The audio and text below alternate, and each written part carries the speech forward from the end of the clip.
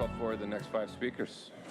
Thank you. We'll call you in groups of 5. If you hear your name, please come forward. Mark Dorian, Jonathan Peck, Joseph Weber, Earl Clampett, and Cynthia.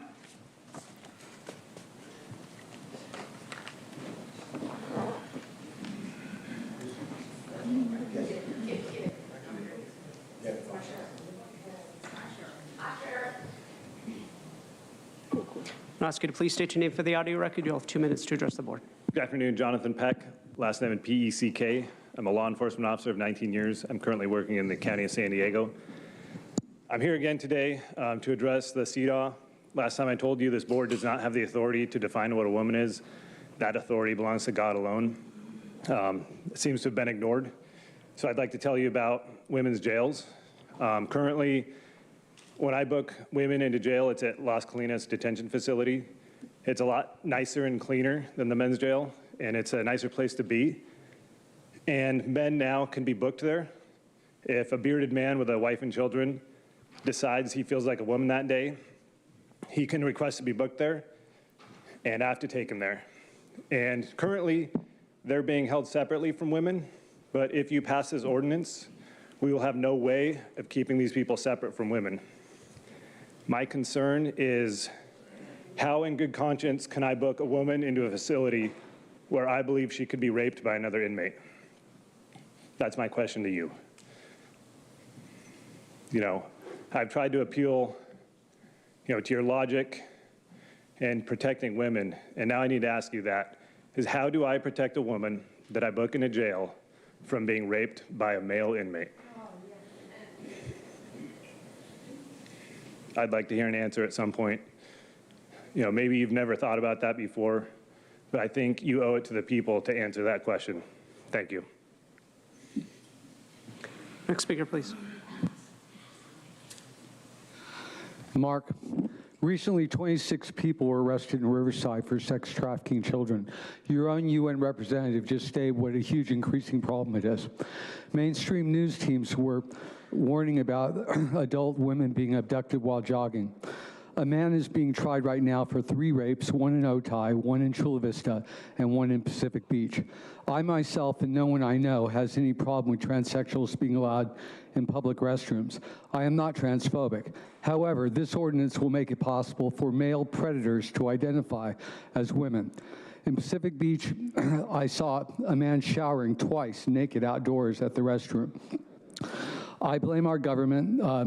When I was young, people got food stamps and a room. There weren't homeless people just roaming around. I'm sure he's very stressed out. I've seen 12-year-old girls walking on the boardwalk together unchaperoned, and of course they use the public beach restrooms like everyone. If you pass this, it only took me 10 seconds to imagine predators identifying as women. There could be 2 predators. One could be in the woman's restroom waiting for a text message that's coded, of course, that really means I'm across the street in the car like we arranged, and a woman, most women are small, or a girl is entering the restroom and nobody else is around. The guy could knock her out in seconds and just stick her under his big overcoat, and the guy would pull right up to the bathroom and he'd drive away with her. There are people like this out there. They told you this. Your own UN representative told you. And that's what I could think of in 10 seconds. What are people that think about this for hours and hours every day going to do? If you pass this, if one woman or girl is molested, kidnapped, or worse, you'll be personally liable. And I hope they sue you for everything you have for personally endangering women and girls on an unprecedented level. You could rewrite this so trans people have to... Thank you. Your time is up. As the next speaker is coming forward, I'll call 5 additional speakers. Art Hodges. Wait, I think I'm from the previous group. Earl Clampett? Okay. We'll get to you in just a moment. Let me call 5 additional speakers. But you can stay at the podium. Art Hodges, Suzanne Vierling, Jason Robo, Dennis Hodges, and Natalie Hayes. Thank you. Hi, my name is Earl Clampett, and I work with Simple Truth Ministries. I'm a retired attorney, retired administrative law judge. I used to work as a jail chaplain with the San Diego County Sheriff Department for about 10 years. mostly down at George Bailey Detention Facility. And as you know, that is a high security facility. I just want to pose a hypothetical to you.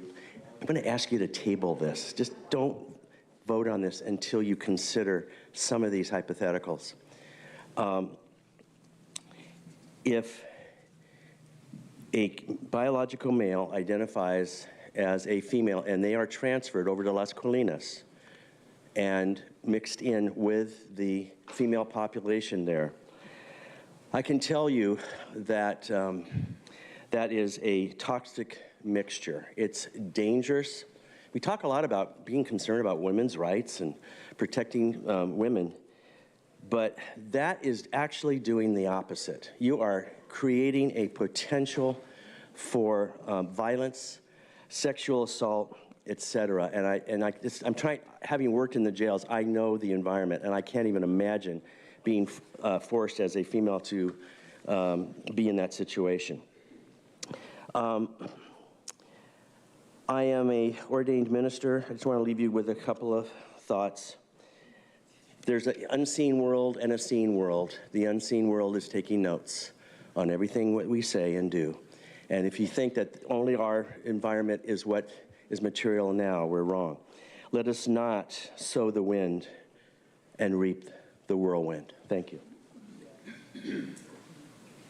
Next speaker, please.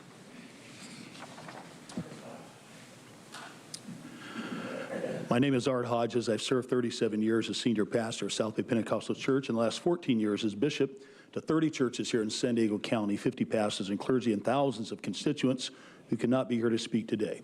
Today's vote on this ordinance to adopt the 1979 UN CEDAW is a Trojan horse, which was never adopted by the U.S. and goes beyond CEDAW to allow self-identification of women. This could result in men self-identifying as women being granted access to all women's facilities in San Diego County: restrooms, locker rooms, changing rooms, shelters, spas, sports, jails, prisons, etc. I actually do agree with the proponents of this ordinance that sex and or gender are not assigned at birth. It's assigned at conception, revealed at birth, confirmed by science, biology, physiology, DNA, and anatomy. To believe otherwise fosters confusion, conflict, chaos, and calamity. Fact is, it still takes one man and one woman to procreate one child. Not a self-identified male or female, but an actual male and female. I'm speaking this truth in love. No social construct will change that truth. America was established upon the laws of nature and of nature's God. This ordinance defies both. It undermines society, safety, sanity, and attempts to cancel women and mothers, which is ironic, coming 2 days after Mother's Day, and particularly poignant on this very date of Mexican Mother's Day, May the 10th. Why rush to create a problem or at least exacerbate a perceived problem? Why not look at solutions, one that everyone can support? If this is a real problem, then accommodate it without adversely affecting everyone else. We have Special Olympics to accommodate differences. Why not special restrooms, locker rooms, accommodations, etc., for those identifying as other than biological male or female? Protect everyone's right to privacy. If you vote yes on this resolution, you are creating, not solving, a problem. Resulting litigation will cost taxpayers and small business owners dearly. And so if you're convinced this is a real problem, table it to allow the voters to decide. That's a more democratic process than 3 people making a life-threatening decision for 3.5 million people in San Diego County. Thank you. Next speaker, please. Good afternoon. My name is Dennis Hodges, and I serve as the senior pastor of the Church of Yeshua HaMashiach, Hebrew for Jesus the Messiah. I've been in ministry for 29 years. I served in corrections for 32 years. I've been retired for 14 years. I could talk about the Word of God from Genesis to Revelation, but you've already heard that from my colleagues, Pastor Gerald Johnson and Rabbi Joel Lieberman and my other brother sitting back there. But I'm here to support the protection of biological women while in private and sacred spaces. I grew up in Chicago, Illinois, and I grew up normal with a father and a mother and 4 sisters and a brother. And I have a daughter and a granddaughter. And if something was to happen based on a decision that's made, and I don't give idle threats and that sort of thing, but I want to walk according to the Spirit. and don't want to get into myself if something was to happen to my daughter or my granddaughter. So I would like for us to look at this through equity eyes, protecting women and their rights and keeping gender-specific bathrooms as well as creating gender-neutral single use of bathrooms. Working in prisons in New Jersey, there are women inmates that are getting pregnant by transgender men. I mean, so it's just going to cause problems. It's going to be problems on top of problems. So if we keep things normal or get them their own restroom, I would say that would suffice. And let's get on a normal page here. We're in an abnormal world, and I understand that times change, but the Bible doesn't change and God doesn't change. So I want to stick with that, and I pray that you do the same. Thank you. Next speaker, please.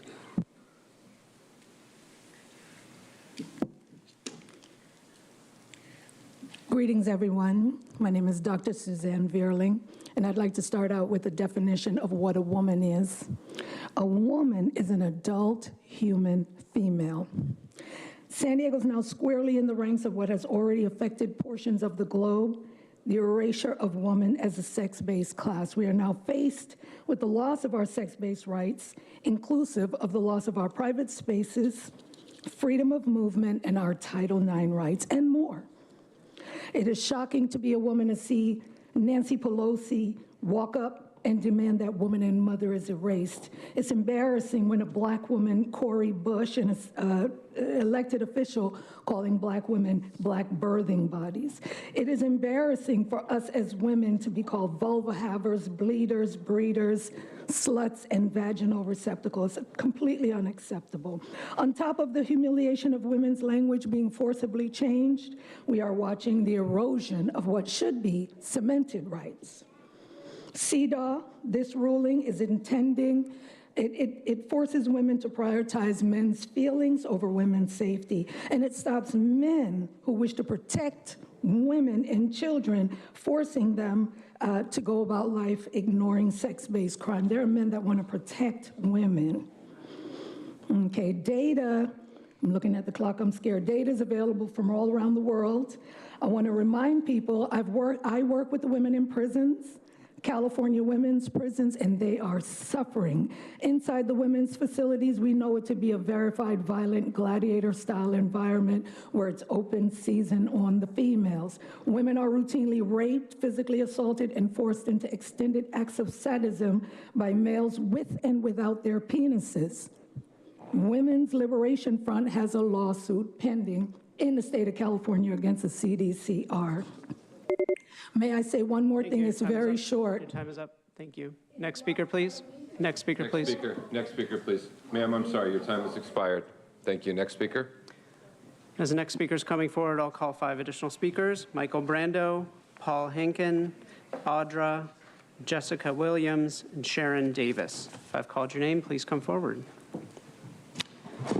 Natalie Hayes. I didn't realize I had time to speak on this one because I had spoken earlier and I thought they were all mixed together. But just like putting the youth on the buses or transportation, it's making more victims and division. And I think one thing we're not talking about is it's going to be open season on the trans women too. It's not just women. And so I would implore women and trans women, come together on this. Don't let them divide us. That is their ultimate goal, cause chaos and confusion and violence. And Tara, I don't know if you leave because you're mad or maybe something might be triggering you that this isn't right or what, but you need to listen to us as we listen to your supporters. You should not be able to leave and hold a position like this, but get up and walk when you don't like what you hear. Thank you. Next speaker, please. Joseph Weber. Thank you, Joe, for honoring us. I appreciate your no vote last time on this. But I just want to repeat again, Article 1, Section 10 of the Constitution, no state shall enter into any treaty, alliance, or confederation. Article 2, Section 2, the President shall have the power with the consent of 2/3 of the United States Senate to make treaties. The U.S. Senate refused to ratify UN CEDAW treaty since its inception. Therefore, by ratifying this bastardized CEDAW, this Board of Supervisors is overstepping your limited authority and are committing insurrection against the United States of America. You are in a state of citizen's arrest as of 17 August 2021. Everyone who is working with you to put this treaty in place are complicit in your crimes. 18 U.S.C. 2383 states, whoever incites, assists, or engages in any rebellion or insurrection against the authority of the United States or the laws thereof, or gives aid or comfort thereto, shall be fined under this title or imprisoned not more than 10 years or both. Pay attention. And shall be incapable of holding any office under the United States.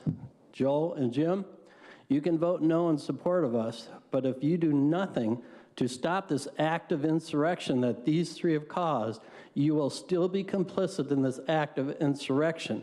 You should call for their arrest and imprisonment right now. You need to act to have the insurrections arrested and tried under this code, along with other insurrections acts committed by this board in creating a framework for our future that is in opposition to the Constitution of the United States of America. Next speaker, please. Hi, Paul Hinken. I was up here before. I gave a few of my remarks previously. Thank you, Joel, for pulling this item, which a lot of people wanted to comment on, and there's still a lot of negative comment I hear. My main point was that this is enforcing United Nations law and adopting a United Nations convention, no matter how noble a cause, would probably cause legal conflict with the United States law.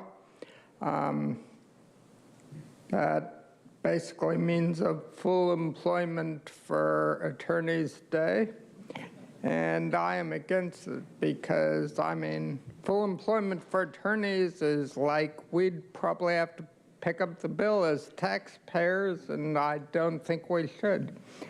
I also heard earlier, by the way, something about this, this resolution being data-driven.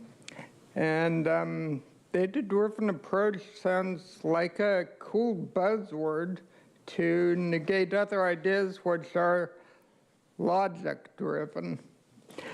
Anyway, thank you for your attention. Next speaker, please. Good afternoon. My name is Sharon Davis. I'm a mother of 3. I thank you so much for your eye contact and your respect and listening to me. I thank you for that. When my children lose their respect, I help them find it. Today, I want to make sure you haven't lost your wisdom. That's why I'm here. I respectfully ask you all to please reconsider every step you take forward.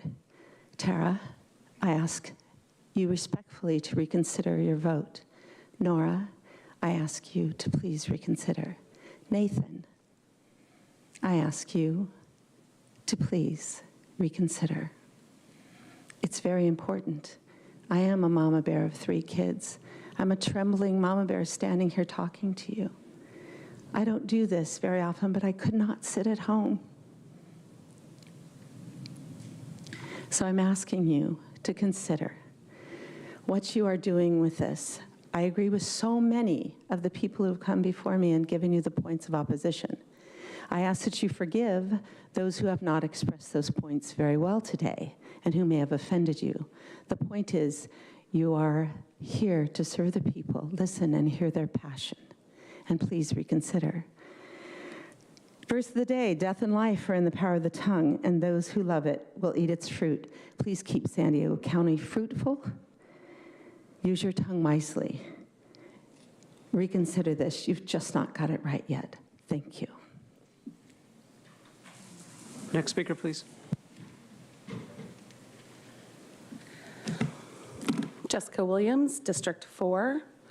I'm having a hard time understanding how broadening the definition of women is going to help real women.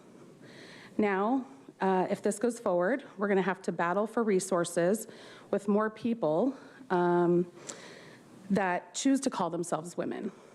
However, we already know that gender and sex are not choices.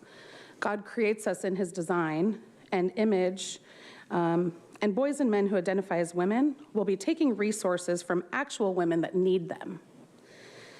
They're never going to be women. They're never going to menstruate like I do every 28 days. They're not going to have cramps. They're not going to have to buy tampons and pads. They're not going to have to deal with it while we continue to go to work, upkeep our households, and function in daily life, all with a throbbing uterus. You want to share all the benefits of being a woman, but you don't want to share the burdens because they're not able to. You all should be ashamed of yourselves. Next speaker, please. Amen to that. Audra, so I love it. Just because I have big balls doesn't make me a man. And just because I have your balls in a satchel, Nathan, doesn't make you a woman. The fact that you guys want to basically discriminate against women with this entire agenda item is a disgrace. Our sex and gender is written all over our DNA, which means it's in every single cell in our body. You can't change that. But you want to change the definition and add transgender when you could give them their own avenue that they can use, their own bathrooms that they can use. But you want to put women and young girls in danger for the fact that you want to bring this agenda item forward. You've changed you add all these things. Cisgender. Cisgender is identifying as having a gender that corresponds to the sex that one has been assigned at birth. So now we have a new definition of what a woman and a man is, so you're adding other terms to confuse children. The fact that you're doing that to children, I mean, children are in school, they have litter boxes in the bathrooms because they identify as a cat, because you're confusing them. And everything that you guys do is treason. Just like Joseph was saying, that's just the tip of the iceberg. Okay? And the fact that you guys think that you can come in here and do this to women while you're claiming to protect them, the fact that Nora and Tara want to do this to women is a disgrace. And the fact that you guys don't care about what you're doing, you're destroying God's creation. And believe me, you will never go unpunished. As the next speaker is coming forward, I'll invite 5 additional speakers: Ray Smith, Mary Fitzgerald, Chad Tilner, Sarah, and Kathleen Melanakis. I've called your name, come forward.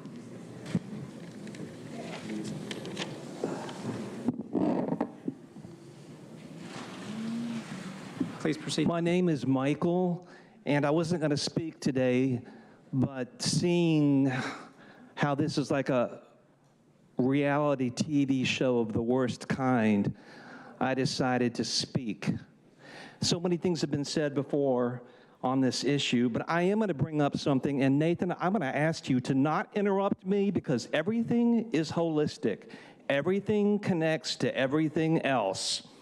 Nora Vargas, who's in favor of this, on her Instagram page after last meeting said, "Dear San Diego County staff, if you are a trans woman or have a family member or friend that is, I'm sorry that you have to listen to all this traumatizing hate. Just know that I see you, I love you, and I will fight for you every day." You are an expression of evil in your current state, Nora Vargas. Why? Because the same mindset that underlies this divisiveness that you bring forward every single meeting is the same divisiveness that wants to torture and rip children, preborn children from the womb. And you think it's cute, and you think it's wholesome, and it's the same kind of psychodynamic that is underlying this whole inversion of reality of saying that if a man feels like a woman, he is a woman. And this is not about hate. It's about calling out evil for what it is. People are listening, and I'm not here to talk to you, but other people are listening, and people are waking up to who every single one of you are on this board.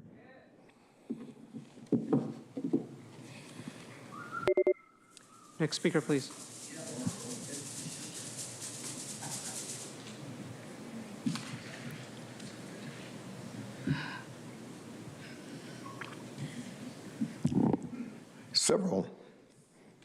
Several months ago, I had a massive stroke, and I lost all my faculties about the walking and talking.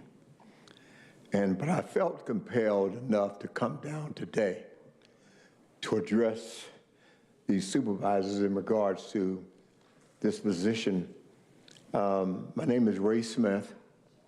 I serve as the senior pastor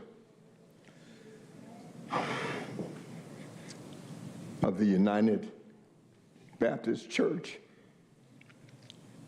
I represent a group of pastors from the inner city, and a group of us have decided, after much prayer, we oppose this position, and we like to do what we can to make sure that we get what we need in our community. We represent Lincoln High School, Morris High School, San Diego High School, Hoover and Crawford across Cluster 5. And Nathan, you represent us. We put you in office because we knew you were going to believe in what we believe for. But you're not doing it, man. We need your help. Our community is dying. We need your help. And we're asking that we would stand to oppose this item because this is not good for our community. We do not need little girls and little boys to shower together or be a part of sports. We need our own. And we're asking that you would reconsider your decision. Thank you so much, and God bless you.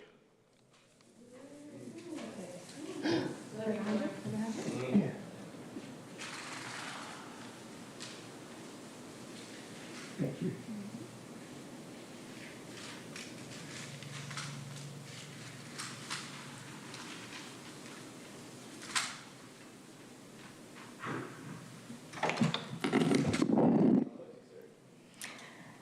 I just want to thank you all for the positions that you hold and that you came. We believe that you took those positions to help and support people, and we appreciate that. This ordinance is not focused on safety and fairness for girls and women. I am disheartened and disappointed that this ordinance is being considered. Can you please state your name for the audio record? Oh, of course, Mary Fitzgerald. Thank you. This ordinance puts one group above another and yet calls it equity. I know that you value the strength and safety of your daughters and your wives, your granddaughters, your mothers, and your sisters. You don't want them to be recognized right alongside of men. We know this. Sorry. So why are we going back to putting everybody in the same box? This promotes such an unsafe environment for girls. We, the public, have already spoken to you previously. You've received so many comments. There was an overwhelming opposition to this and very little support. When you vote today, I ask you to stand in favor of the majority of your constituents. The CEDAW discriminates against biological girls and women, and you know this. Please don't promote something that is completely unfair and unsafe for so many people that you represent. Please, let's find another way that shows kindness and safety to everyone. It's out there. You don't have to give in and give up and take this. This is not it. I ask you again to vote today with the majority of your constituents. We've already shown you what we believe and what we feel. Please find a better way. The CEDAW is not it. Next speaker, please. Kathleen Milanakis. Once again, you supervisors are trampling on our rights. The CEDAW ordinance, originating from the UN and made even more radical, isn't about protecting women's rights. This bill is about you enriching your elitist friends with the thousands or millions of taxpayer dollars that they stand to receive in government contracts to do this intersectional gender analysis. That's what it's about. It's about caring about the wishes of your donors, Nora Vargas, Planned Parenthood, and their desire to make money by selling puberty blockers and otherwise destroying children's lives by making them into lifelong big pharma customers. It's also about destroying women's privacy and endangering them by leaving them vulnerable to men in places where they should be able to undress without men gawking at them or attacking them. We understand, it's also about carrying out, Mr. Fletcher, your boss's world-dominating agenda of the UN and its allied group, the World Economic Forum, of which you are a member. And by the way, you other supervisors, why do you vote for him to be the chairman when you know he's a member of a traitorous, subversive group that wants to do away with the Constitution? You're submissive in this too. I mean, you are complicit. Yes, thank you. So anyway, anyone who wants to file a claim against Mr. Fletcher or any one of these supervisors can do so. Just contact me. I'll give you my card, KathleenMel@yahoo.com. We will help you. Summer and I will be here all day. We will help you file a claim. As the next speaker is coming forward, My name is Chad Tillman. Sir, I'm going to call 5 additional speakers before you begin. Thank you. Margie Morrison, Consuelo, and Summer Boger. If I've called your name, please come forward. My name is Chad Tillman. It took CEDAW roughly 30 years to compose the achievement that they made. To try to tailcoat by changing the definition of woman, it's absolutely understandable that you want to accelerate, that you wish to accelerate the equality for trans people. However, to try to shortcut it, it can be catastrophic. A definition, by definition, inherently divides. Some things are part of the criteria, some things are not. The problem with this new definition of woman is it actually exceeds the definition of definition. It is so general that it has the capriciousness of how any kind of identification. I wish to specifically focus on one aspect, prisons. Now, my mother shoplifted. She shouldn't have. She did. Fortunately, she stopped before she got caught. If she had have, in this era, being imprisoned, think about human nature. A man is facing a long prison term. Wouldn't it be a lot more pleasant to be housed in a woman's facility? So a young woman who shoplifted could wind up being raped in prison by a man so identified. Thank you. Your time is up. Next speaker, please. Thank you. Hi, I'm Sarah.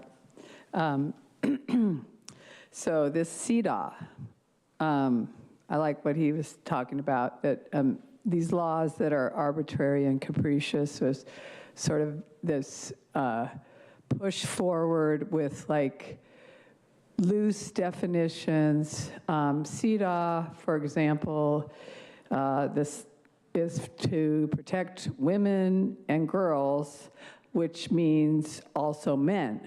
Okay, so protecting women and girls means protecting men also. What's the point of this? You're actually protecting under the auspices of gender equity. So there's this thing about trans, they have a concept called dead naming, dead, death, dead. So they're dead to their original selves, dead. What is violence is promoting this. Death is the death of yourself, death of your biological beginnings. That's violence. So this transgender whole operation, or this push, is fighting our natural and biological reality, leading to self-destruction.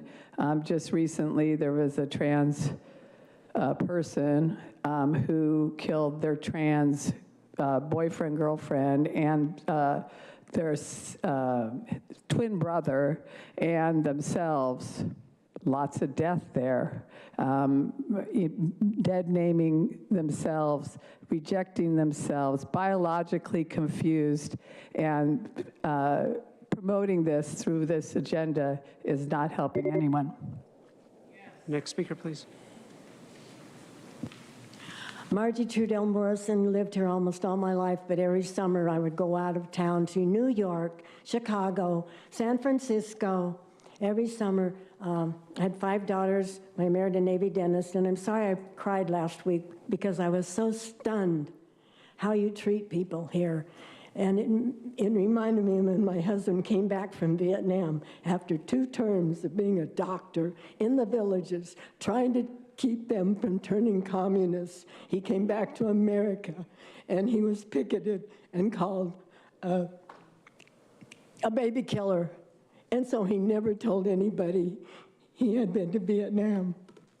Finally, just 2 years ago, they certified that, how the veterans were so badly treated by the news media and riots on the college campuses of the students who were so ill-taught. Okay, fast forward. I've been a teacher for years, and I want to show you, oh, and also I had to study Hitler. I didn't like studying Hitler. I didn't like studying communism, but that's the truth. And for 5,000 years, we've had history. We've had documentation. There is a God. We've had cultures. We've learned about them. Anyway, I want to show you the Mayan camp of the Teachers Union. In 2014, we teachers got this a message in our classrooms. And we had many committees which you're setting up now. And this was their agenda, that they will have sex orientation, they will have Planned Parenthood come into the schools, they will have climate change. And we teachers were, what? We have to learn all this? And we went to the parents, well, we're sorry. This is what the committee approved of, the Teachers Union now. Anyway, fast forward, 2008 in San Diego and state of California, 51 million people voted. Marriage is a man and a woman. Kamala Harris was our Attorney General, and she denied 50. Thank you. Your time is up. Next speaker, please.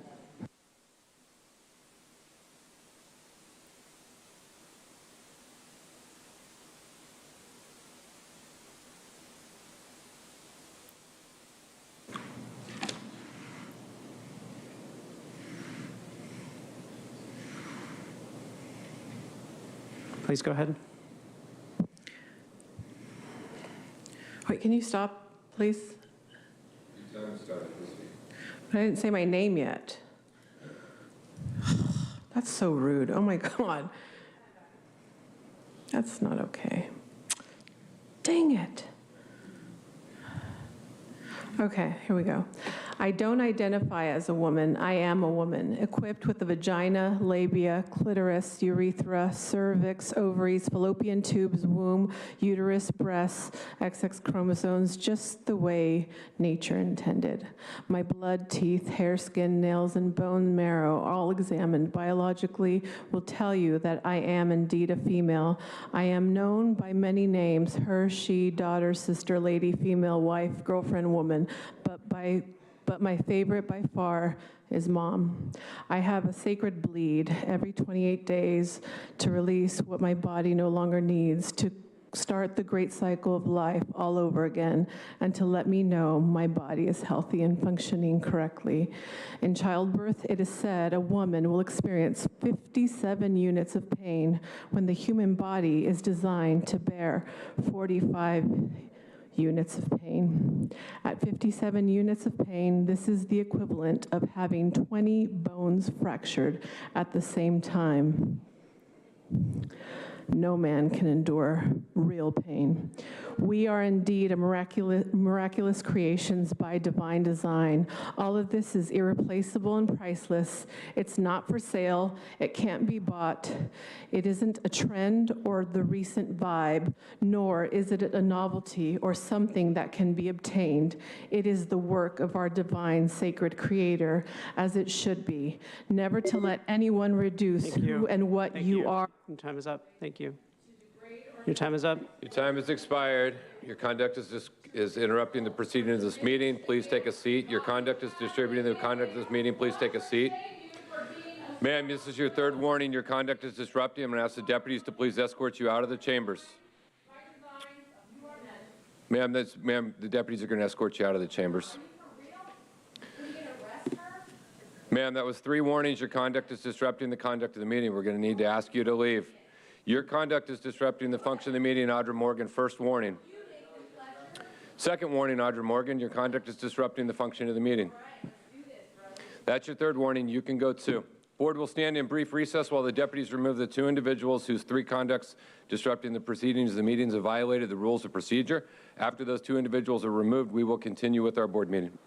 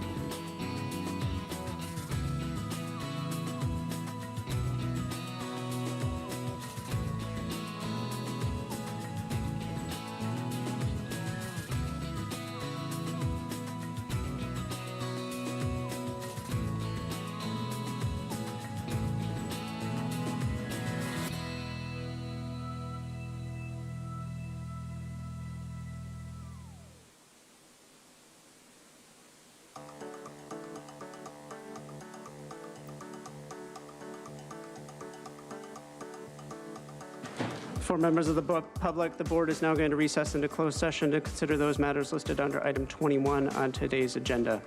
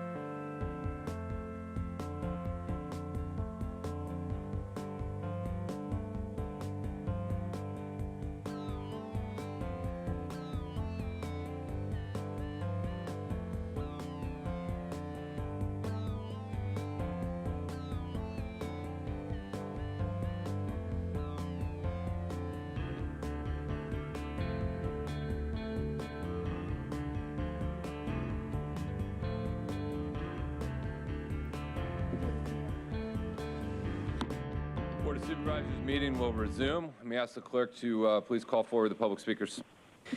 Thank you, Chair Fletcher. I'll recall the speakers that I previously called. I'd like to invite forward Summer Boger, Jason Robo, Pete Bishop, Roy Dixon, Archie Robinson, and Cynthia. If I've called your name, please come forward.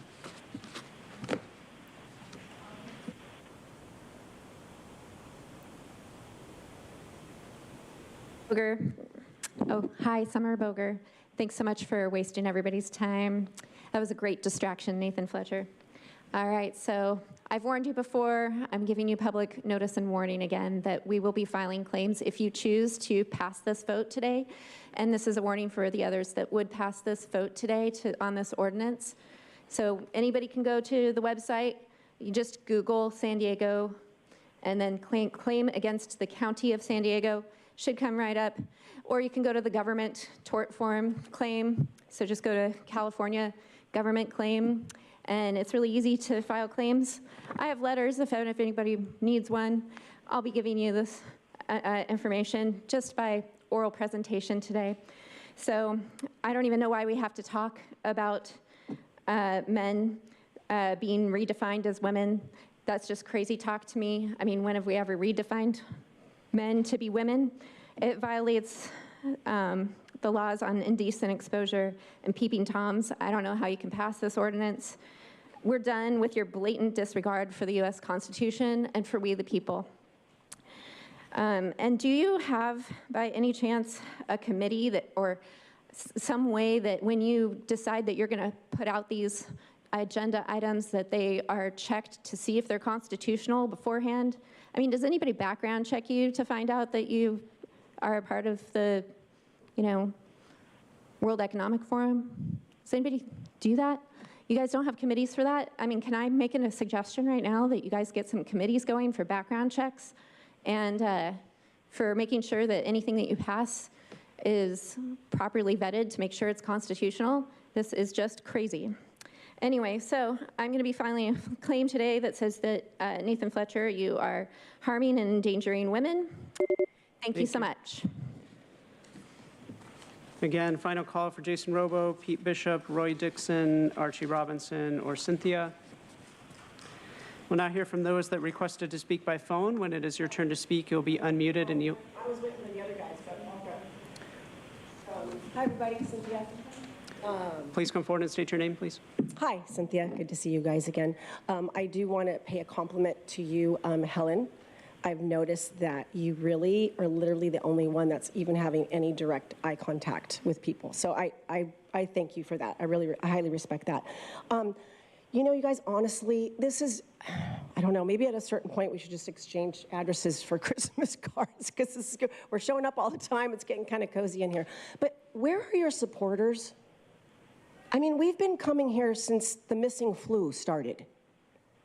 Where are they? I mean, you might get like a handful that show up, you might get a handful that call, and it's the majority of the population of people that are here are against the policies that you are putting forward. So I'm not saying that to be disrespectful. I'm like sincerely asking because I'm stumped. Because you keep, again, going, these just weird policies. And the man-woman thing, I can't add to that. Ditto to everything that's been said here. I will say this. You are now creating a very big group of women that are going to get their concealed carry license. So all I can say, you don't want to mess with my daughters, you don't want to mess with me because I'm going to lock and load. We'll now hear from those that requested to speak by phone. When it is your turn to speak, you will be unmuted and you will hear a recording that will tell you to begin your comments after the beep. I'll remind the callers that they should mute their TV or live video stream before they begin speaking. We'll begin with our first caller.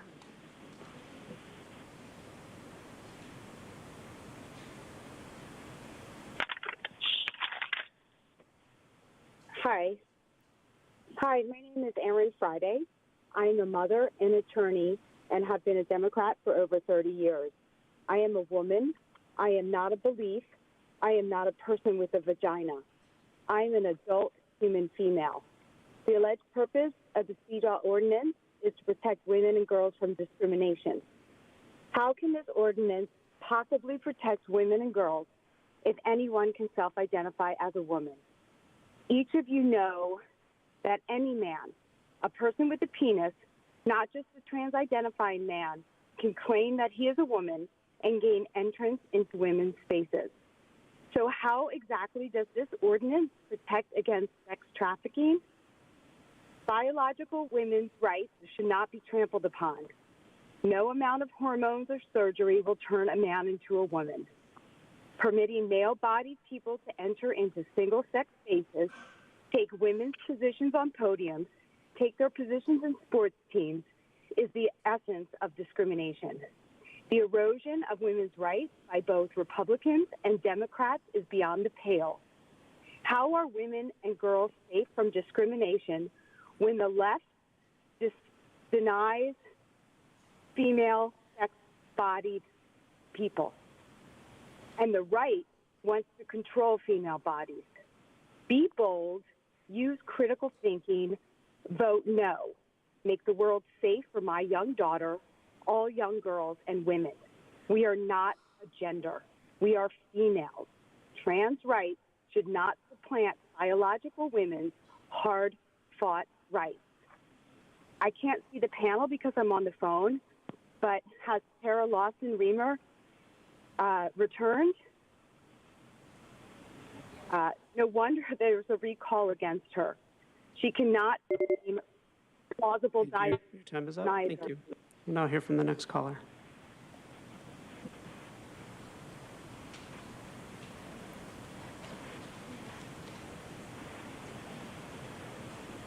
Hello, Chair Fletcher and Board of Supervisors. My name is Leah Goodwin, and I proudly serve as the chair of the San Diego County Commission on the Status of Women and Girls, proudly appointed by Vice Chair Vargas. This morning, I tested positive for COVID, and that is the only reason that I'm not there in person. I applaud this ordinance, and I'm grateful to my Vice Chair and CDOT Chair, Polisa Ijadi Maksudi, for her tireless work as a volunteer on this ordinance. I also want to thank the Office of Equity and Racial Justice for being a partner with us in this process. We stand ready to work with the OERJ to support the gender equity analysis and partner with them to create the correct balance for implementation and oversight. As the grandparent of 3 gender nonconforming grandchildren, I'm concerned for their future and their safety. The hate against these women is real, and we can even be seen in the comments and subsequent confusion around this ordinance. The Office of County Counsel has confirmed that the language in the ordinance is consistent with existing U.S. law, which protects the rights of all individuals who may be subject to gender discrimination. The ordinance could not have been submitted to the board without County Council's legal clearance. Also, the text of the ordinance makes clear that the ordinance must be interpreted in a manner that is consistent with applicable law. CEDA will make a difference. We can all do better and be better. I'm proud of this Board of Supervisors, my fellow commissioners, and the Office of Equity and Racial Justice, who stand ready to make a real difference for all women and girls in this county. Thank you for spending this time, this day, and for allowing me to be there. Thank you. Now hear from the next caller.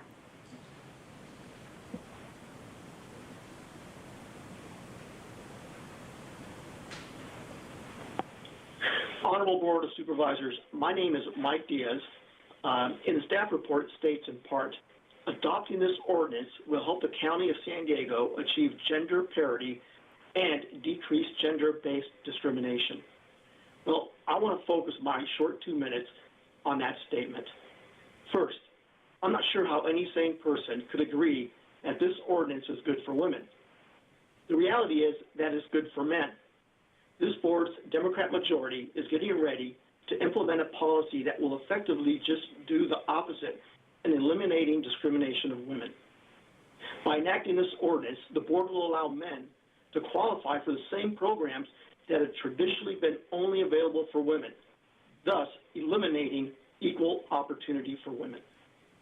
This includes programs like minority and women-owned business enterprise programs that help women compete for government contracts. It seems like there is only one thing extremist liberal Democrats love more than a woman, and that's a transgender woman that can trample on incentives that have been designated to help entrepreneurial women compete in the marketplace.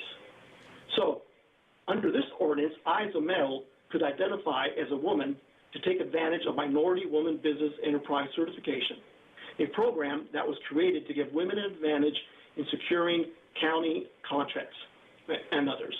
I'm sure others will talk about other areas where this ordinance will destroy a woman's ability to fairly compete, such as in sports or to safely use a restroom without fear of being raped by men. Enough of this nonsense. I urge you to oppose this ordinance. May God bless this country. Thank you. We'll now hear from our next caller.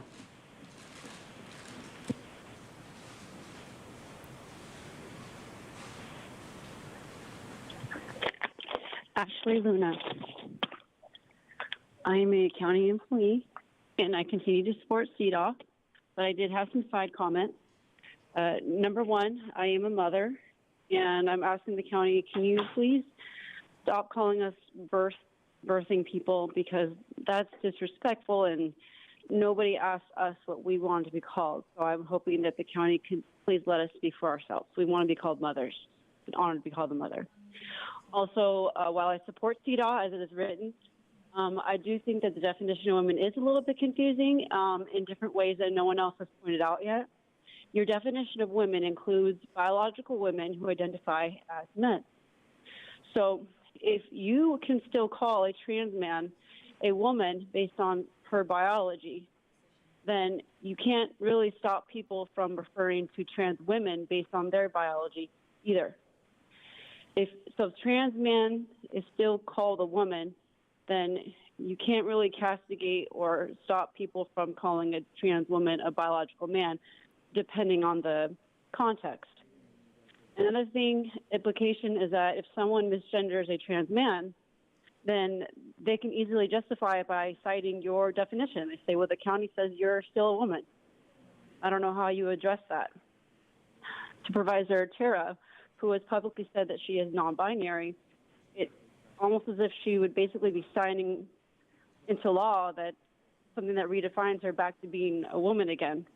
I'm just pointing out obvious and confusing flaws about the definition. It's just basically confusing. I hope that I think that this CEDAW overall will be beneficial, and I hope that the county will offer spaces for women and mothers to have discussion spaces where we can be centered. Just a few more facts. 3,000 women are murdered every year, usually by domestic violence. Thank you. Your time is up. We'll now hear from the Thank next you. caller.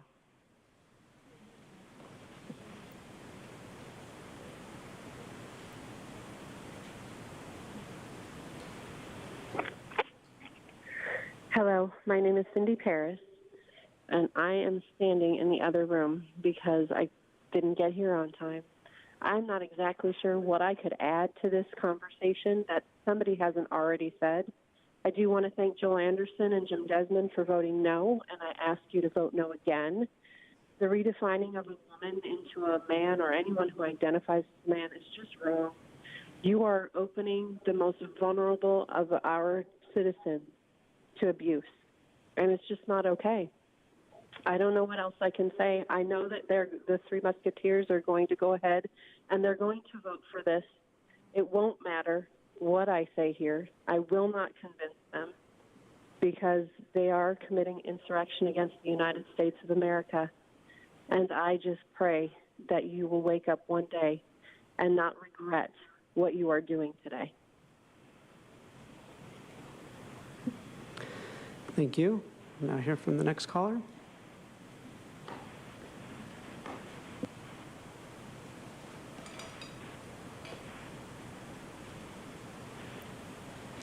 Hi, my name is Noemi Abrego. I am a member of Lexit, and I used to be a Democrat, but you guys got me at climate change. But elites buy their homes right in front of the beach. And for example, Tara Lawson-Remer's parents, they have homes in La Jolla. Anyway, all in the name of greed. I'm from District 1, and I have talked to the constituents here, and they do want separate bathrooms for their girls. And a lot of the values aren't democratic values. As a mom, you guys keep on shoving this down our throats. You know, you want us to kill our kids, and then you impede on our rights as mothers. My daughter was so depressed when she was on her lockdowns, and many boys were suicidal. There is completely different biological differences between men and males and females. I'm sorry, this is ridiculous. I just want to say thank you, Joel and Jim, because honestly, nobody defends my daughter but me. But I swear to God, if anything happens to my daughter, I will sue everybody that's involved in putting this criminal ordinance in place. I swear to God. And this is not over. This is just the beginning. You guys no idea who you've messed with.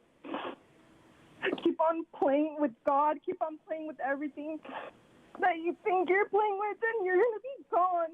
You're going to be gone, and nobody's going to know you. They're going to say they were terrible people. They have no legacy here. They have nothing. They're nobody. They were not loved. They were nothing but tyrants. Now we'll hear from the next caller.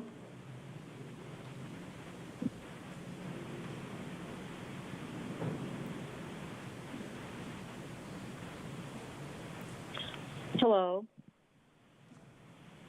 And blessings to each one of you on the panel. Can you please state your name? Yes, my name is Jenny Bishop, and I agree with the last caller. And I'm also choking back tears as a mom, as a grandma, as a wife, as a woman who likes to go out at night.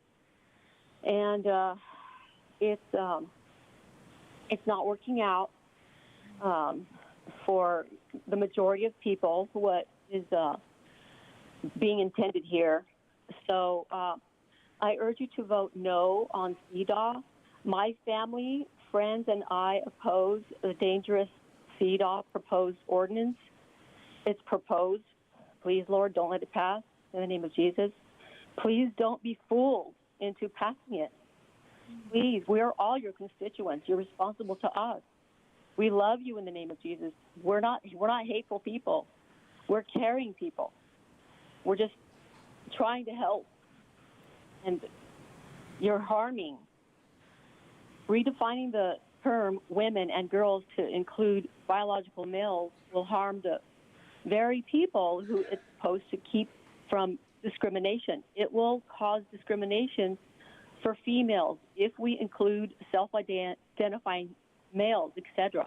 And I say etc. because it's opening the door. Have you females or you females or your daughters ever shared a restroom alone at night with a big, strong male, bearded, transgender, or a self-identifying person who is a creation of God? More than likely not. Is the Board of Supervisors trying to depopulate San Diego County from biological women? Nobody is able to predict which XY. Thank you. Your time is up. We'll now hear from the next caller.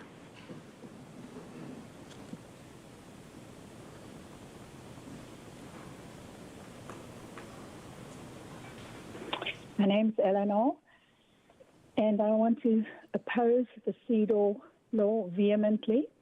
Before I do that, I want to remind all of the members of the board that you work for us. It's not the opposite way around, and you must start listening to the voices of the people. It's not what you want, it's what the people you serve want.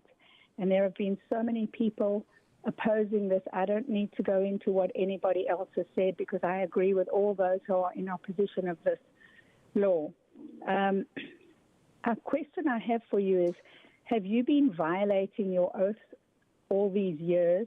Because apparently suddenly we're going to have some non-discrimination. Does that mean that as an immigrant woman who came here legally, I have been discriminated against all these years? What are you going to do about that now? And to be clear, this is nothing against the trans community. Those of us who are opposing this want everybody to be happy. We want people suffering from gender dysphoria to get their proper and appropriate treatment that they need. This is not about dividing people. This is about coming together to save women. Why are you trying to create division among the different groups by pointing these things out now? Again, is this what your master puppeteer, Klaus Schwab, wants you to do? Is he paying you to do this and depopulate San Diego and the world? I am a woman. I don't need you to define who I am. I don't need anyone to define who I am. I can think for myself and I can decide who I am. It's not up to 5 people sitting on a throne to decide who we are. So I'm telling you, you really should vote no on this law. We already have laws where you swore an oath of non-discrimination, and now you're saying that you haven't done that, and now we have to have this new law. I don't know why you're doing this. It doesn't even make sense, and it's just pitting people against each other. Now hear from the next caller.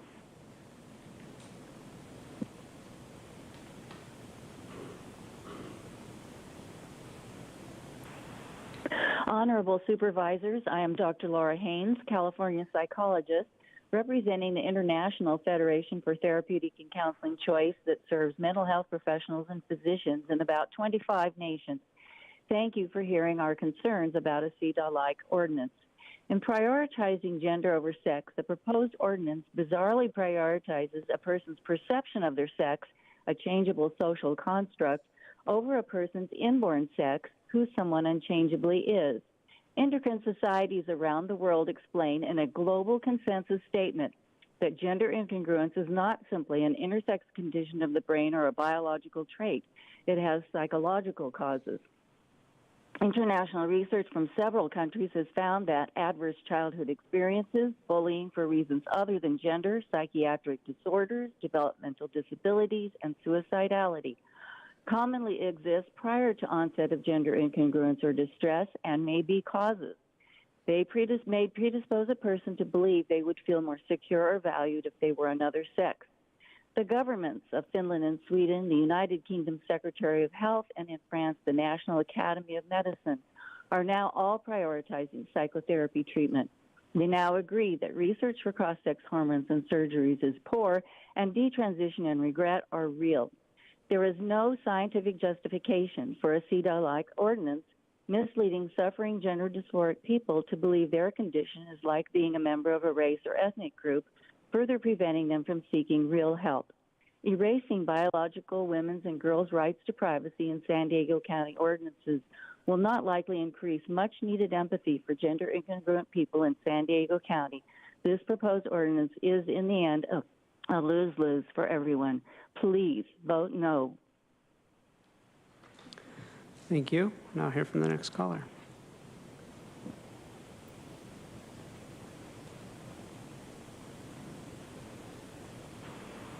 My name is Wayne Kiger-Rice. I am asking you to oppose agenda number 15 in this second consideration, particularly in that it is worded in a way that it is misleading to the public based on revised definition of woman.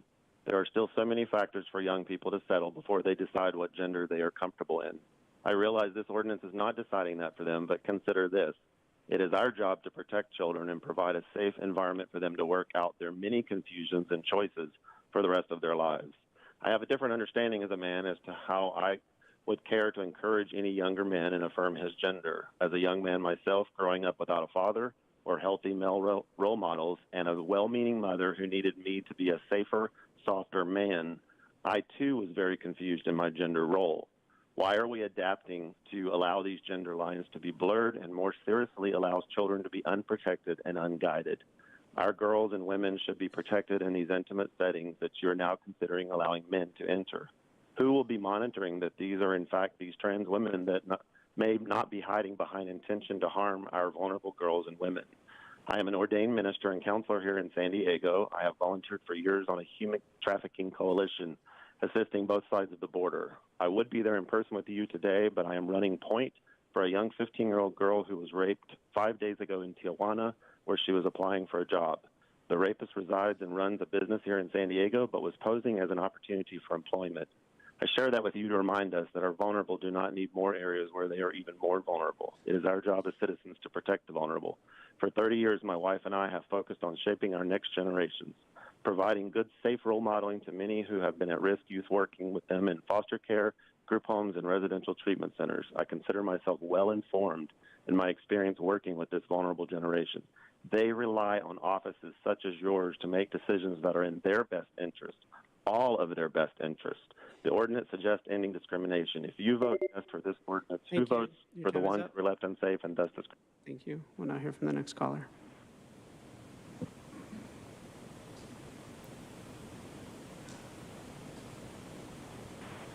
Truth. Last reading, even after I quoted the original communist UN CEDAW, which changes cultures and textbooks and creates tribunals, Jim said he sees nothing wrong with it. But this ordinance isn't the UN CEDAW. This came from the Women's Intercultural Network, WIN, the creator of Cities for CEDAW. The WIN is UN affiliated and partners with Planned Parenthood. On their Cities for CEDAW website, they have a plan entitled Implementing CEDAW as a Local Ordinance. Cities for CEDAW sponsors include Google and Microsoft. The county's Commission on the Status of Women and Girls, which plagiarized CEDAW, has very clear biases. Member Parisa Ijadi Maksudi belongs to the UN Association. Member Deja Cabrera is transgender. Members Melinda Vasquez and Sherry Ludwig were both endorsed by Run Women Run, an organization that wants taxpayer-funded abortions for children without parental knowledge. They've also endorsed Nora, Tara, and Nathan Weiss Lorena for that same belief. Listen to this ridiculous ordinance. Quote, women and girls shall mean those who identify as women and girls, including transgender, non-binary, and transgender men. Gender can change over time, end quote. Expansive and inclusive on who gets to be a woman, all right, and it denies transgender people the dignity of their own due protections. I end on this last quote. The Board of Supervisors hereby declares that it would have passed this ordinance irrespective of the fact that one or more sections may be declared unconstitutional. Enough said. Unconstitutional, anti-women, and anti-trans. No, thank you. Thank you. We'll now hear from the next caller.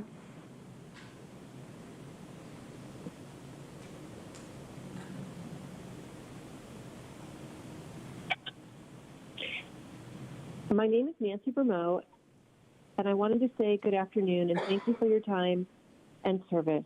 I'm a member of the CEDAW Challenge team founded here in California, launched by Santa Clara County Supervisor Susan Ellenberg, and supported by California State Senator Nancy Skinner, Vice Chair of the Legislative Women's Caucus. I am here to recognize and commend your work on the adoption of a San Diego County CEDAW ordinance. To address many of the comments made by other public speakers, this ordinance does not change anything related to women and girls' restrooms, sports, or jails. This ordinance will strategically support the work of eliminating discrimination in San Diego County and supporting your Office of Equity and Racial Justice, which has the critical task of partnering with the community to create transformative, enduring, structural, and systemic change in San Diego County government. The final adoption of the CEDAW ordinance will further strengthen these efforts by fostering more transparent and accountable governance. The implementation will provide a framework and oversight to analyze local programs and projects, which in turn provide a true pathway to ending discrimination and realizing the promises of diversity, equity, and inclusion. Implementing CEDAW does not need to be a daunting or expensive task. It can be done in a targeted, cost-effective way, but it does require a plan. I urge you to ensure that implementation is fulfilled by first working with your Commission on the Status of Women to develop a simplified gender analysis to provide the data which is necessary on a regular basis. Second, an oversight body which includes the Commission on the Status of Women to provide direction and prioritize efforts to eliminate discrimination when it is found. And third, provide the funding to support this implementation on an ongoing basis. Thank you for your time and your service and for moving San Diego forward as a leader in the state and the nation in eliminating all forms of discrimination against women. Thank you. Thank you. We'll now hear from the next caller.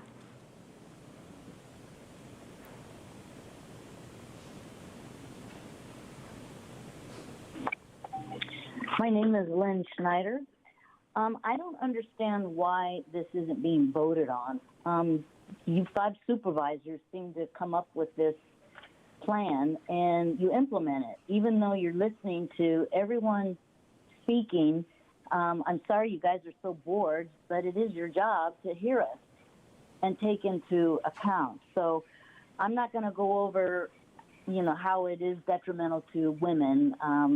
I don't know the whole CEDA thing, but I just can't see how a small percent of people who are going by their feelings is inundated and affecting all the women in San Diego County. So that's not right. If that's not discrimination to the female gender. So, and on the flip side, women who identify as males how secure will they feel using male restrooms, locker rooms, prisons, and how successful would they be in male-dominated sports? So this is discrimination and dangerous to all women in San Diego County. So I don't know how you all can sit and take charge of we, the people, who don't like what you're doing. Elections do have consequences, and boy, do we see them now. Things will change next election unless 2,000 Mules happens, but we hope to get constitutionalists and those who love America, they will prevail. And one more quick thing, a suggestion on your new auditorium. I think the people should be staircased going up, and then you all sit down below where we're looking down on you. I think that's an equitable suggestion. Thank you. Now hear from the next caller.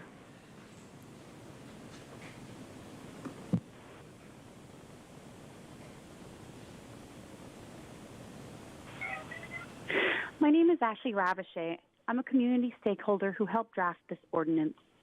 There is confusion on what a CDOT ordinance does and doesn't do, and it's important to address these harmful misconceptions and educate the community on the scope and impact.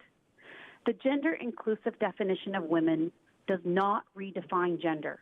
There's been a lot of controversy surrounding this definition, and to be clear, the purpose of a broadly inclusive definition of women specifically provides for data points for the gender-based analysis, allowing for the most robust data in order to determine the best approach to eliminating all forms of discrimination. This definition only applies to the implementation of this ordinance and provides data collection and facts for this board to make fiduciary decisions rather than gut decisions based on misconceptions or half-truths. The local CDOT ordinance is not an overreach and does not circumvent Congress in the adoption of an international treaty. The treaty has not been ratified due to a procedural vote rather than opposition. In fact, the language of the CDOT was developed under the leadership of the U.S. delegation and has achieved bipartisan support from 2 Republican and 3 Democratic presidents for ratification. The Senate Judiciary Committee vetted and established the report on its reservations, understandings, and declarations to clarify roles and responsibilities of local implementation of the CDOT. In November 2010, the U.S. Department of Justice issued a report stating, and I quote, "We strongly committed to the vigorous enforcement and implementation of these laws at home, and we support the ratification of CDOT both to express more forcefully our commitment to the rights of women in the United States and to further opportunities for girls and women around the world." The ordinance is a local mandate for gender study with the government departments and programs, limited to the scope and impact that the board currently has. Thank you. Your time This is up. ordinance does not have cause. We'll now hear from the next caller.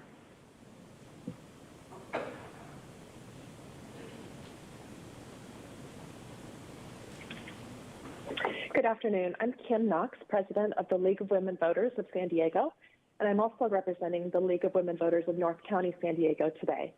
Our organizations ask the board to codify women's rights by adopting the CDOT ordinance.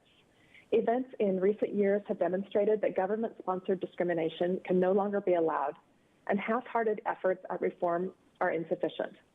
We commend your establishment of the Office of Equity and Racial Justice to address these challenges. The CDOT ordinance will further strengthen these efforts.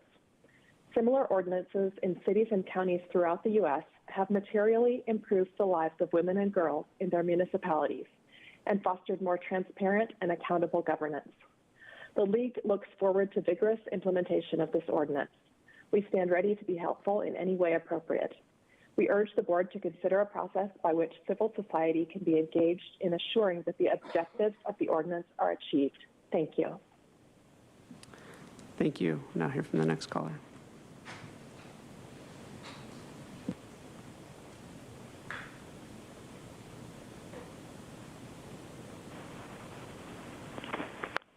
Good afternoon, Board of Supervisors and Herr Fletcher, unser junger Globalführer. My name is Elke Gahn, and I'm opposing this ordinance. And by the way, this ordinance is totally unconstitutional. It's null and void. It's you already have it implemented in this county. When you ask for a waitress or waiter, you correct it. You have to ask for a server. So everybody is already an it. So you don't have to even bother about female and male. We are all it's to you. We are nothings, and we don't matter. So don't worry about it, okay? Guys, patriots, please listen up. Why do you go to the one that strikes you, okay? Go to the one that can help you. And these guys are demons. They're serpents. They're not of us. Listen. Have a good day. Bye. Thank you. Now hear from our final caller.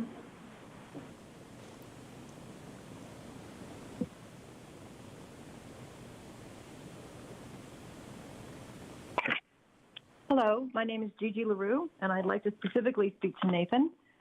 You have a legacy of Chelsea's Law, which is probably one of your greatest achievements and has really helped a lot of young people make sure that their sexual offenders get good time in prison. But I think the problem is you may not realize that there's a lot of examples how men have exploited the self-ID laws in California to access women and girls. So Darren Merriger used a trans identity to expose himself to women and girls at a Wii Spa in Los Angeles, and the women and girls that objected to his presence were called transphobic and bigoted. It was later revealed that he was a registered sex offender. Another case is James Tubbs, who identified as a woman after being arrested for strangling and sexually assaulting a 10-year-old girl in the bathroom in 2014.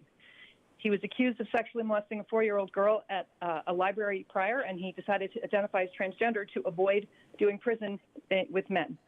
So I don't believe that all transgender people are a threat to women and girls, but how are we supposed to tell the difference? And Tara, you claim to support the Muslim community, but this ordinance would allow for biological males to be in gym changing rooms, women-only swimming sessions and the like, and women who do not want to disrobe in mixed company will likely have to opt out. Some have strong preferences for privacy, and others have religious reasons. And the human rights lawyer, Rosa Friedman, said that those many Muslim women who feel that way mean that they can't go out into public life the way they used to. So I think you really need to question the actual effect this is going to have on the people that you claim to be supporting. Thank you for your time. Thank you. And now we'll hear from our final in-person speakers, Jason Robo. Jason Robo. Gender is interesting. Etymology is from a kind of person, so you're just like reclassifying the people you look at as sheep. And it's very Orwellian, kind of like you had that free speech equals a public health threat rule. So great job with this one.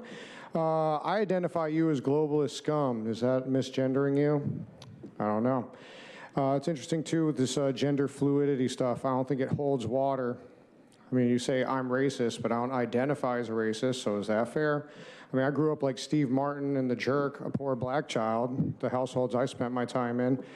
I'm looking forward, though, to my first OBGYN appointment. My one-eyed Willie identifies as a woman. I'm going to get a pee-hole pap smear, I guess. I don't know. I don't compete in sports, but yeah, maybe I'll get in the Guinness Book for having an 8-inch clit. Is that possible? Could we do show and tell? I don't know. I guess maybe it's impossible to be sexist now. I guess that'll be an outcome. But yeah, you guys are more poison than if, I don't have to sing like Belle Biv DeVoe about it.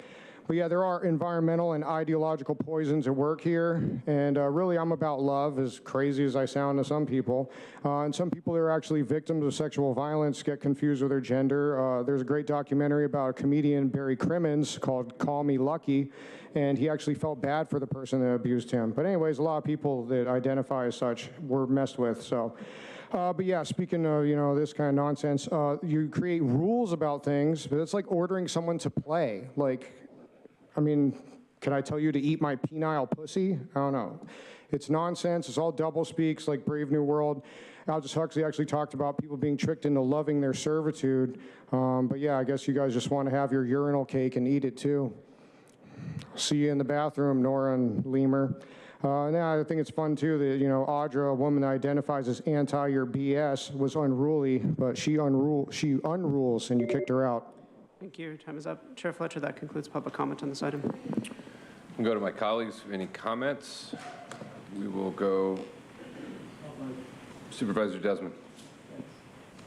Well, thank you to everybody who talked today, and been a long day, long meeting, but you know, the UN Convention of Eliminating Discrimination Against Women is a good document, and it's good today as it was in 1979 when it was created.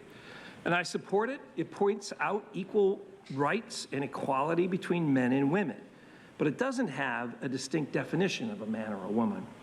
And so what's before us today is that same UN document with a definition of a woman added to it. And this definition conflicts with biological women's rights. And rights are not absolute. You know, no one can or should they exercise their rights to the point of infringing upon another's rights. And we've learned to balance rights throughout the years. For example, you know, we have freedom of speech, but you can't inadvertently yell fire in a crowded room or theater because of the potential harm you could cause to that community or to others. You've got a right to own a gun, but you can't shoot it off in your backyard in your neighborhood because you're infringing upon your neighbor's rights or safety.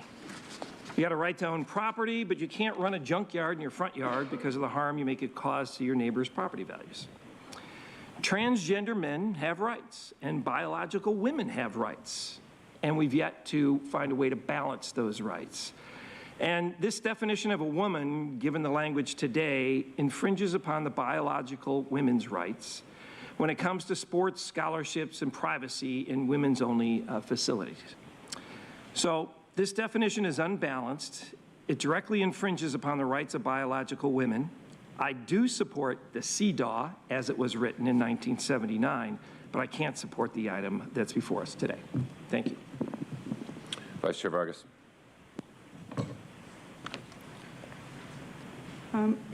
So first and foremost, I appreciate that the speakers supporting, many of the speakers today supported and acknowledging the right to women's privacy today.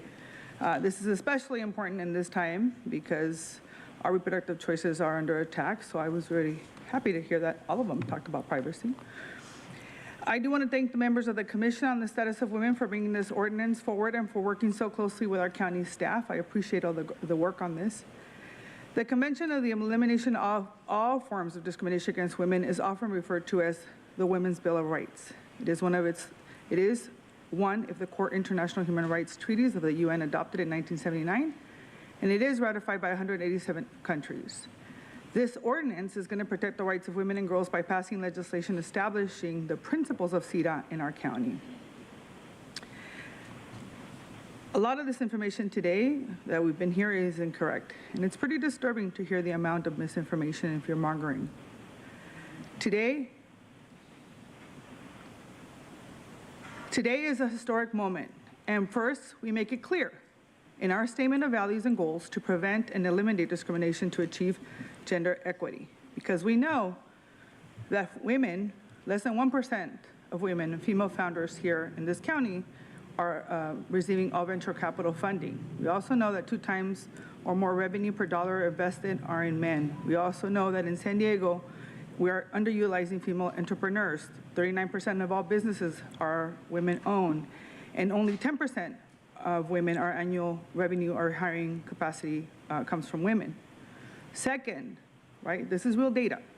Second, the implementation of a countywide intersectional gender analysis throughout the gender analysis, the county is going to be able to identify some of these barriers to gender equity and factors perpetuating gender inequity. Every year we have these historic days where we announce that, you know, Latinas are making 4 cents to a dollar, African American women, et cetera, et cetera. It's time to change this.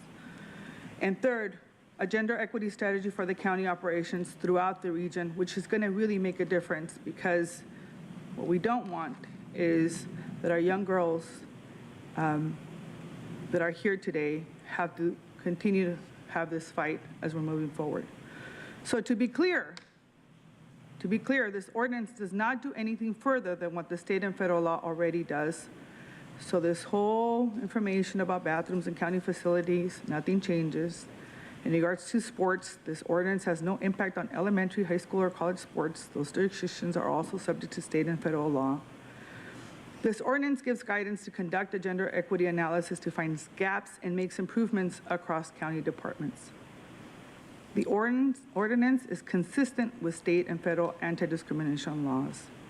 In regards to scope, creep of other jurisdictions creating new laws because of this ordinance, those other jurisdictions like schools get their direction from the state and federal government, not the county. Although certain county departments have made laudable strides in improving diversity, there is much more work to be done to achieve gender justice throughout San Diego County, and according to Census Bureau statistics, women are still 14% more likely to live in poverty than men, and the poverty rate for single mother families is over twice the rate for the general population. These are just two of many indicators demonstrating areas of improvements in our county.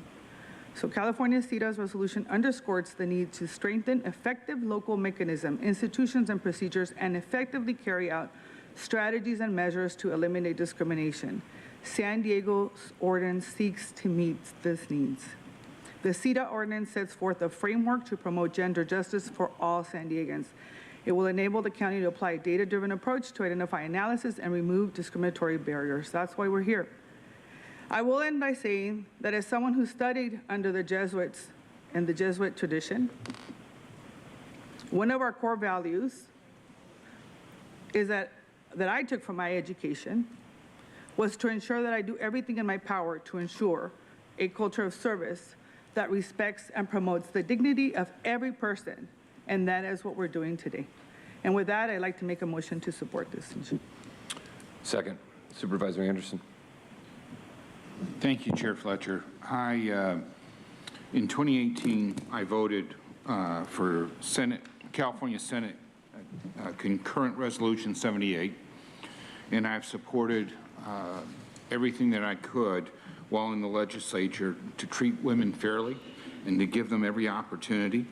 In fact, I led the charge to make sure there was equal pay for women, because we were paying women 92 cents on the dollar for a man doing the same job while in the legislature. I'm still very concerned. And by the way, I want to thank my colleagues for allowing me to poll this today. Our office has received all sorts of questions and concerns about it. There was a lot of confusion. That's why I thought the presentation would be helpful in getting the message out, because I think that some people may not fully understand what we're voting on today. But I'm really worried about Title IX, and I'm worried about the impact that this has on Title IX and how we can't lift others by stepping on the women in our lives today. And I agree with my colleague, Supervisor Desmond, in the sense that we have to have a balanced approach moving forward.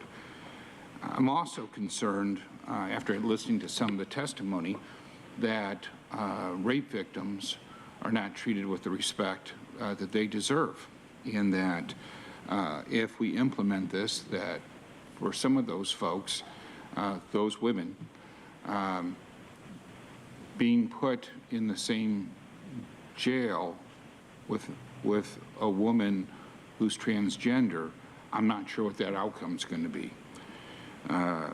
These are all really tough questions for me.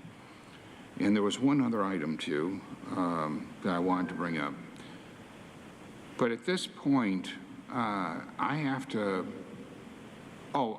I'm concerned that in the wrong hands, this language would be weaponized potentially and used to take advantage of women yet again. And so, just like the Democrat-led U.S. Senate, I can't support this today, but I will continue to work to ensure that everybody's treated fairly and that everyone goes loved. But I can't step on women to get there, nor can I step on anyone else. Thank you. Supervisor Lawson-Remer. Thank you. I actually have a question, a clarifying question. So I think this is probably for County Council, but apologies if this is not for you or if it's too hard to answer.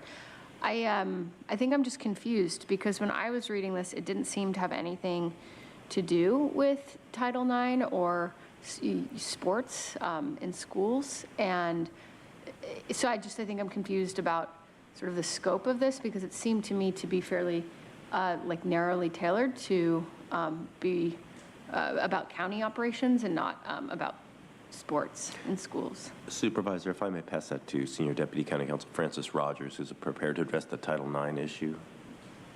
Yes, Supervisor Lawson, Your interpretation is correct. The ordinance does not concern services or programs that are provided through public schools, universities, or colleges. So Title IX specifically applies to educational institutions, and since the county is not an educational institution, nor does the Board of Supervisors have the jurisdiction over educational institutions as defined by Title IX, the scope of this ordinance could not reach the regulation of sports in schools, colleges, or universities. So just to clarify, because I think I did hear a lot of testimony today that was really concerned about sports. It's sort of like a very common theme. So just to clarify, this doesn't impact sports? Correct. Okay, thank you. Then I'll be happy to support that motion today. Thank you. Thank you, Supervisor Wasserman. You know, whether you tune into a Board of Supervisors meeting or you watch cable news or you make the mistake of looking at social media, no matter where you go, you realize we're in a period of tremendous division, of really an environment where everything gets framed as them versus us. And in this case, that whole argument is surrounding people's sexual orientation or how they identify their gender. And even though that those debates generally follow along partisan lines, the reality is someone's sexual orientation and their gender identity does not. And what I think is truly heartbreaking is to watch the absolute cruel nature by which people talk about one another.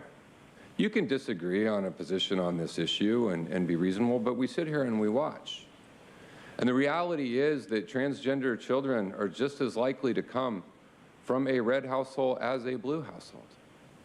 And that in part explains why the suicide rate of transgender youth is so exceedingly high, because they are rejected by the one person in their life that's supposed to love them. That is their parents. And how a movement that somehow is about family values has become to where we're going to reject people who are slightly different than us. And this isn't about the ordinance. It's not about sports. We know it's not that. It's not about redefining federal law. It doesn't do that. It's not about any of that. So we create these little sideshow arguments. It's about the World Economic Forum. Give me a break. That's a meeting, not a movement. I went to a meeting there. You know who else was there? Kevin McCarthy was there. Greg Abbott, the governor of Texas, was there. Donald Trump was there. But again, it's not even about that. It's about this sideshow so we can further inflame. And ultimately, it is rooted in a fear. And it is a fear of people who may not be just like you. And so folks don't understand it. And so because they don't understand it, they can't have a basic empathy to say, hey, you may be a little different than me, but you know what? We're all God's creatures. And God created that transgender individual. He did. It is God's creation. And instead of the ability to say, I will love you, consistent with my faith, maybe disagree with how we vote on a thing or two, but instead, because we can't accept that maybe there's some folks that are a little different than us, we revert back to we have to make them dangerous. We have to make them criminals. And they're going to come in the bathrooms and do all of this stuff, and it's all nonsense. I'm going to tell you, we're going to vote to pass this today, and a year from now, we can come back here, and none of this stuff we've heard about will come to fruition. Just like, and I can go back through every time we have discussed and debated the basic notion of extending love and empathy and compassion to someone who's different than us, every single time it's the same argument. I challenge you, go watch the Civil Rights Movement. Watch. Go back and watch. Because the fear was, my God, if we let black people go in the bathroom with white people, they're going to rape them all. Literally, argument made against the Civil Rights Act. Same argument you heard here today from this podium. Same exact argument. Every single time as a society, we try to say we're going to welcome you for who you are, and we're going to treat you fairly with compassion. We can't get our heads as a society around that, so we have to make these people dangerous because they're a little bit different. And what happened after the Civil Rights Movement? Nothing. We figured out how to live with one another, a little bit more accepting. A road we're still on. We're not to perfection by any means. I remember in the debates around the end of Don't Ask, Don't Tell, my God, they're like, oh my God, how will Marines go to the bathroom? The bathrooms will be the most dangerous place in the world. And then the Marine Corps ended Don't Ask, Don't Tell, and you know what happened? Nothing. everyone went about their life respecting each other for who they are. And so for any person out there who's watching this debate, and we're not going to change any of the folks who said that's mine, but for those folks out there who are a little bit different than what everyone else has grown accustomed to, what they think is normal, I want you to know your county loves you and respects you, and your county appreciates you. And your county will sit here regardless of how much opposition there is, because we are committed to a world that is inherently more fair and more just, with more equality of opportunity for everyone out there. And this path has never been easy. Throughout history, it's never been easy, and it's not easy here today, but we have to continue to do this. Because for the vast majority of the folks who spoke against this, it's not going to impact their life one bit. But for those individuals out there who face discrimination, for those individuals who face rejection, for those individuals, this is for you. This is for you to know that your county government is on record supporting you exactly as you are and your place and you're in our society and world, and we welcome you. With that, we have a motion by Vice Chair Vargas, seconded by myself. Please vote.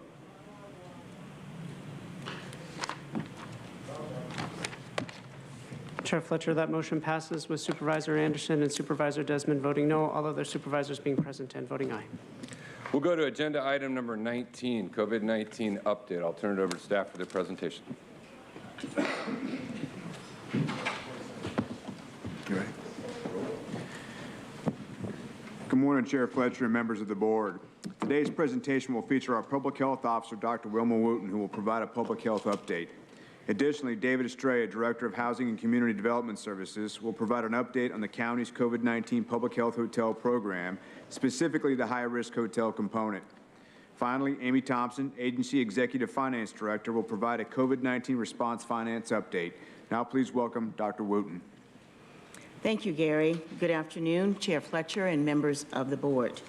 This slide shows the number of new cases reported by date of report since December 15th of last year. As seen, the daily case count since the winter surge has significantly decreased. However, over the past month, daily cases reported have begun to trend slightly upward.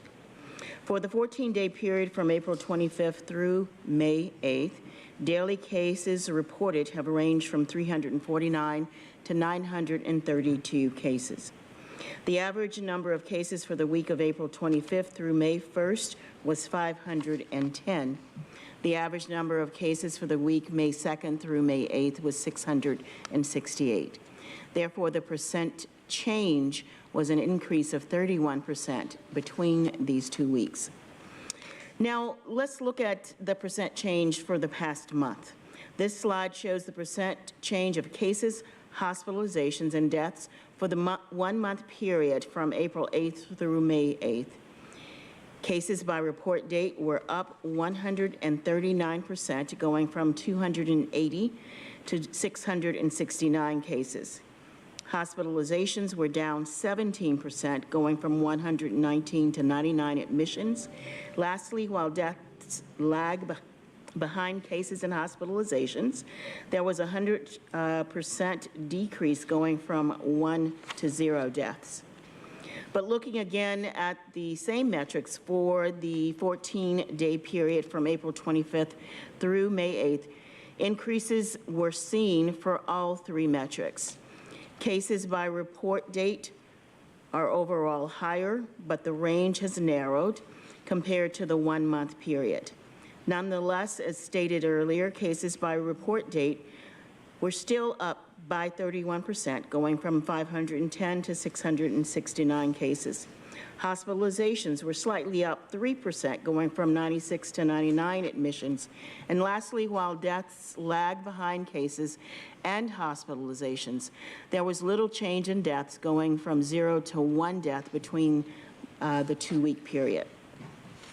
Now, due to an increase in the usage of home antigen tests, which are not reported to the health department, wastewater testing is believed to be vital for COVID-19 surveillance for the future to support early detection.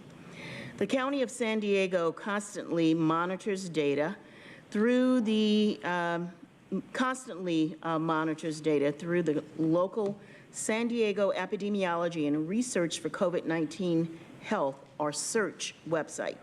SEARCH is a cross-institutional collaboration between Rady's Children's Hospital, the University of California, San Diego, Scripps Research, and the Rady's Children Institute for Genomic Medicine.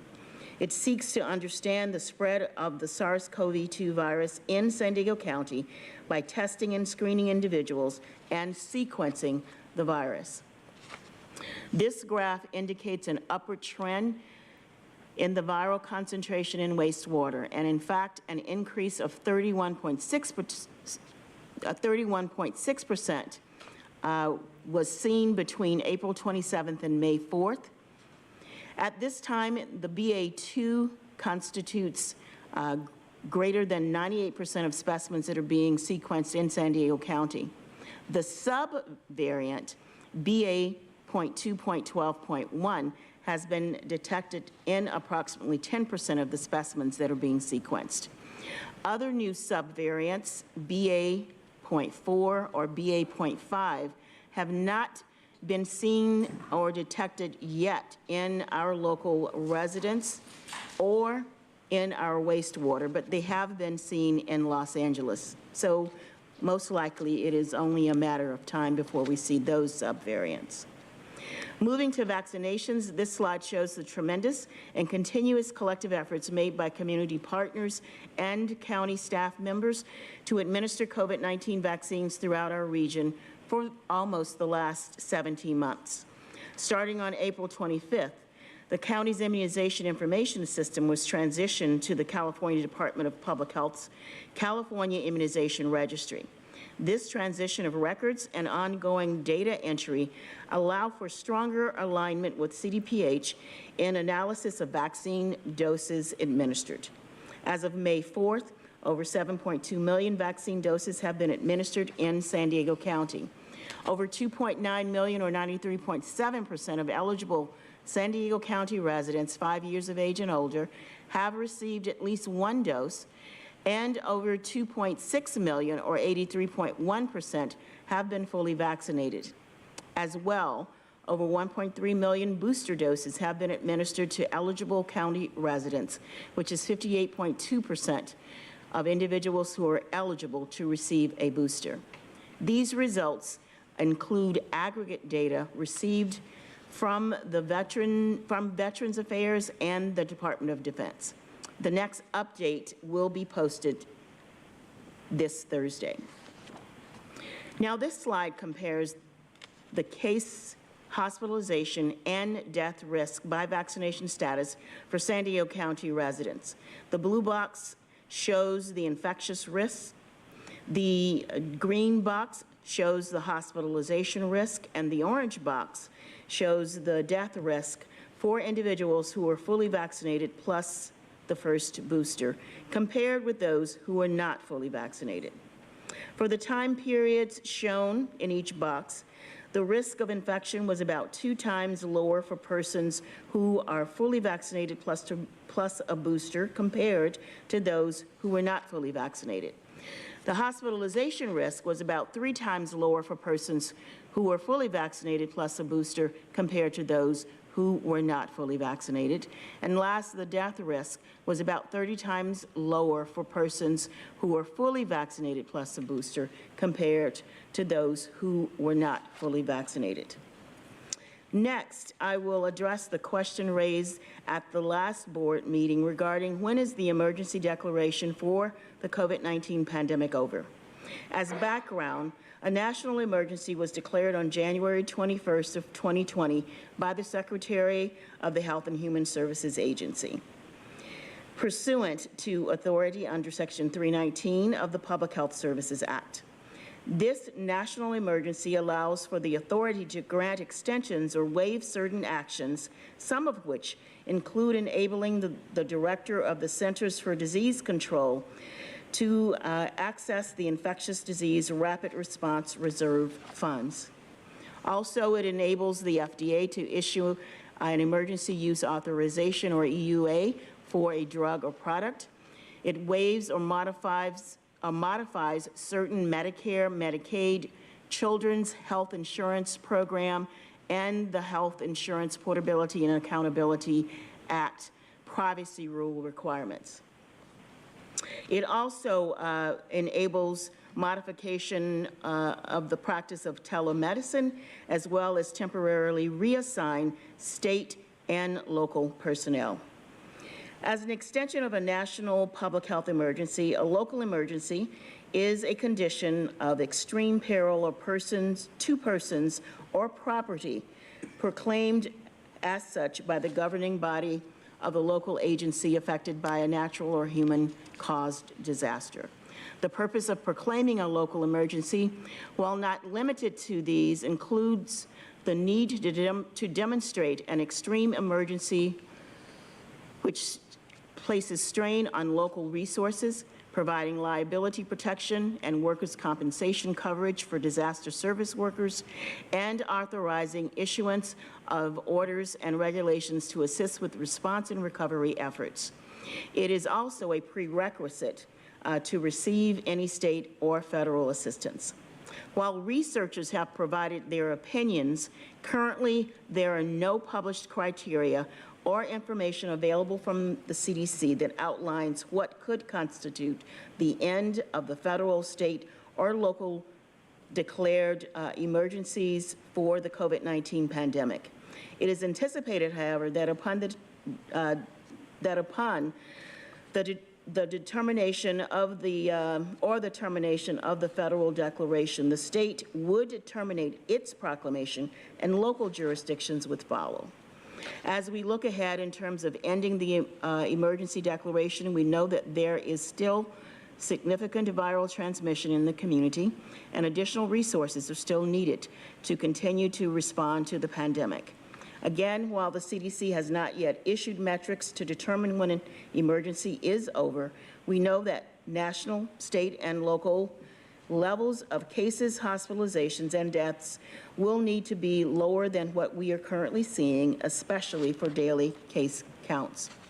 Additionally, we cannot lose sight of the importance of higher vaccination rates, especially for children younger than 5 years of age, once they are approved for vaccination. We will continue to prepare for and administer vaccinations for eligible populations, including current and future boosters. In the interim, we will continue to align with the California Department of Public Health and the state's emergency declaration. Finally, throughout the pandemic, we continue to encourage everyone to be COVID safe and to protect yourself and others. It is recommended that the community still follow the actions as listed on this slide. Now please welcome David Estrella, who will share information on the county's public health hotel program. Thank you, Dr. Wooten. Throughout the pandemic, the county's public health high-risk hotels have provided safe isolation for people who are not infected with COVID-19. However, due to a medical condition, have a higher risk of negative impacts associated with contracted COVID-19 and are also experiencing homelessness. The high-risk hotel component of the public health response will come to a close in June 2022. Based on the most recent data, there are currently 33 households at the high-risk hotels. 26 of these households have a housing resource and are actively looking for rental units. Households who have not identified a housing resource continue to receive assistance in identifying longer-term shelter options. I will now turn it over to Amy Thompson. Thank you. Thank you, David. The county's weekly spend rate for the COVID-19 response has dropped from the last reported rate to your board of $3.8 million on April 5th to $2.7 million as shown on the slide today, for a decrease of $1.1 million. Large drivers of the decrease continue to be in staffing as transition plans for testing, vaccinations, and tracing efforts move forward. Costs for contracted testing services and testing supplies also continue to decrease. And costs for the public health high-risk hotel program continue to decline each week as that program moves further toward its completion date. As we advance to the next phase of the pandemic response, the weekly spend should continue to drop. 55% of the spend is estimated to be FEMA eligible, with the remainder covered by ARPA funds. We will continue efforts to claim and leverage FEMA for eligible isolation, testing, and vaccination costs through the end of the fiscal year, when FEMA is currently scheduled to end. I will now pass the presentation back over to Gary. Thank you, Amy. In addition to receiving this update, we recommend your board take the following actions with respect to this item. Ratify all actions taken in response to the local health emergency and local emergency. Authorize a competitive solicitation for vaccine administration for communities. Adopt a resolution entitled Resolution Authorizing Continuance of Teleconference Public Meetings pursuant to Government Code Section 54953. Subject to your questions, this concludes our presentation. Thank you. Let's go to public comment, and then we'll come back to the board. Thank you, Chair Fletcher. We have 32 requests to speak on this item, 20 in person and 12 by phone. Also note for the record that we received 42 e-comments on this item, 40 of those in opposition and 1 neutral. And we also have 1 individual that registered their opposition but did not wish to address the board. Any members of the public that requested to speak by phone on item 19, please dial into the conference line now using the instructions that were provided to you. We'll begin with the in-person speakers. All speakers are in opposition to this item. As your name is called, please come forward and stand against the east wall under the murals until it is your turn to speak. I will be calling you in groups of 5, so please listen for your name. I'd like to invite for the following individuals: Jason Robo, Alan C., Lana Cotton, Robert Cotton, and Robert Wellstand. If I've called your name, please come forward in any order. You'll have 2 minutes to address the board, and I'll ask you to please state your name for the audio record.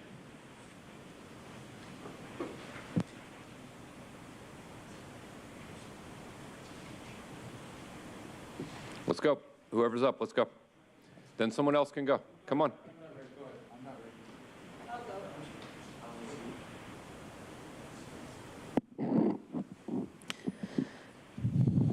Lana Cotton.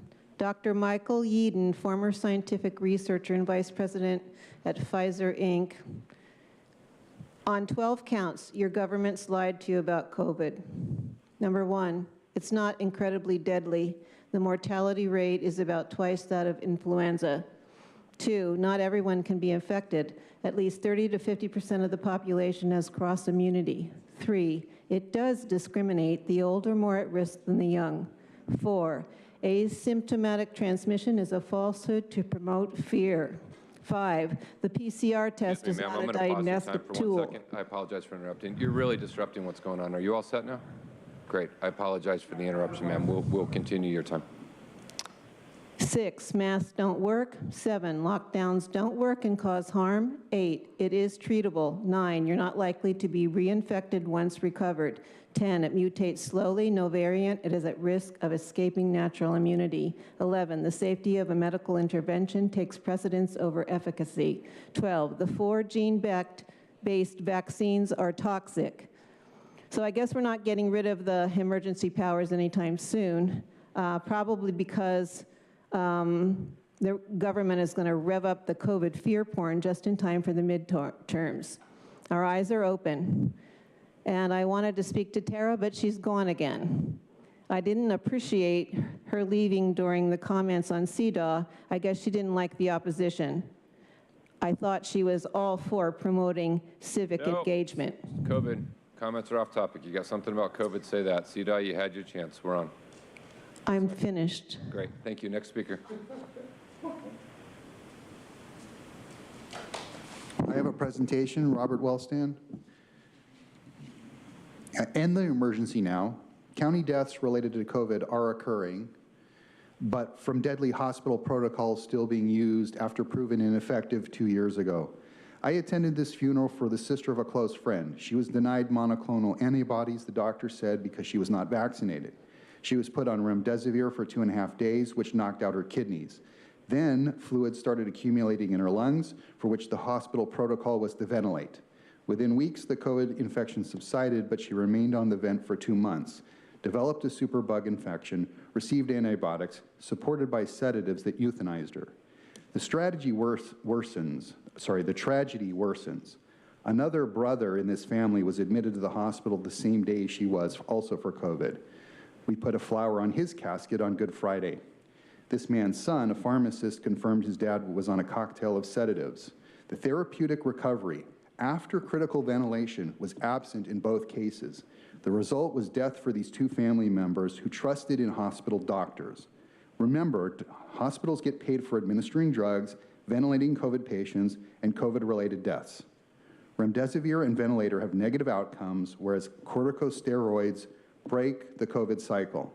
I stand here alive and breathing because my God-fearing doctor prescribed prednisone, a Z-Pak, and albuterol. Yet your panel of medical misinformation experts with the likes of Mark Sawyer, who are unfamiliar with the details of such cases, refuted that hospital protocols kill people or that there was a different standard of care for the unvaccinated.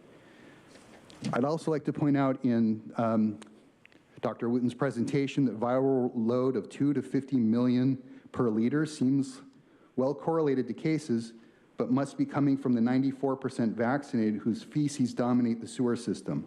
Good science would rule out this possibility. Next speaker, please. Ready when you are, sir. Alan C., got 3 pictures to show. When you're ready, sir, for the first one.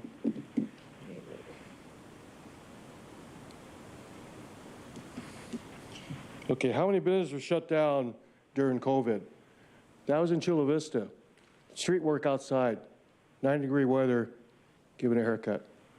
The next picture shows a Coronado gym, metal weightlifting equipment outside, roasting in the sun, losing business. We don't need another shutdown. We've been through a lot already. And that's what this is leading up to be. Look in your hearts what happened. We saw what happened in China 2 years ago. We were shocked, literally shocked, when they were closing down the residence 2 years ago. They're doing it again. Will we follow suit and do the same? Picture B, please. If you can zoom in on that one. Now, if you look at the details here, 2 classes of society, the celebrities and politicians, no masks. And yet our children are still wearing masks. This happened during the Super Bowl. This happened the last few months. Will it happen again? What are we putting our children through going through this? Picture C, please. Trust the FDA? Trust the CDC? Look at these guys. Can you zoom in a little, sir, so you really see the pictures? Thank you. This is your FDA commissioners. Every one of them that put $90 billion of our money, our tax money, into these shots. I mean, here at local, we're spending, how much did you say? $2.7 million a week here in San Diego. And look at them pictures. Former FDA commissioners all got cush jobs after they sent our money for these fake shots. Yes, I call them fake shots because people got through heart conditions, through all what they're going through right now, the soccer players, what they're going through. Dr. Wooten, you're wearing a mask now? You didn't wear it a minute ago. What changed? You just broke Condition Zebra? You military people on stage, you know what that means? Broke Circle William, broke Zebra when you spoke? Yes, you have to speak with your mask off, but you're putting it on again. So you're already if you believe your science, you're already infected. It's been 2.5 years. Thank you. Next speaker, please. As the next speaker is coming forward, I'd like to invite 5 additional speakers. Michael Brando, Mike Borrello, Marty Losal, Oliver Twist, and Jessica Williams.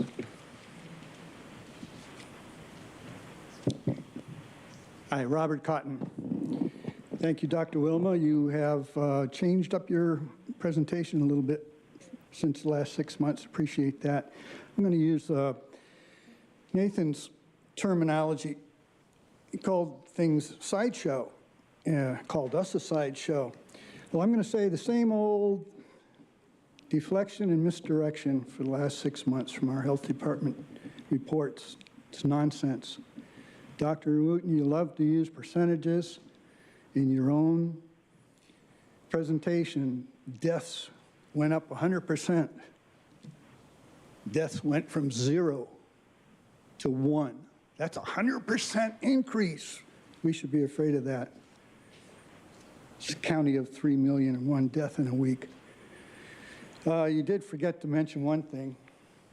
FDA news release from the FDA themselves. Coronavirus COVID-19 update. FDA limits use of Janssen COVID-19 vaccine to certain individuals. After conducting an updated analysis, this was just last week, folks. This is Johnson & Johnson. After conducting an updated analysis, evaluation investigation of a reported case, the FDA has determined that the risk of TTS, a syndrome of rare and potentially life-threatening blood clots in combination with low levels of blood platelets with onset of symptoms approximately 1 to 2 weeks following administration of the Janssen COVID-19 vaccine, warrants limiting the authorized use of this vaccine. None of the vaccines work. Disinformation and misinformation. Dr. McDonald hasn't had his panel on since early March. He must be getting tired of outrunning reality. Next speaker, please. Hello, Oliver Twist here. First, end the COVID state of emergency. Quit the Groundhog Day renewal of powers. Your perpetuation of the continued use of teleconferencing also needs to end. You tipped your hand at the prior meeting when you threatened to clear the room and only allow those of us remaining to call in instead of returning one at a time to finish speaking. Also, not sure if your misinformation panel is still meeting, but I'm wondering if they're going to go after Bill Gates now for saying that COVID was, quote, a disease of the elderly, kind of like the flu. Where have I heard that before? I would also like to address some misinformation from earlier in this meeting today. Tara talking about Title IX and the locker, it may not affect... Nope, COVID. We're on COVID. CDAW's passed. You had your chance to speak on that. This isn't on CDAW, this is on misinformation. You can talk about COVID. You're off topic. Then go back on topic. I asked the supervisors to quit spreading misinformation, saying that things aren't going on when they are. Talk about Loudoun County in Los Angeles and sexual assaults. This is my 5th time also asking about nicely about the clapping. I am asking you to bring it back to restore our First Amendment rights. You guys are allowed to clap. You allow it for part of the meeting. It is a feedback mechanism. Please restore clapping. It's the right thing to do. Thank you. Next speaker, please. Mike Borello. So I submitted a report to the county public record, and that's intended to supplement what the county HHS has provided here today. Only it regards vaccine injuries and deaths. So I can't possibly summarize the content of the 2 minutes allowed since it contains about 100 pages presenting VAERS categorical events and other specific adverse events published in authoritative scientific and medical journals. Just link to the county website, locate the date of this meeting, and click on agenda materials, then look for communications received. You can send me an email if you want an electronic copy. If there is one positive thing COVID-19 did, it's exposed a mismanaged, if not morally and ethically corrupt, public health system. It's clear the FDA and pharma collude, and the CDC is practicing junk science to suit political agendas. But I asked San Diego, why does it continue to imperil our citizens by encouraging vaccination under a false emergency? My report features a vaccine benefit risk analysis based on all-cause mortality data. That's the data you got to look at. Results say vaccines should be stopped immediately. It further challenges Health and Human Services Agency to argue otherwise, to find fault in either the method or calculations. You won't. Guaranteed SDHHS has not done their own benefit risk analysis. Call and ask them.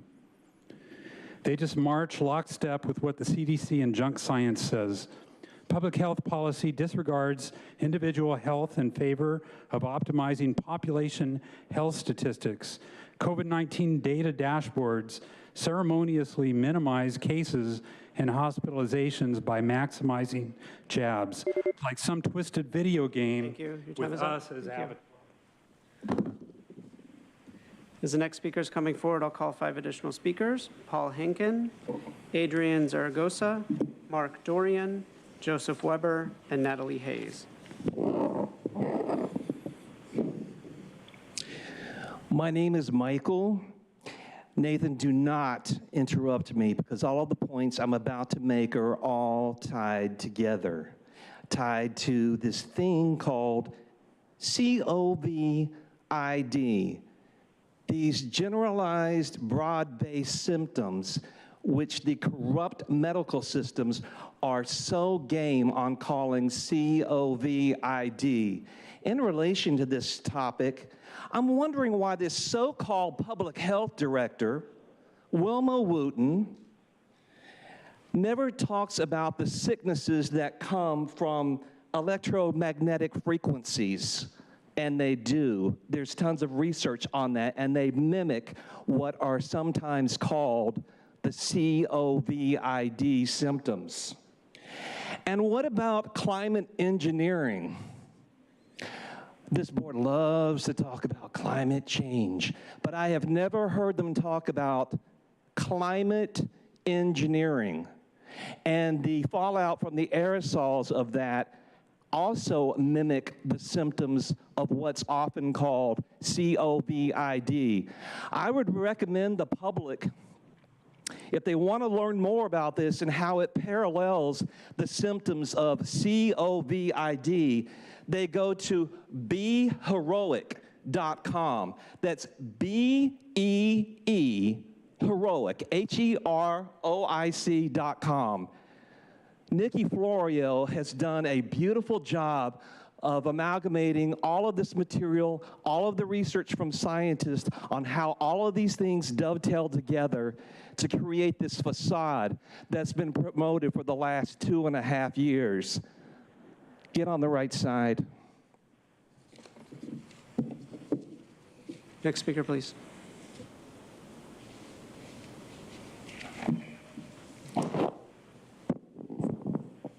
Hi, I'm Paul Hinken again. Hi, Supervisors and Wilma. As the COVID-19 pandemic winds down, the lack of trust pandemic is winding up. Unfortunately, it seems to be here to stay, given political leaders with inflexible attitudes and the amount of fake science coming from all sides, from the CDC on down, to ridiculous assumptions from doctors and the media. And may I add, there is one very simple solution. Let us make up our minds, our own minds. Everyone is a jumble of individual customs, habits, circumstances, and so on. It is pretty arrogant and legally problematic to continue a one-size-fits-all mandate in state of local emergency, and I repeat, local emergency, not CDC emergency, when it is not needed. Something as complex as vaccine hesitancy is bound to have many causes, but research suggests that there is one basic thing that drives it: a lack of trust. Getting people to overcome their hesitancy will require restoring their trust in science, in their leaders, and quite possibly in one another. The crisis of vaccine hesitancy and the crisis of cratering trust in institutions are one and the same. The world over, people feel lied to, unheard, and pushed aside. They no longer have any faith in their leaders. They're lashing out against their governments and health officials, and in some cases, rejecting the vaccine. Next speaker, please. Next speaker, please.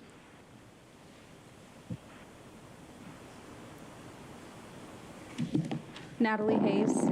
I hadn't thought much about COVID lately because I have been very concerned with a lot of other issues in our county. So I thought I'd do a little research in the hall today, and I looked up COVID stats.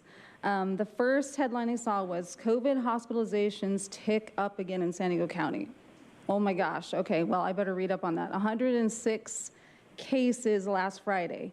May 8th of last week, there was 516 cases. Last Thursday, there were 6 deaths in the last 3 days. 6 deaths in the last 3 days, so that's 2 per day. So it's just kind of a word salad, and that's out of a county of 3.0 million. But I also realized when Wilma was speaking that it really isn't about the PCR tests anymore because they're faulty, but are you testing our poop? Is that how we're getting these numbers now? I mean, this is kind of shocking to me, but Did we consent to that? Is that something we should have agreed upon? I don't know. Weird. Nathan mentioned during the last agenda that the things that we all said a year ago did not come true, which I thought was really perfect for what I was going to speak about. Because here's what we said a year ago. 1, the vaccines are injuring people. 2, lockdowns were aiding in suicide. 3, the PCR tests were faulty. 4, COVID was a huge transfer of wealth. Here's some facts. FDA restricts the JJ jab due to blood clots. 2, the Washington Examiner says California doctors say they've seen more deaths from suicides than coronavirus since lockdowns. Teen suicides are up 51%, attempted suicides. And on the transfer of wealth, the World Economic Forum said that the super wealthy won big as COVID spread. So I see there must be more money up for grabs. Thank you. As the next speaker is coming forward, I'll call the remaining speakers in person. Sarah, Cindy Paris, Sandra Martinez, Nimisha Achanye, and Sean Fredrickson. Mark, myocardial infarctions are up 269%. This is according to the CDC recently in 2021, and they don't know why, they say. Miscarriage is up 300%. Bell's palsy, 291%. Congenital malformations, 156%. Female infertility, 471%. That's almost a 5 times increase. Pulmonary embolism, 467%. Cancer, 20%. Neurological abnormalities are 300% up. If you're not noticing, there's something these have in common, a lot of them: myocardial infarctions, Bell's palsy, female infertility, pulmonary embolisms, and neurological abnormalities are all symptoms of the COVID vaccine side effects, as well as many, many others. There have been so many cases, I think over 1 million now, reported through the various reports. And you guys have ignored every warning. Hundreds, probably, it's possible that 1,000 people have warned you about this in the last year.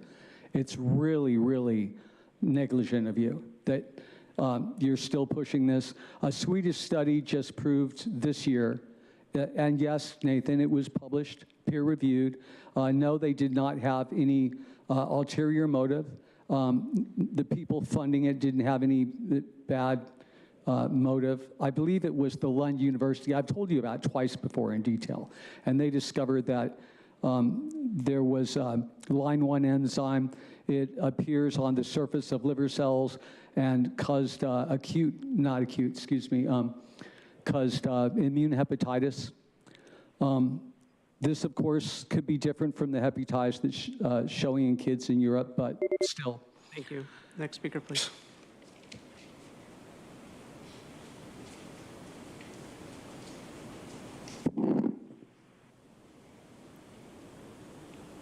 I didn't start yet.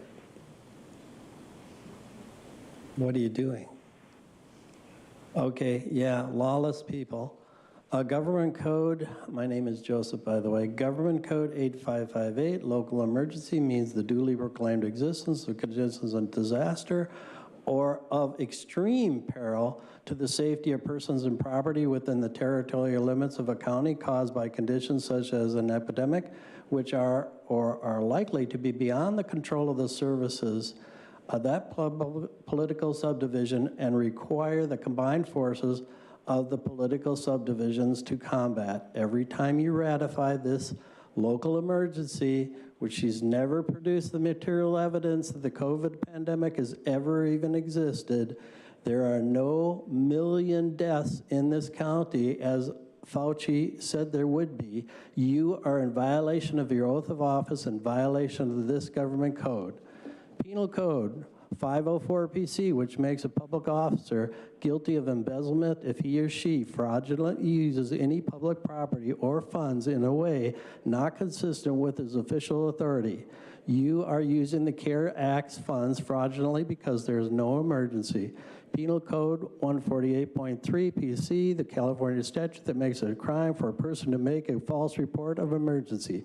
18 U.S. Code 1038 makes it a felony to provide false information regarding biological hazards and hoaxes. If someone dies because of your false information, you will have a sentence of life imprisonment. 18 U.S. Code 1040 makes it a felony to perpetuate fraud in connection with a major disaster or emergency benefits. This carries a prison sentence. California Government Code Section 8630D and the California Health and Safety Code 1080 both state that the local health emergency must be terminated by the governing body Board of Supervisors at the earliest possible date and can be overturned by a 3-2 vote. Thank you. You can Next arrest speaker, them. please. Next speaker, please. Nimisha, so this is the largest social engineering program in the whole world. San Diego is actually in the forefront of implementing this. You wanted to see how compliant people would be, how fear generates people to stay at home, drop their businesses, don't take their kids to school, mask up. It's child abuse to have kids masked up and being held hostage when the kids did not experience any COVID adversities like the adults did, but we kept the kids from school. And then what we did, we went and got them vaccinated. So now they're getting myocarditis, hepatitis, and we're just gonna throw our hands in the air and say, we don't know what's going on. This is the level of incompetency that even third world countries don't have. So there's nothing to be proud of here. America did not handle this very well, neither did San Diego. These kinds of extreme measures just shows me that every person sitting here is up for sale. Every person has their price, and you've given up on the community. Next speaker, please. Yes, man, that's powerful. Actually, round of applause. Oh, I forgot. Forgive me. One of those moments, gosh. I thought this was, we're in August. New laws have been put in place. Anyways, back to my point. Why are we here? Can you please state your name for the record? Forgive me. Thank you, Andrew. My name is Sean Fredrickson. It's good to see you guys again. All right, so just so you know, there are 1,016 public events, concerts that will happen here in San Diego between now and October. 1,016 events. Wilma, you got to be freaking out. We're in a local state of emergency here. And we're having all these concerts happening. Fletcher, you've attended them. I saw them. Your wife, Lorena, and you at a concert without a mask on.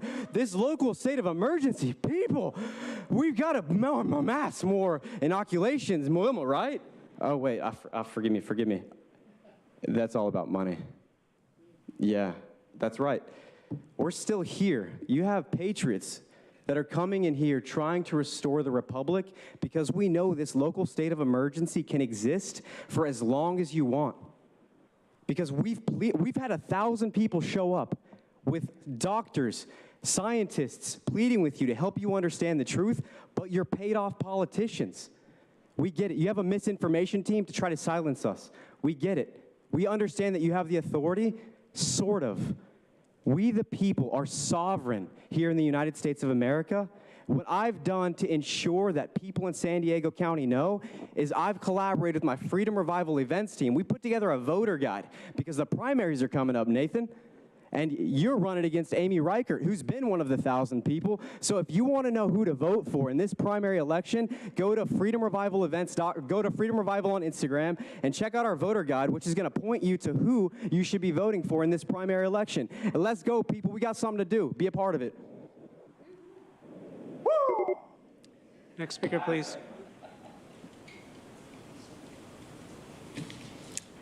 Hello, I'm Sandra Martinez, and my preferred pronoun is doctor. I want to read part of an article that's from 2006 for you. It says, as proof of this principle, we tried to directly package a 1,200 nucleotide long foreign RNA sequence containing gene fragments of hepatitis C virus, severe acute respiratory syndrome virus, coronavirus 1, and SARS-CoV-2 into the original armored RNA production vector PAR1. You know what that means?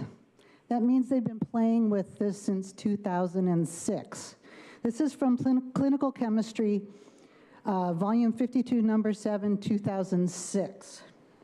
We used a pure RNA transcript fragment of SARS-CoV-2 to calibrate the chimeric armored RNA. This has been going on for a long time. So this brings me to the first COVID lie. They told you it was a novel virus. That was a lie. This entire pandemic was based on that lie. And here's the proof of that lie. Now you can get this off the internet, you can censor it off, but it's still there. We know every evidence that this was planned, staged, long before it came along, has been on the internet, and a lot of it's been censored off. But you're hearing it here right now. In 2006, we were messing with this. We were using SARS-CoV-2. So there is nothing novel about it. And everything that's been done in the last 2 years has been built on that lie. That was the first lie. And there are many, many others that have followed. Now, if people don't know 2006 came before 2020, I hope you know that, right? You can't censor that.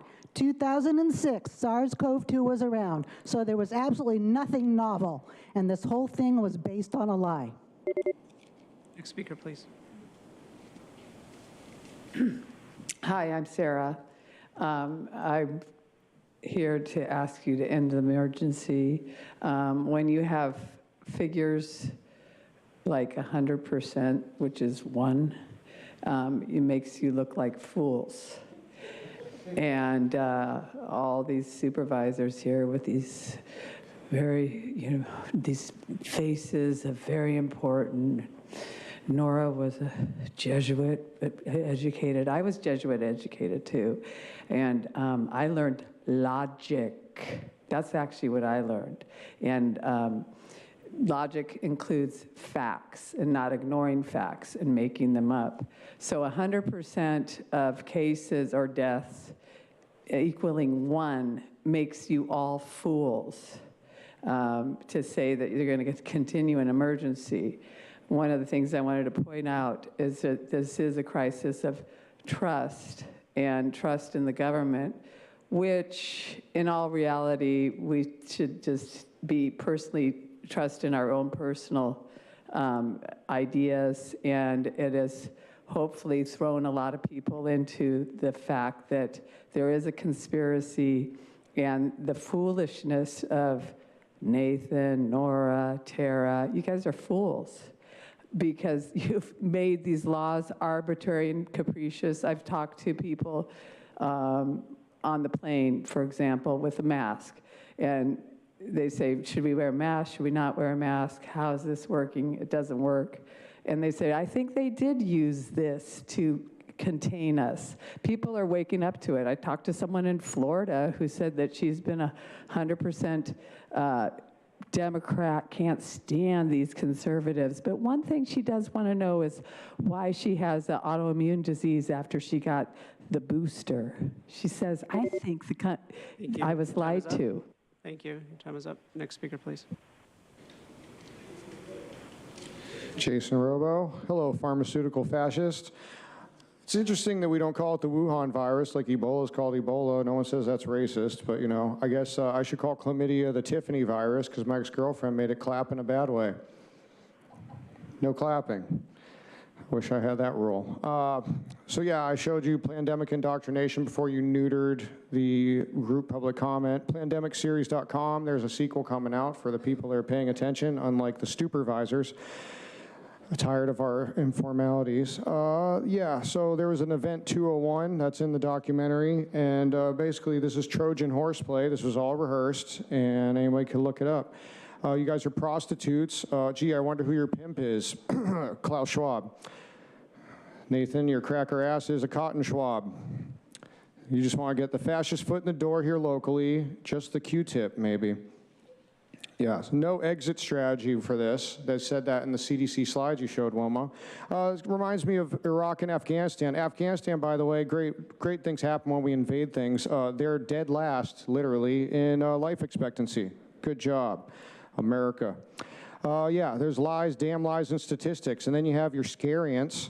Yeah, I've talked about health, and you obviously don't care about it because you talk about obesity, because the odds you survive if you're overweight are a fat chance. And I've just ignoring that for that aspect as well. So yeah, you should take a hike. You guys should. We should, to be healthier. There's a documentary I also mentioned before, Wilma, called They're Trying to Kill Us about food deserts, which you should do something about because people are using their EBT to buy just garbage food. But yeah, if anybody thought you care about Black Lives Mattering, you're more of a mirage, maybe more of a Dr. Mengele. And then when you monitor people's poop, you don't have septic systems, so that's an anomaly. But yeah, you want to, I don't know, it's just totally ridiculous. Your fixation on asphyxiation, and Lemur, you coughed in your hand, which is disgusting. You obviously don't care about the pandemic. Final call for the in-person speakers: Cindy Paris, Marty Wolsall, Jessica Williams, and Adrian Zaragoza.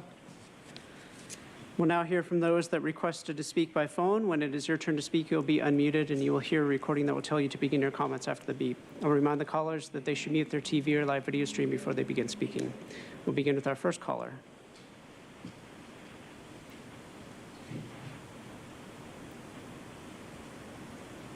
Hi, my name's Becky Hofseth. I've been before you in person or on phone on numerous occasions. I continue to take time to do so because I still hope it is true that one voice, one letter represents hundreds and can make a difference in setting policy. I'm one of many San Diegans grieved over the steady stream of outlandish, freedom and God-defined ordinances and mandates implemented over the last couple of years. My confidence in the governing process has waned significantly as public outcries are ignored and rampant progressive agendas are pushed. Recently, it was daring to redefine what our Creator already defined. Not too long ago, it was suppression of free speech, making yourselves arbiters of misinformation. Perhaps my biggest frustration with these meetings is that there is no format that requires answers to direct, pertinent questions or examination of data presented by qualified members of our community. Even when a supervisor does ask a question, the answer has been inadequate. Specifically, several weeks back, Supervisor Desmond asked Dr. Wooten to define the criteria for a state of emergency in San Diego. Paid as well as she is, she had no answer for him. Finally, today she provides a nebulous answer with yet again no specific finish line. Once again, no mention of the validity of natural immunity. Once again, no strategy for promoting health and wellness, despite what we know about a virus that particularly impacts those with comorbidities. As I close, I want to direct my comments to Supervisors Anderson and Desmond. Thank you for your previous vote in trying San Diegans. There is still a degree of clear thinking on this board. You have a unique place in San Diego's history. Besides having a vote on pivotal decisions, you have been given a microphone and platform to press in and expose ill-motivated public policy and ill-informed policymakers. We have seen how Senator Rand Paul exposed the hypocrisy of Dr. Fauci's failed policy. San Diegans need you to follow his. Now hear from the next caller.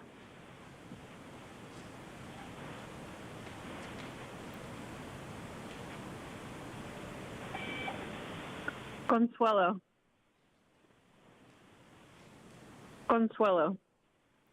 Go ahead. COVID-19, we are fast approaching the stage of the ultimate inversion, the stage where government is free to do anything it pleases, while the citizens may act only by permission, which is the stage of the darkest periods of human history, the stage of the rule by brute force, Ayn Rand. They make us pay for the water we drink. Who'd they buy the water from? They make us pay for the food we eat that grows on the land, abundant and plentiful. Who'd they buy the land it grows from? We pay for their wars they need, for their crimes they commit. They have us dedicate the most important part of our lives to them. They give us wages and tell us it allows for us to buy the things that pay for us for our needs to make them even richer. They call this freedom, COVID-19. Stop thinking anyone has the right to rule you. Stop talking as if anyone has the right to rule you. Stop acting as if anyone has the right to rule you. The most potent weapon in the hands of the oppressor is the mind of the oppressed. It's time to unlearn the shit that you were taught by the people who didn't know shit, but expected you to follow their shit. It's time we rise and stop taking their shit. It's time we own that shit. It's our responsibility. COVID-19. Thank you. We'll now hear from the next caller.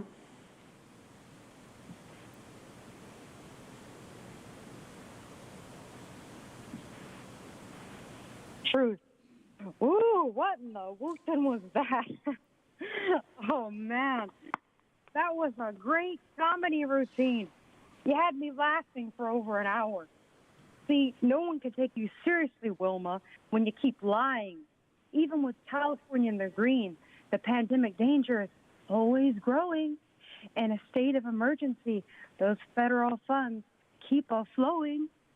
Is the Grizzly Reaper mowing?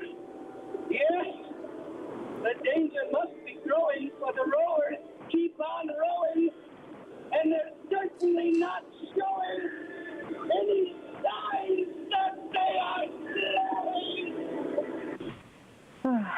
Stop the boat, Wooten. This has gone far enough. Another overpaid county COVID sideshow, Christian Boyd Ramers on the county's public health misinformation panel. Here's some of his classic lines from December 8th, 2021. Quote, "It's possible to have a breakthrough infection and to transmit COVID once somebody has been vaccinated. Other vaccines that we use are really just viruses put in a blender. We are just seeing this over and over. People don't like the idea of government control. People that go to work for the CDC or for the County of San Diego's Public Health Department don't have an alternative agenda." End quote. Christian Ramers consulted for the CDC and the WHO. He had multiple research grants from the CDC. Lots of jokers collecting the COVID check. That's why I decided to have a laugh this time. You see, green really is the new red in more ways than one. Now hear from the next caller.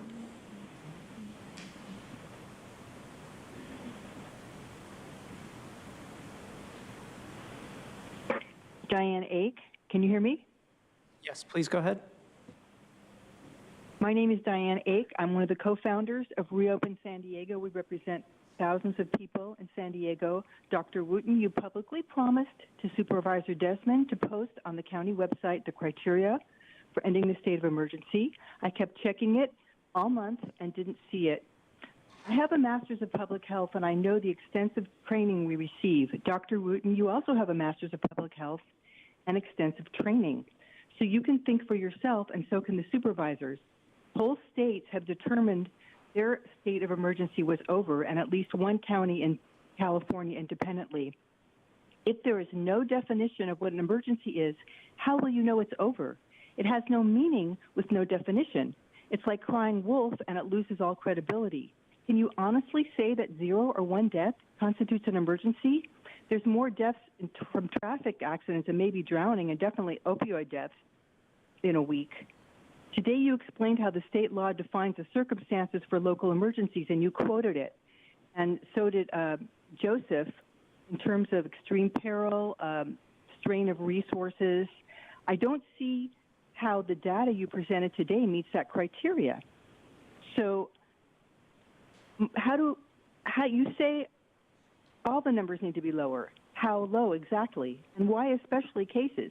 How do number of cases fit into the state of the definition of state of emergency? Why do vaccinations of kids under 5 fit into the definition of an emergency? The slide you presented is a start. Now just put exact numbers. How many cases? How many hospitalizations? How many deaths? My question is, when will you post the exact criteria as you promised publicly on record, on tape, for the end of the state of emergency, and by what date? Thank you. Thank you. Now hear from the next caller.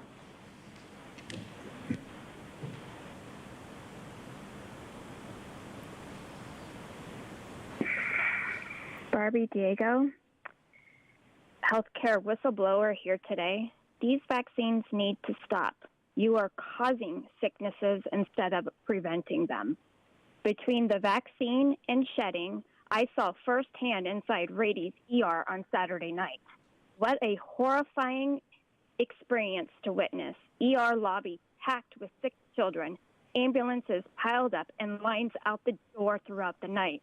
These poor, lifeless little bodies being carried in after another, and continuous code blue and cardiac arrest calls. It's a complete shit show. Doctors are only able to provide emergency services and unable to properly diagnose and treat patients. None of these children have COVID, and per regular staff stated, since the rollout of these vaccines, every night the ER has been slammed with very sick children. No time to report the bears, and we are witnessing a complete disaster of these lethal injections. Thank you. Thank you. And Chair Fletcher, that concludes public comment on this item. Thank you. Thank you to the staff for all the ongoing work. Appreciative of it. I'll make a motion to approve. We're going to bifurcate and take two different votes on this. I'm going to have the clerk put the recommendations on screen. But I'll make a motion to approve the recommendations. Is there a second? And a second by Vice Chair Vargas. The first vote we will take will be on recommendations 1 and 3, receiving the update and competitive solicitation. Excuse me. First vote will be recommendations 1 and 3, motion by myself, second by Vice Chair Vargas. Please vote. Chair Fletcher, that motion passes unanimously with all supervisors who are present voting aye. We will now vote on recommendations 2 and 4, motion by myself, second by Vice Chair Vargas. Please vote.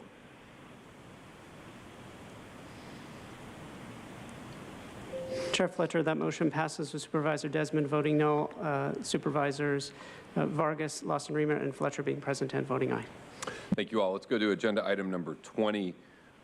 Receive the fiscal revenue analysis of the commercial cannabis industry report and draft cannabis business tax ordinance.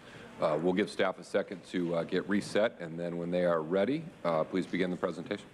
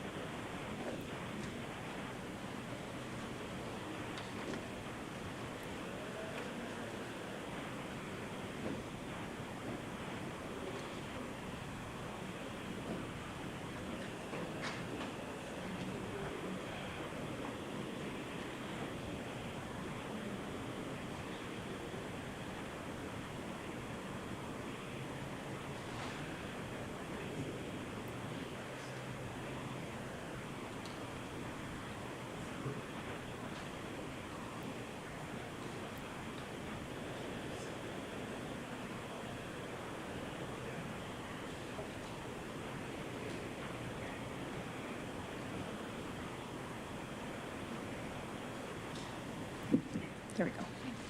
Okay. Good afternoon, Chair Fletcher and members of the board. Item number 20 requests the board receive the fiscal revenue analysis of the commercial cannabis industry report and the draft cannabis business tax ordinance. On January 27, 2021, your board considered an item related to the framework for our future, measures to provide economic access and equity in the cannabis industry. The board directed the CAO to explore, among other items, a cannabis taxation program. Today's item is specific to that taxation program. The CAO will bring forward items in the future that addresses the various other direction that was provided. And my name is Risa Japlet. I'm with the Office of Financial Planning. I'm here with Andrew Strong with the Office of Equity and Racial Justice. And on the line, we have Mark Lovelace with HDL Companies, our consultant. Next slide. As a result of the January 2021 action, staff has been in the process of planning and implementing several components of the socially equitable cannabis program with the collaboration between the Land Use and Environment Group, Finance and General Government Group, and the Public Safety Group. These components include updating of the regulatory code and zoning ordinances to allow for a suite of commercial, medicinal, and adult use cannabis operations and uses, development of the licensing and permitting system to establish the structure and procedure for obtaining required local licenses and permits, the preparation of the program environmental impact report to evaluate the potential environmental impacts from the proposed program and possible mitigations, development of a fee package for existing facilities to establish fees for the existing 5 facilities currently permitted in the unincorporated area, and also the development of a supporting social equity program to assist the county equity applicants and licensees in successfully gaining entry to and operating in the regulated market. And lastly, the taxation program, which is the consideration before the board today. This slide provides a high-level look at the timeline of the development of the cannabis taxation program since the initial authority to explore this component provided in January of 2021. Over the past several months, county staff, in conjunction with HDL Companies, also known as HDL, have developed the proposed cannabis taxation program as presented in this board letter. This work included 3 community outreach sessions in the winter and continuous collaboration between staff and HDL.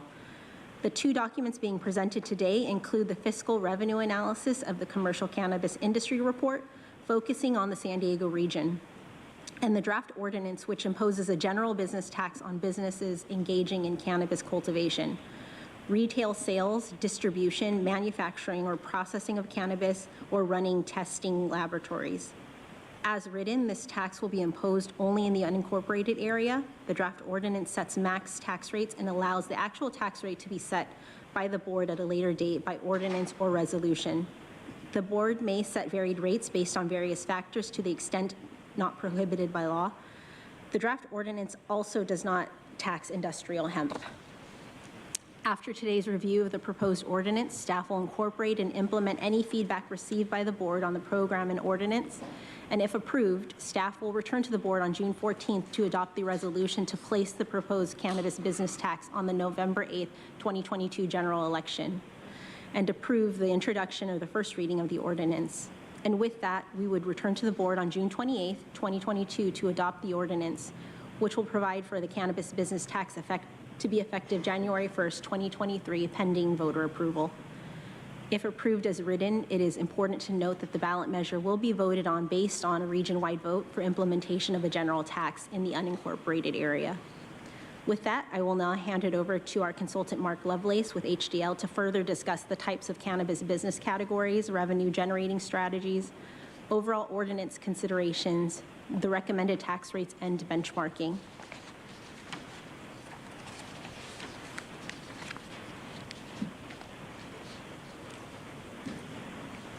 Mark, I see your microphone is muted. There we go. Can you hear me now? Yes, thank you. Great. Thank you, Risa. First, I want to apologize for not being able to be there in person today. My name is Mark Lovelace. I'm a cannabis policy advisor for HDL Companies. By way of introduction and background, I served 2 terms on the Board of Supervisors in Humboldt County, and also founded and co-chaired the Cannabis Working Group for the California State Association of Counties.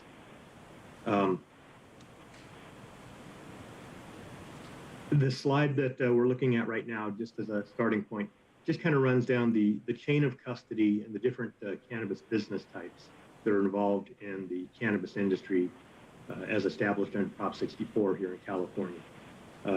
It also describes that the chain of custody of the product goes through before reaching the final consumer. Each of these activities or business types may or may not be subject to a separate tax by the local jurisdiction.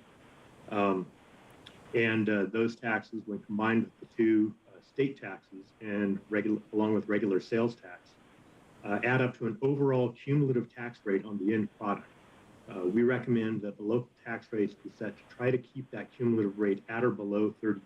I'll be discussing that further down in the presentation. Next slide, please. All of the costs that the county incurs in the development, implementation, administration, and oversight of the cannabis regulatory program can be fully recovered through fees, other than the costs associated with the development of the tax. Appendix G in the report that's been provided to you discusses the various ways that the county costs can be recovered. The goal is that the program should be paid for by those businesses and applicants who benefit from the program rather than by the taxpayer generally. So the development and implementation of the program itself and the ongoing management and administration of it should be value neutral to the county. That leaves any revenue generated by the cannabis tax available for whatever spending priorities the county and the board may choose, which may include public safety, health and social services, roads and infrastructure, social equity issues, or any other government services. As a general tax, the measure would pass with a simple majority of the voters. However, if the board were to predetermine how any of the revenues were to be spent prior to placing the measure on the ballot, that would put the measure into the category of being a special tax, which would require a 2/3 majority for passage. Next slide, please.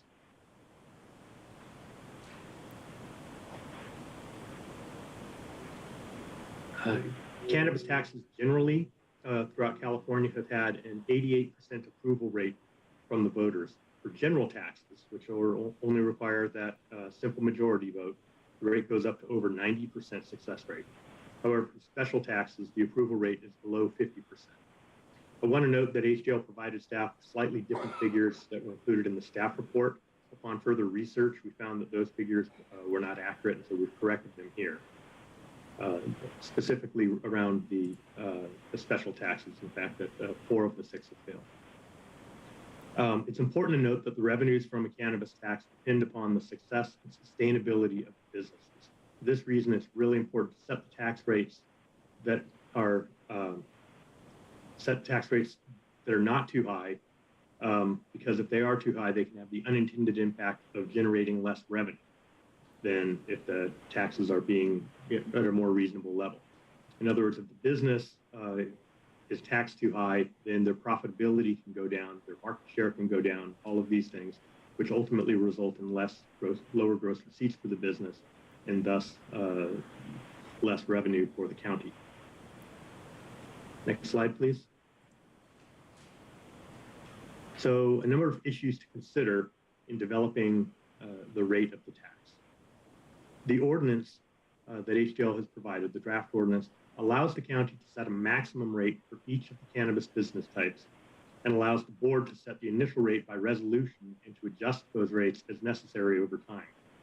HDL recommends that the rates should be set to be consistent with the rates from other nearby jurisdictions within the region. We also recommend that the initial rates be set low for a period of time to provide stability for the new businesses to get them up and running, because the first few years for any business are going to be critical to ensure that their ongoing stability. We've recommended that most business types be taxed on a percentage of gross receipts, which will self-adjust for inflation over time, but that cultivation be taxed on square footage, which will require the tax rates to be adjusted annually in line with the Consumer Price Index. Next slide, please. This slide just shows the maximum recommended rates that have been provided to you. As I mentioned earlier, the board would be able to later come back and set an initial rate after adoption of the tax, and then to further adjust those rates as needed over time, provided that these maximum rates cannot be exceeded without going back to the voters. Next slide, please. Appendix C in the report explains how the price point of the product increases as it moves through the chain of custody and how the various state and local taxes are applied at each point in that process. So when we're talking about taxing cultivation, That's the lowest price point that the product's ever going to have. It's going to increase in price as it goes through distributors to manufacturers, and then ultimately to the retailer. And so we have to apply each of those prices at a separate point. This chart shows the net effect, and that the cumulative tax rate from taxing each of the different cannabis business activities, along with the state taxes that are pre-existing, can easily approach or even exceed 30%, which we generally consider the maximum pain point for this industry. This doesn't include the additional state and local fees paid by the businesses, which varies greatly by business type and from jurisdiction to jurisdiction. And that can add significantly to the overall tax and fee burden that the business has to face. When I talk about that 30% cumulative tax rate, even before the county contemplates any taxes applied at the local level, state and local taxes can already amount to 25 or 26%, giving the county very little room within which to work to try to stay within that 30% benchmark that we talk about. This example here shows that for 1 pound of cannabis, the cumulative tax rate would be 28.7%, with the local taxes at 6%. And it runs through the various pieces that add into that, the combined cumulative tax rate. Again, the state cultivation tax, which is currently $10.08 per ounce. There's the state 15% state excise tax. There's existing California sales tax on all cannabis sales, except for a very small portion of medicinal sales, which are exempted from that. And then there's also the local sales taxes that would be applied. So again, all of these add to the overall cumulative cannabis tax burden for those businesses. Next slide, please. As mentioned before, we recommend that the county consider setting its tax rates to be consistent with the local jurisdictions. This table shows the various cannabis tax rates that applied by the other jurisdictions within the county. We note that the current rates for some of the jurisdictions may be different from what's shown on here.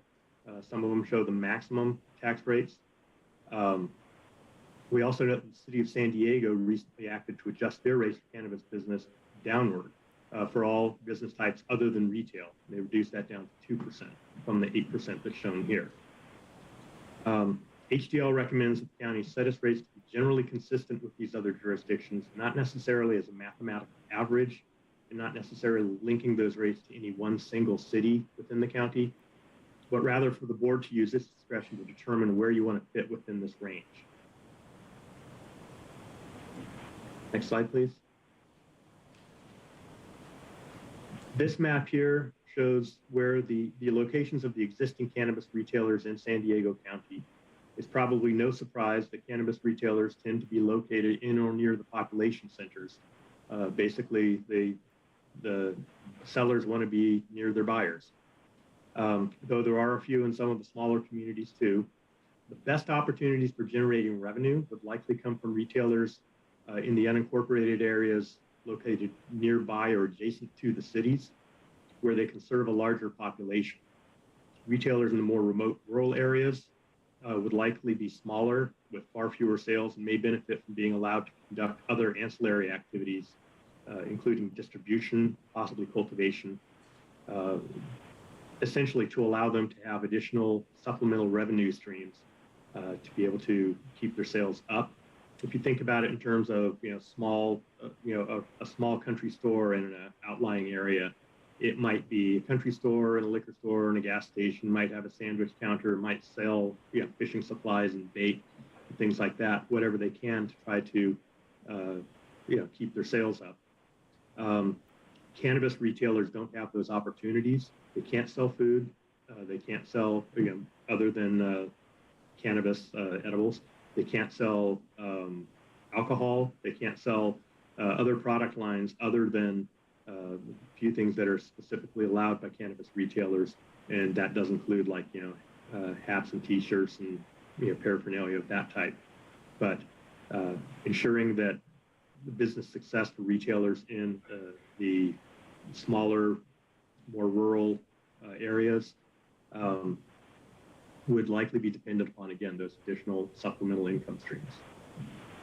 Next slide, please. The key functions of a tax ordinance. This just runs through the makeup of the draft ordinance that you have. The first part, Section 1, just states the authority and purpose of the ordinance, establishing the county does have the ability to impose this tax. Section 2 provides the definitions for all of the different taxable activities and their key definitions necessary for the working of the ordinance. Section 3 is where the structure and the tax rates are described, and that's where most of the discussion would likely be on this. Moving on from there, sections 4, 5, and 6 describe the details of reporting and remittance for the tax, how to handle delinquent payments, penalties, and interest. Also gets into oversight such as audits that are generally recommended for ensuring that businesses are reporting and remitting the proper portion of their gross receipts to the county. This is especially important because this is still to this day a cash-intensive industry because there's still the inability to use banking services in the same way that other businesses might be able to. Section 7 provides a mechanism to provide relief from taxes in case of natural disasters such as fire. It can also be applied in terms for theft or other uncontrolled circumstances. The board would also have the ability to modify this section to address other possible issues such as catastrophic crop failure if desired from mold or pathogens or other things that can happen. Essentially, if you have, especially for cultivation, since you have businesses that are, if they were to be taxed on square footage as being recommended here, that tax doesn't look at the actual amount of production. It makes estimates in terms of the productivity and yield, and price point, and all of those things. But if the crop were to fail, then you have a business that's subject to a certain amount of tax and has no revenue on which to pay that tax. So allowing an adjustment there to be able to address things such as catastrophic crop failure or natural disasters is an important piece. And lastly, Section 8 allows for amendment or modification of the tax ordinance within the limitations of, as with any tax, there's a certain amount of discretion that the county will reserve to be able to make adjustments, but they have to be in line with the nature of the tax as approved by the voters. And with that, I believe I would at this point hand it back to Andrew. Thank you, Mark. To fully realize a socially equitable cannabis program for the unincorporated areas of San Diego County, it is critical to consider the social equity implications of the taxation of cannabis as an avenue for promoting economic access and equity in the industry. This can be achieved in a number of ways, starting with the design of the tax program and how it's implemented. A scan of other jurisdictions' tax programs in the state has shown us opportunities for advancing equity and access to the industry, such as through varied tax rates as permitted by law, creative tax payment structures, and even tax rebate programs. In the various community listening sessions that we've had conducted to inform the program, we've consistently heard that the future uses of cannabis tax revenues should prioritize repairing the harms caused by the criminalization of cannabis and support social equity entrepreneurs having an equitable competitive edge in the industry and be successful.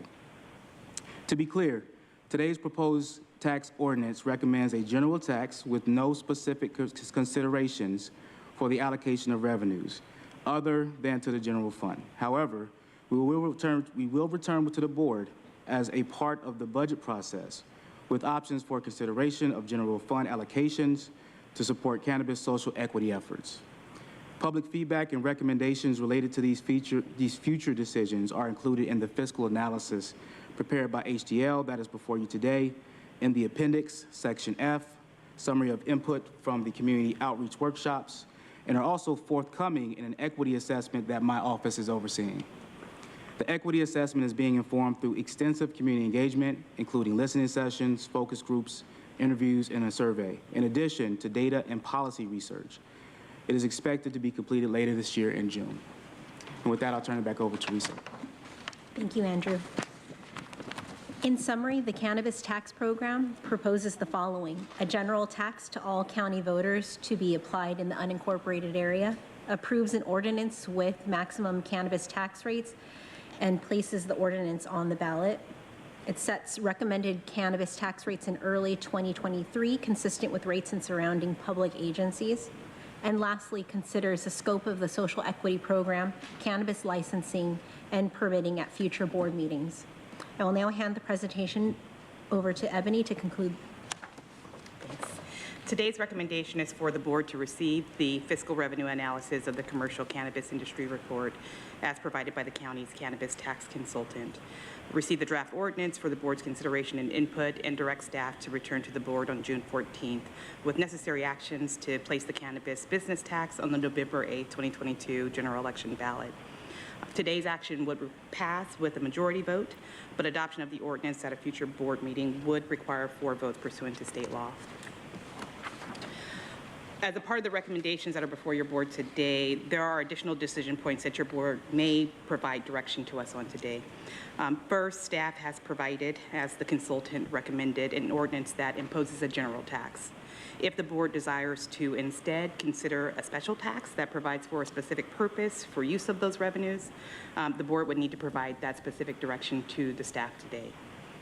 Second, staff have, and as the county's consultant recommends, and provided an ordinance that imposes a tax only on the unincorporated area.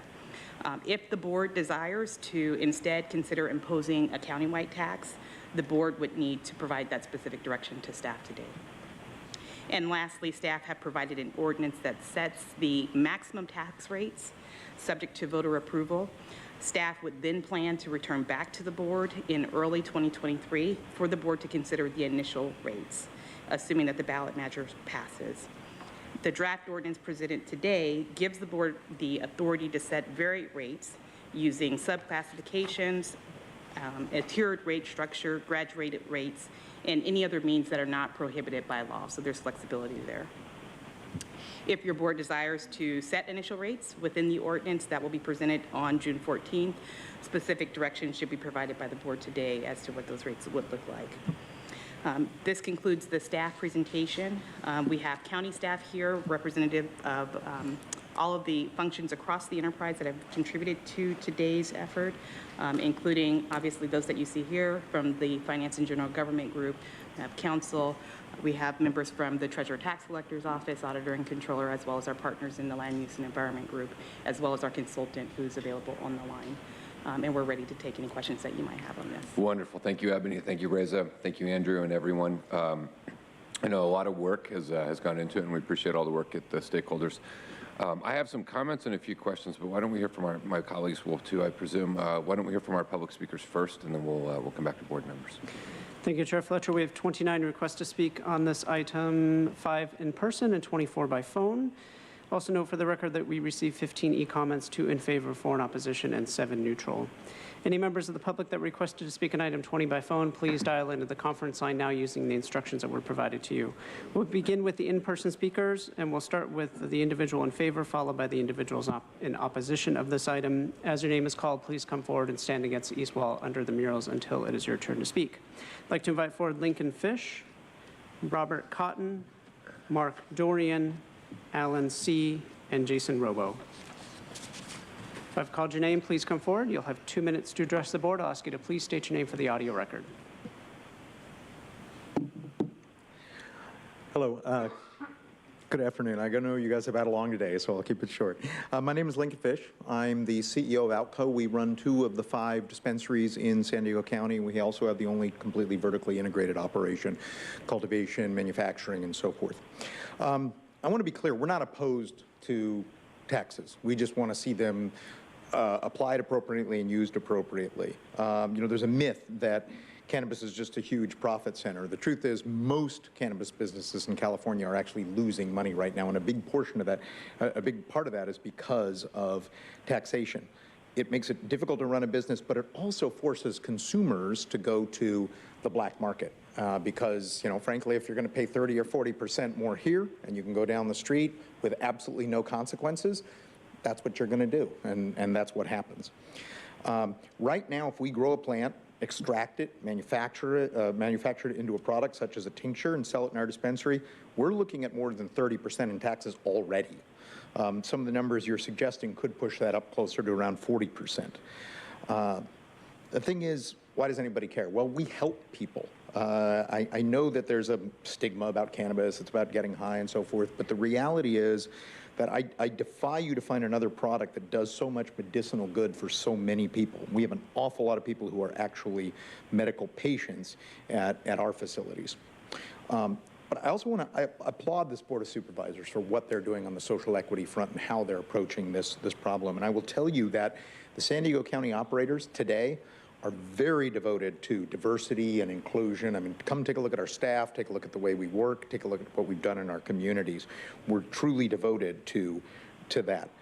I'm just asking you guys to keep in mind that if you add this additional burden, please do something about the illegals. Please do something about the operations that are not doing this the right way. Please consider this as you look at what you're going to put. Thank you. Next speaker, please. Hi, Alan C. You forgot property tax, sir. I don't know if that's included in that listing, because that's also an additional cost. Taxation on product. It is not right to tax one product more than another. It's unfair to the business, because now he's got to work harder to put the product out. It's unfair to the consumer, because they got to pay more. However, it's more unfair to competing business. I can get 30% tax off that, gentleman. Why should that hair salon or that taco shop get equal rights, equal billing to get that plot? So all you're going to do is encourage more cannabis over the mom and pop who are struggling to get that business, because why not? I can get more tax revenue from these guys. What I don't see in this chart is the medical side of it. What are the results when we start turning the largest cartel, the government, into our citizens or people? You forgot another, let me draw a chart out here. Real simple. I did this without PowerPoint. A simple lineup. When you increase cannabis use by increasing shops, you increase people wanting to buy the cannabis, you increase crime. Because yes, there are some medical fields, but there are a lot of people, as you're doing 30% tax, you're going to increase crime. And then, let's put another X on it. Because it's a misdemeanor, you let them go back, and what is crime? Crime gets worse. So that person who initially stole for his revenue turns into more violent crime. Look what's happened in the state.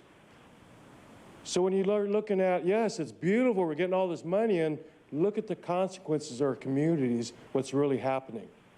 Please, consider all that when you're looking at this more money gained, what the bigger picture is doing in our society. Thank you. Next speaker, please.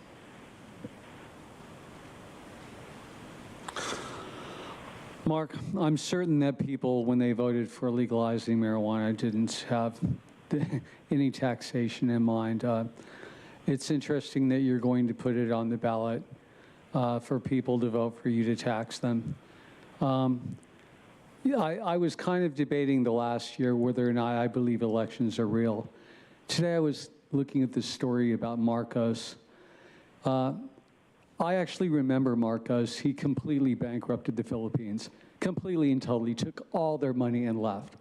It really reflects our government and their attitude on people, their own people or anybody else, that they just received him with open arms, and he went to Hawaii, when any decent country would have given him back to the Philippines, and they probably would have hung him. He took all their money and left. Imagine what you would do to our president, any president, Trump, Biden, name anyone you want, if they took all the country's money and left. But this is what he did, and I just heard today that 60% of the population voted for the guy who took all their money and left. That's hard to believe. I'm not sure I even believe your elections anymore. But you're going to vote, and I have a feeling this tax is going to pass. Isn't that incredible? I'm just psychic like that. And the guy is telling you just now that the businesses are struggling, you're taxing them so hard. And of course, the cartels, bring in a lot of pot too. It will increase crime, and people didn't want any of this. People just wanted to grow pot and smoke pot. And you're making an awful lot of money off of something that originally was just free. That, by the way, I don't smoke pot, but when I was young, everyone in California smoked pot. You probably smoked pot if you're from here. Next speaker, please. It's a scam. Next speaker, please. Jason Robo, I read in Alfred McCoy's Shadows of the American Empire, he was a CIA guy, that the Taliban got $320 million in revenue in 2013 from $3 billion of opiates and stuff.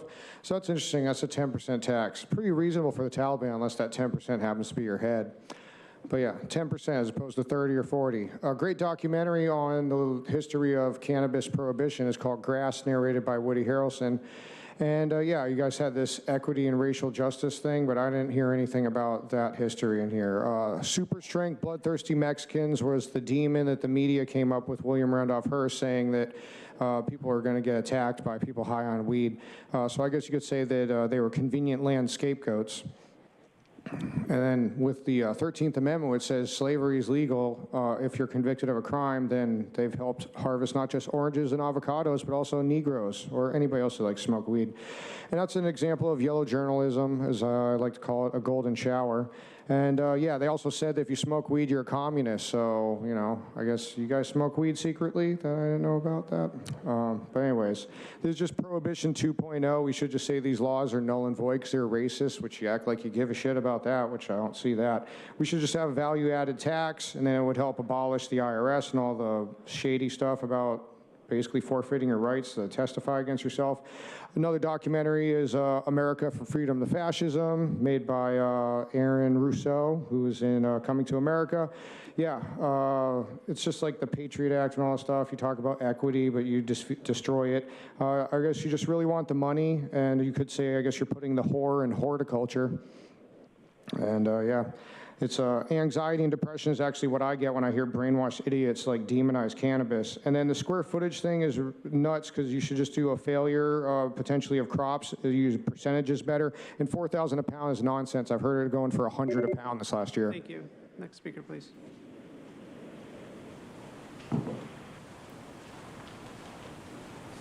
Robert Cotton, draft cannabis business tax ordinance. And the equity impact statement states a disproportionate number of BIPOC individuals remain incarcerated for the past criminalization of cannabis. As cannabis is legalized and permitted in San Diego, board saw the need to create a socially equitable cannabis program. Very bold and very good statement there. Goes on to say you wanted to develop a social equity program to prioritize equity, access, business opportunities to help rectify the injustices caused by the war on drugs. Very noble, I appreciate that. Just wondered why you want to imitate the city of Oakland, that bright, shining city on a hill. City of Oakland, the City Council adopted tax rebate program that allows cannabis operators to receive tax rebates by retroactively lowering their business tax, providing employees high wages, et cetera. City of Long Beach, equity business who applied for an adult use cannabis cultivation license may pay their first year's taxes on a monthly payment. And in Sonoma, you can get a different tax rate for the different sizes of your operation. I was hoping that you would extend these same considerations to consumers of cannabis products in a socially equitable manner in the form of tax rebates and extended payment plans for the products they purchase from these same cannabis operators, as well as discounts in relation to a customer's physical size. Thank you in advance for considering this proposed amendment. We'll now hear from those that requested to speak by phone. When it is your turn to speak, you will be unmuted and you will hear a recording that will tell you to begin your comments after the beep. I'll remind the callers that they should mute their TV or live video stream before they begin speaking. We'll begin with our first caller.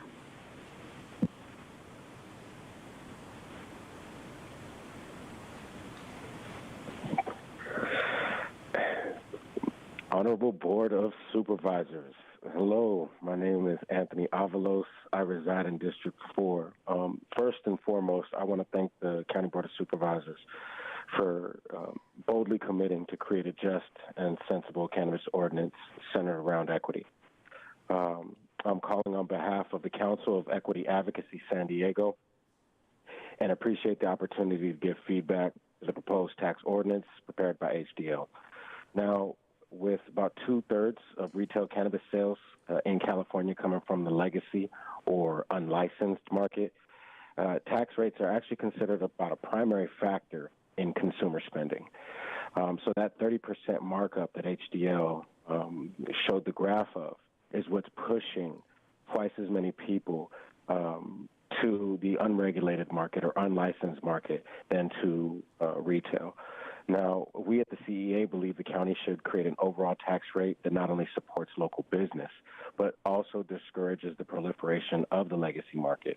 Reductions and moratoriums on taxes are becoming the norm to avoid the, quote, existential crisis being faced in the California industry. We've got to learn from our mistakes. We've got to make adjustments. We have to make corrections. We need a pathway for social equity entrepreneurs to be successful. Simply granting them licensure has proven not to be enough. With that being said, we at the CEA believe that an attempt to rectify past disproportionate harms, social equity licensees should pay zero taxes for the first 7 years of operation. In addition to that, we are proposing that a total tax burden not exceed 5% in the County of San Diego. This includes cultivation, nursery tax based on revenue rather than canopy, cultivation, distribution, manufacturing, testing, and retail tax rates that range from a 0.25% to an absolute maximum. Thank you. Your time is up. Thank you so much. Now hear from the next caller.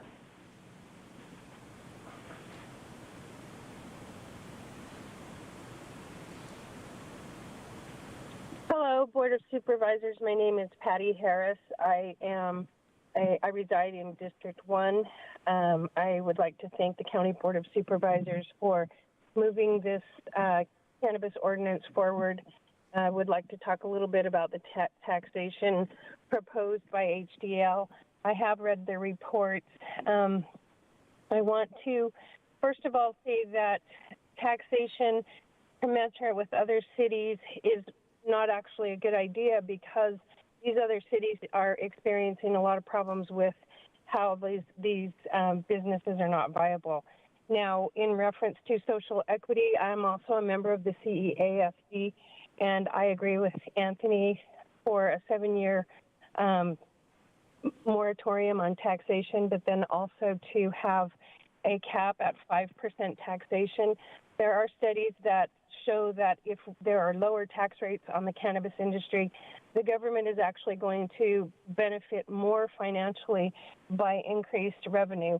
And then my final point is that higher taxes perpetuates the black market, and I urge the County Board of Supervisors to provide a lower tax base for businesses so that more operators can join the legal cannabis market and limit how much illicit, unsafe medicine is out on the market.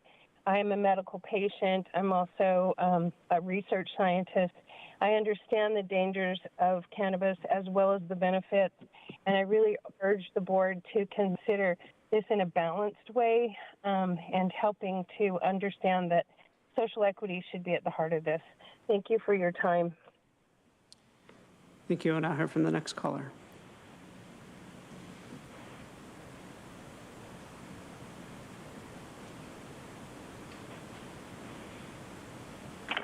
Good afternoon. My name is Terry Ann Skelly. I'm a parent of young adult sons. I follow the county's unfortunate idea to add more marijuana businesses to the unincorporated area. I support taxing the 5 open retail marijuana stores. I would suggest that whether the taxes go into the general fund and or designated for specific projects, that the taxes be used for a couple of things. Number one, prevention messaging for young people under 25. Number 2, law enforcement, minor decoy operations, and for an annual county code enforcement check on the correct labeling of the marijuana products. This is a beginning in recognizing that there are real costs of marijuana consumption to young adults, to families, to neighborhoods, and to society in general. The costs are extremely high in mental health costs alone, which is beginning to be more and more clear with each new study. Thank you for your consideration and this opportunity to speak to you on such a significant subject of using marijuana taxes to mitigate the cost of marijuana sales, promotion, and normalization. Thank you and good evening. Thank you. We'll now hear from the next caller.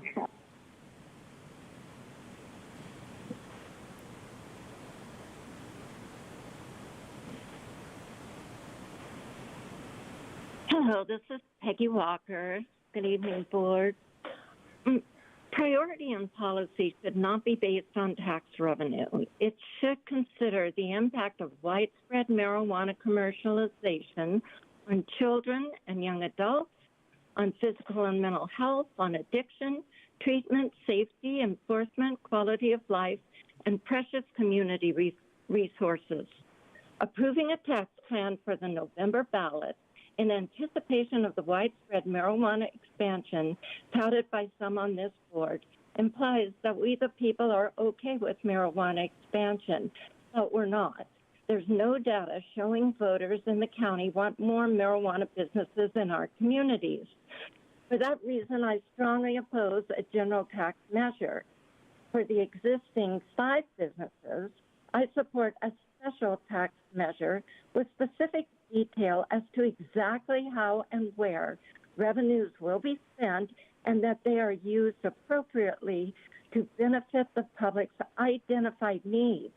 Even some marijuana proponents have recognized lack of attention to specifications in this tax proposal you're putting forth and have suggested more revenues be directed to prevention and treatment. The county should delay action in order to collect more community voter feedback. Only 80 attended the first 3 community tax workshops, and turnout was very poor for the critical social equity listening sessions. We need and deserve more resident input. Thank you. Thank you. We'll now hear from the next caller.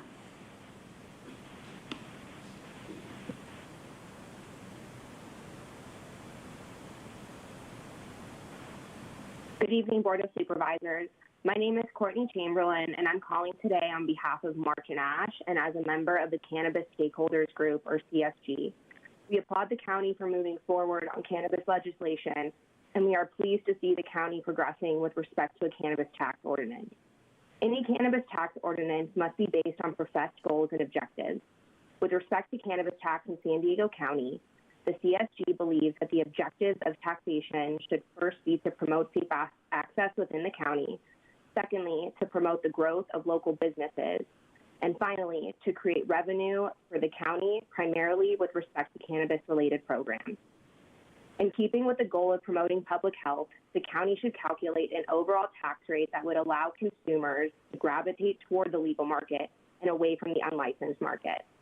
With respect to the retail tax, we believe it is essential for there to be regional cooperation and consistency in any tax that is set to ensure jurisdictions are not needlessly competing against each other in a race to the bottom. Moreover, levelizing the retail tax to align with regional rates will assist in enforcement of tax remittance, which is increasingly important as out-of-town delivery services continue to try and undercut the local market. With respect to the cultivation tax, we strongly believe that the county should not implement any canopy taxes for cultivation and nursery. Such a tax is overly burdensome on small local businesses as well as social equity. Instead, any taxation should be based on gross receipts. Again, to do otherwise would be overly burdensome on small local businesses as well as social equity operators. Thank you again for bringing forward this item, and we look forward to seeing the county implement a socially equitable cannabis program that promotes a responsible local industry. Thank you for your time.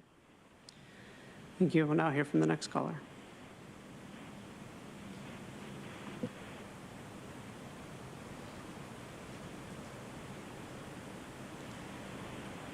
My name is Barbara Gordon. Speaking from a taxpayers' perspective, it's essential that the tax revenue collected from marijuana businesses cover all the regulatory costs involved. The county must identify all the government activities required, from oversight to enforcement.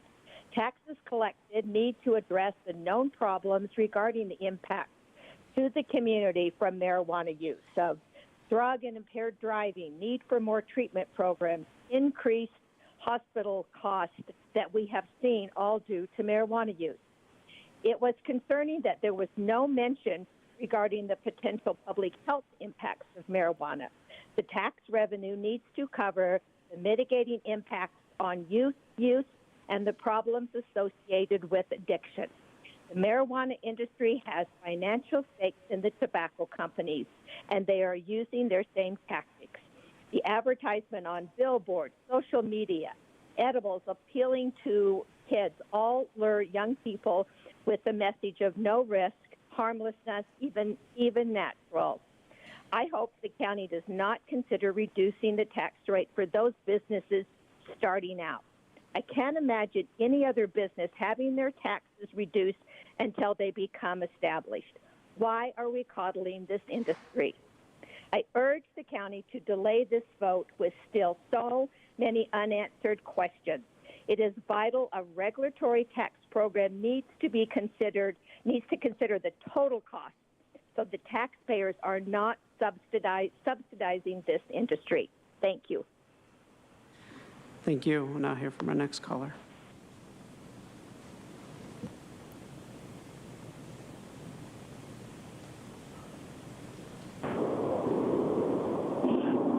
Good afternoon, Board of Supervisors. My name is Becky Rapp. I'm a parent and public health advocate who is concerned with the negative impacts marijuana businesses are having on communities. I strongly oppose the marijuana ordinance for moving forward and feel these businesses will be detrimental to the public health and safety of our communities. I appreciated the staff recognizing that these businesses are not sustainable in small rural communities or in our unincorporated areas, that they should be placed to large, big cities to help them be sustainable. This is concerning and should be rethought if this is truly the right move for our unincorporated areas. With that being said, I do recognize that if you decide to move forward, it's crucial that a tax ordinance be put in place. Taxes should be allocated to the general fund and then redistributed into the communities most negatively impacted by marijuana businesses. Counter-advertising, prevention messaging, as well as improvements to recreational and after-school programs should be of the utmost priority. We currently have 5 existing businesses already operating. October 2021, they were granted the ability to start selling product under recreational status. It's now been 6 months, and the county has yet to implement a tax ordinance on these businesses. Perhaps county staff can prioritize tax structures starting with the existing 5 marijuana outlets. 6 months seems like plenty of time to come up with a productive tax structure. Focusing on future marijuana businesses seems counterproductive. Thank you. Thank you. We'll now hear from the next caller.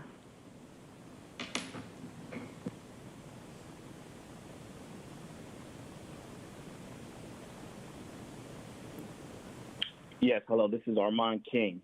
And I just wanted to say, after many decades of tax revenue being spent on unfair and unequal enforcement of cannabis regulations in the Black and brown communities or BIPOC communities, we respectfully require that a significant portion of any cannabis taxes collected in the unincorporated county be allocated to social equity applicants and long-term program funding. Social equity programs around the state have been beset by problems and largely ineffective due in large part to lack of sufficient sustained funding. The HCL's report that we are reviewing today states voters have been presented with cannabis special interest taxes 6 times and that all of these measures have failed. That is inaccurate. In March of 2020, voters in El Monte, California passed Measure PC, which allocated their local cannabis taxes to youth programs, parks, and public safety. This measure passed with 71.48% of votes. Additionally, there have been 8 general cannabis tax measures in the last 3 years that passed above the special interest tax threshold, including Measure J and Lemon Grove that passed with 71.89% of the vote in November of 2020, proving that the 2/3 threshold is more than attainable. Thank you, and let's make sure that social equity is at the forefront of everything we do and every decision we make. Thank you. We'll now hear from the next caller.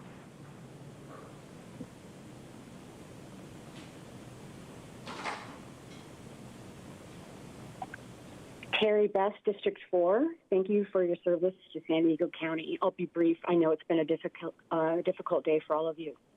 Please take every care to set the cannabis industry tax rate as low as possible. Consumers are already paying an excessive tax rate. Currently, state excise and sales tax is at 22.75%. Medical products should be excluded from all taxes, including cultivation and manufacturing taxes. Medical insurance does not cover cannabis products, and the county should not add to the burden of cannabis patients. The city of San Diego and La Mesa exclude medical cannabis from local excise taxes, as do many, many jurisdictions across the state. Also, all consideration should be given to social equity, and I concur with the points my colleagues at Paving Great Futures addressed. Lastly, there are a number of inaccuracies in HDL's report. Most questionable is the assertion that special tax measures historically have not passed. Please consider not putting all these taxes into the general fund. Rather, consider targeting funds to communities adversely affected by the drug war. Thank you for your service. Lastly, HDL, I think Ebony's representative said that we have to decide if these funds are going to be targeted today. So please, we need to really do that. Thank you so much. Thank you. Now hear from the next caller.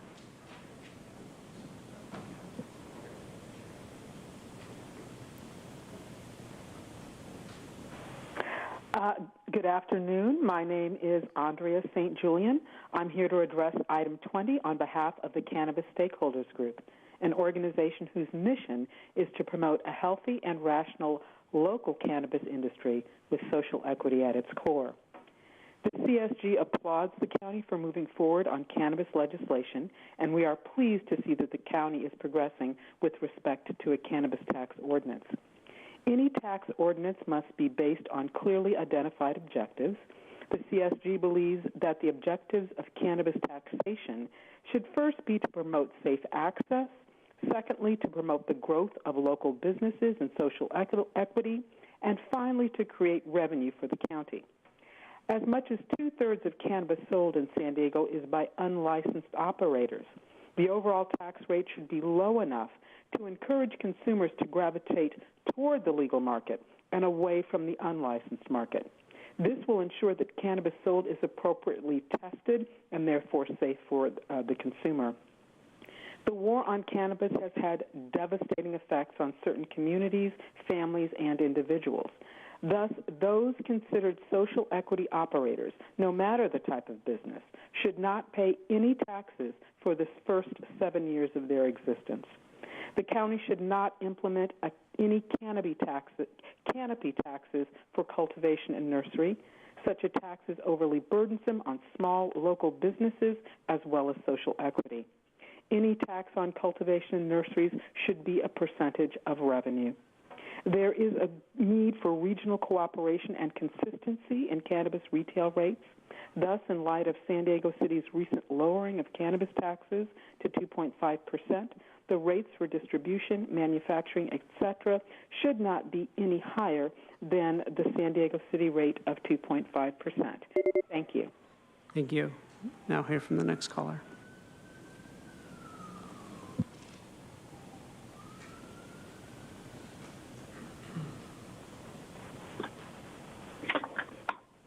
Thank you, Chairman Fletcher, and on the board is Ren Bowden with Jack's Cannabis. Myself and the other 3 owners in the county have taken the initiative to start a social equity program until the official equity program has been rolled out. We've been providing education, and we have given priority to hires that go through the graduation program of Paving Great Futures. It's been a great program so far. It's a great start, but there's much more to be done to rectify the harm that has been caused by this war on drugs. The tax dollars have been spent fairly to target the Black and brown communities. All the money raised from any new taxes should be allocated to the social spending, education, prevention, and projects inside the communities where these monies are raised. Thank you very much. Thank you. Now hear from the next caller.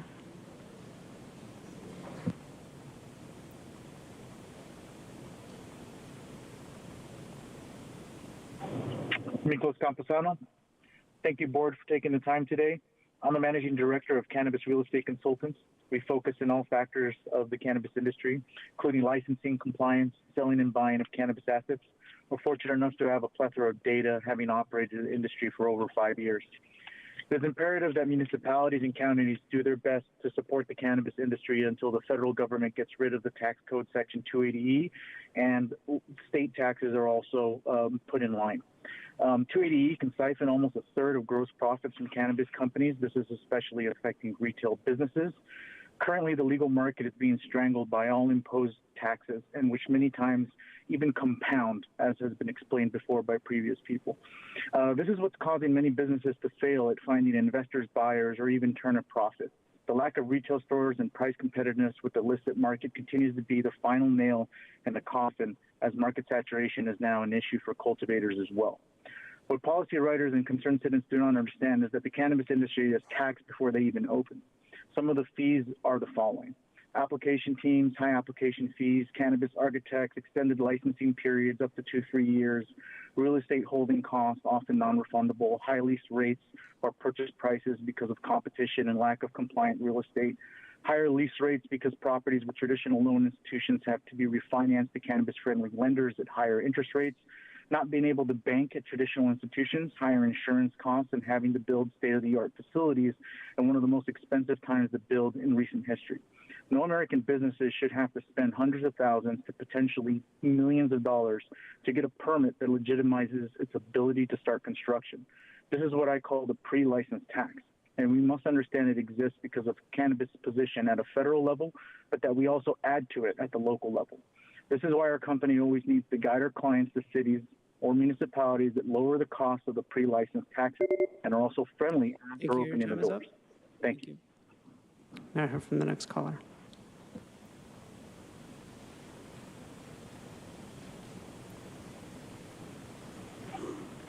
Good afternoon, Chair Fletcher and honorable supervisors. My name is Virginia Casey with Blue Water Government Affairs. We represent the 5 licensed cannabis operators in unincorporated San Diego County and similar businesses elsewhere in Southern California. Cannabis is the only agricultural crop in the state to pay a cultivation tax, and on January 1st, the state raised that tax by 5%.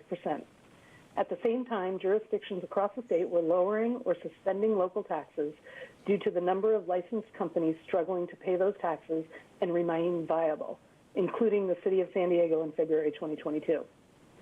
Any day now, the state will be announcing its current budget surplus.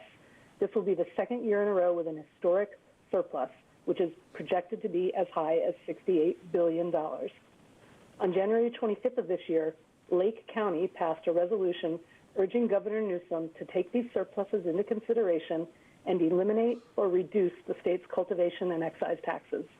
Alameda, Calaveras, Mendocino, Monterey, Santa Cruz, and San Francisco counties, as well as the cities of Berkeley, Desert Hot Springs, Oakland, and Rio Dell have all passed similar resolutions.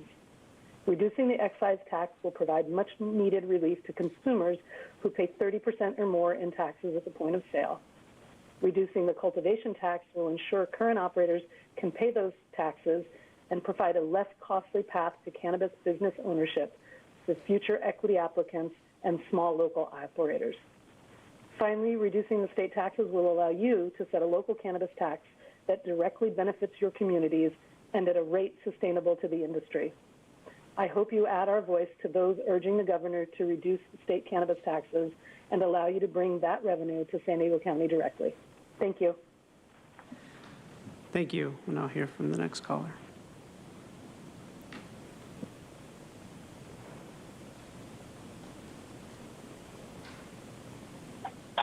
Hi, my name is Justin Joseph. I'm an Escondido resident, co-founder of racial and social justice group where I live in San Diego, and I support the work of the CSG. I applaud the county for moving forward with cannabis legislation. My primary concern with any cannabis ordinance is that social equity and righting the wrongs of the war on drugs is centered in taxation and licensing. I also support the CSG's positions that taxation should be used to promote safe access, promote growth of local and small business, and lastly, to generate revenue. The regulated cannabis market is undoubtedly safer than the licensed market, and the tax burden on cannabis businesses should be limited to increase competition with the unregulated market. Lower taxes provide more opportunity to cannibalize the unregulated market. Anybody who wants cannabis can already get it. This isn't about expanding the market, it's about bringing safety to it. Outside of strong and central considerations for social equity, per square foot taxes on cultivators or canopy taxes should not be considered. As mentioned by staff in HDL, retail faces challenges in county areas, and the larger market is likely to be cultivation. No other agricultural product is taxed this way. This type of tax creates a massive barrier to entry and would surely keep most small and local operators from entering the space, because no matter how much you produce, whether wholesale cannabis sells for a pound, $1 per pound, or $100 per pound, the cultivator owes the same amount of taxes.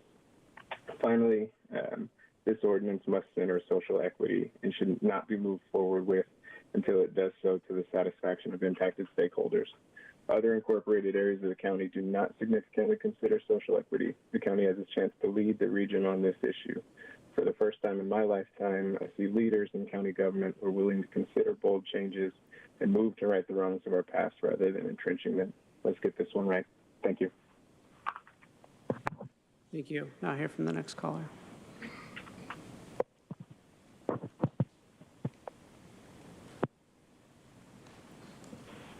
Truth. Great points, Barbara and Becky. And shout outs to the other speakers who provide insightful stats, so many meetings about the harmful effects of marijuana promotion on children, or the hypocrisy and disregard shown by these supervisors on the topic. I actually listen.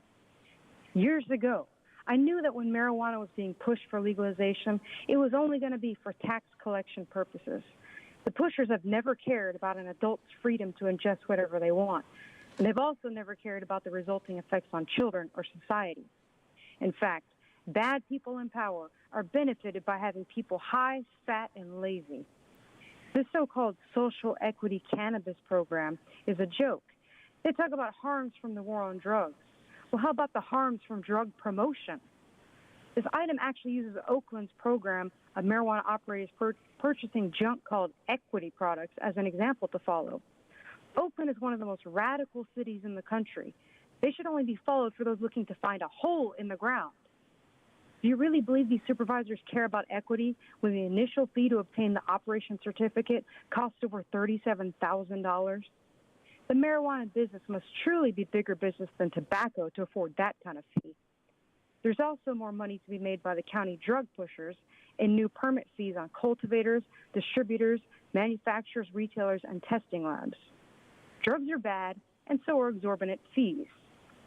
This marijuana business taxation program will actually cost taxpayers anywhere from $3 million to $6 million. And the societal cost to the unincorporated areas, who generally don't want these types of businesses, will be immeasurable and long-lasting. Let me go old school, DARE style. Just say no. We'll hear from the next speaker.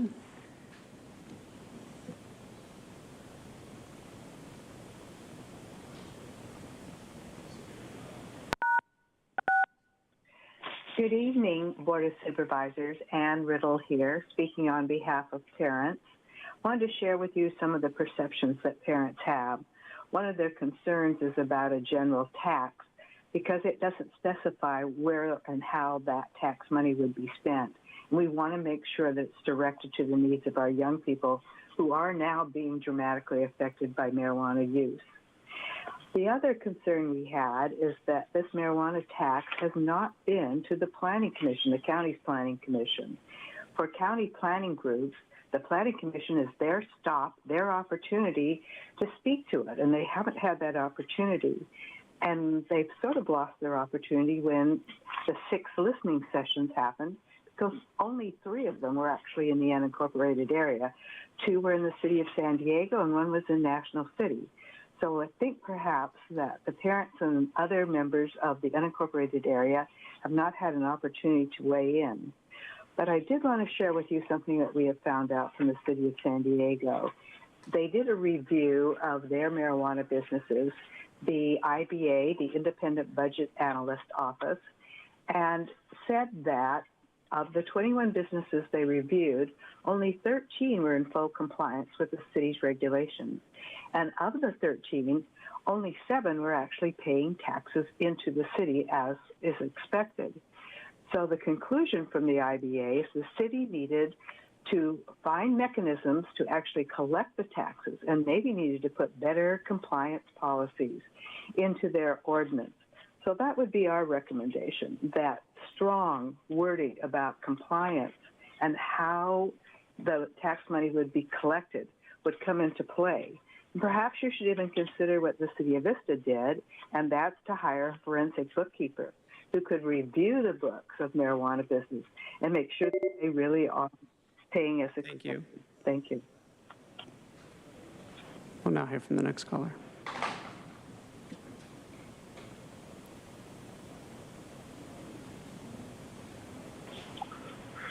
Hello, this is Greg McCluskey, owner of Ramona Cannabis Company.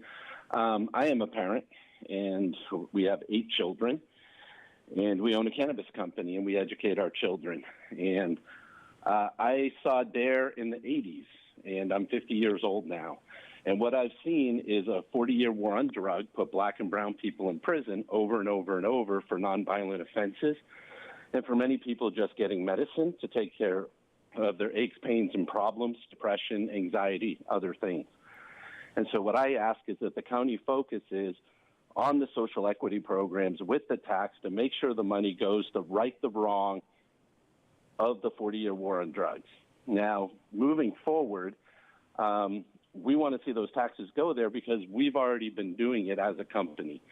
We already have over 60% of our employees are women and black and brown people. BIPOC people. We've hired people from Paving Great Futures. We've kept our commitment to the county and the County Board of Supervisors.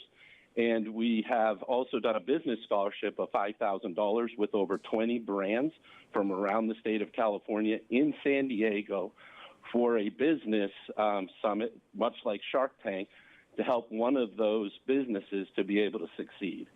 And we're proud of that. We want to do more of that. We want to see the tax money go to those things. We want to make a difference in the community, as we always have. The other concern we have with the ordinance is there's a part in there of a tax audit, and no other business in the county has this tax audit. When they sell the business, you get a tax audit. If no other business has the tax audit, then our business shouldn't be treated any differently. If you believe in small business and you believe in taxes being used appropriately and you believe in small government, I don't understand why you change your tack when it comes to cannabis. Thank you. Time is up. We'll now hear from the final caller.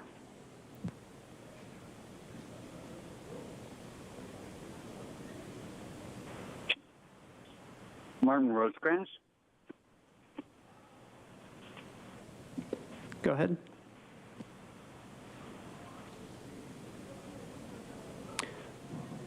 Martin Rosecrans, your device might be muted. We're not able to hear you at this time. Hello, Martin Rosecrans. Great. Please go ahead. Yeah, I would like to address the supervisors on the tax issue, especially with cultivation.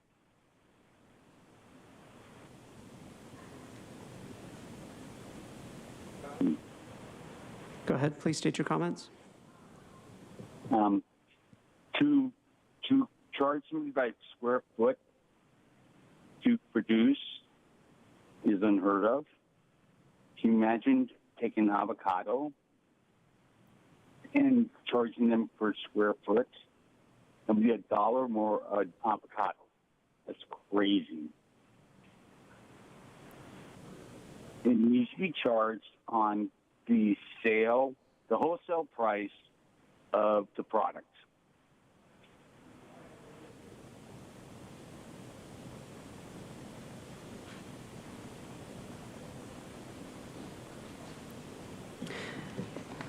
And Chair Fletcher, that concludes public comment on this item.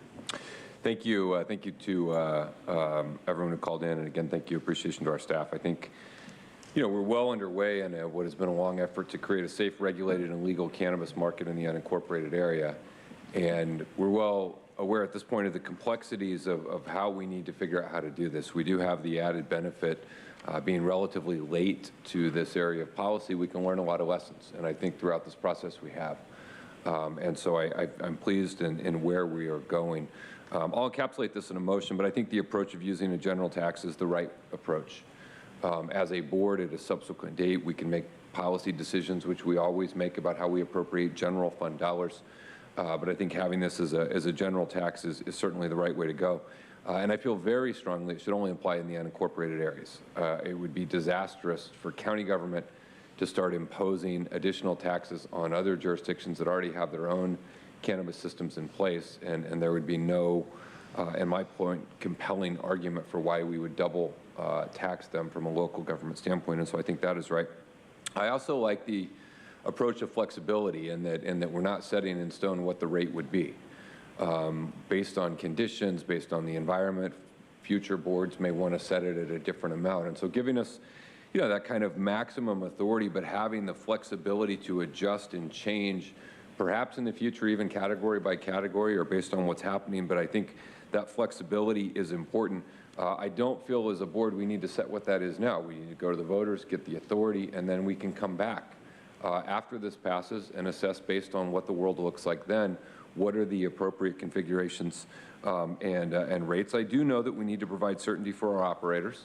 And I know that they need to be able to plan out business models and things like that. But I think that we have time to come back and set what those rates are. And I will add, Supervisor Anderson did a good thing when we started this, and increased enforcement. And increased enforcement is going to be relevant in an ongoing way. And we funded that, and that's an ongoing commitment we've made, and that will continue in what we do. But it's finding the right level of taxation that ensures that we're recouping the funds that we can recoup without creating the disincentive to push things into the black market. The goal of what we're doing is to eradicate or limit as much as possible the black market and bring people into a safe, regulated, and legal system.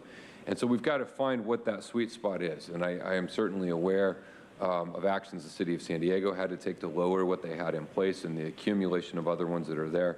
But the other thing that we can also do to help facilitate the black market is to continue to have aggressive enforcement in the unincorporated areas, which we have now. I've shut down all of the illegal operators, and we need to make sure that we continue that moving forward. But a couple questions I have is, can you clarify in 22.406, it states the new owner is subject to an audit by the tax administrator. I'd just like some insight into kind of the thinking behind that, why that's the case. Is this common for other taxes? Is common for other entities or jurisdictions that have moved into cannabis, and just kind of walk through the thinking behind that? Thank you for that question, Chair Fletcher. I have with me Deetra Williams, who is the manager for the Treasurer Tax Collector's Office, and she can respond to that specific question. Please, thank you. Thank you, Supervisors.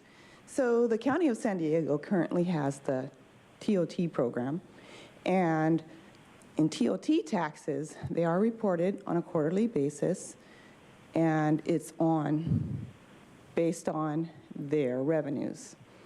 This program would be operating similarly in that taxes are based on their revenues. They're not taxes that the county sets for them on a dollar-for-dollar basis. Therefore, an audit would be required of their operations so that the county can confirm that they are reporting taxes accurately. So for those new operators, they may have been operating illegally or legally, but not a part of the county's program. Therefore, the tax collector would want to work with them to ensure that they have the policies in place in order to report accurately. in essence, an audit would be required in order to help them set that process in place. Got it. So be very consistent with how we currently do TOT in the unincorporated. Yes. Same exact process, just applied here. Okay, that is helpful. Thank you so much for that.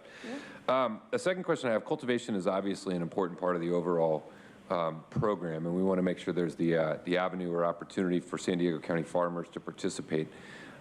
We also know that farming is very volatile in terms of a lot of things that are out of their control around weather. Obviously, our climate's changing. We have wildfires, droughts, heat waves, insects and pests, all types of things that can cause crop failure.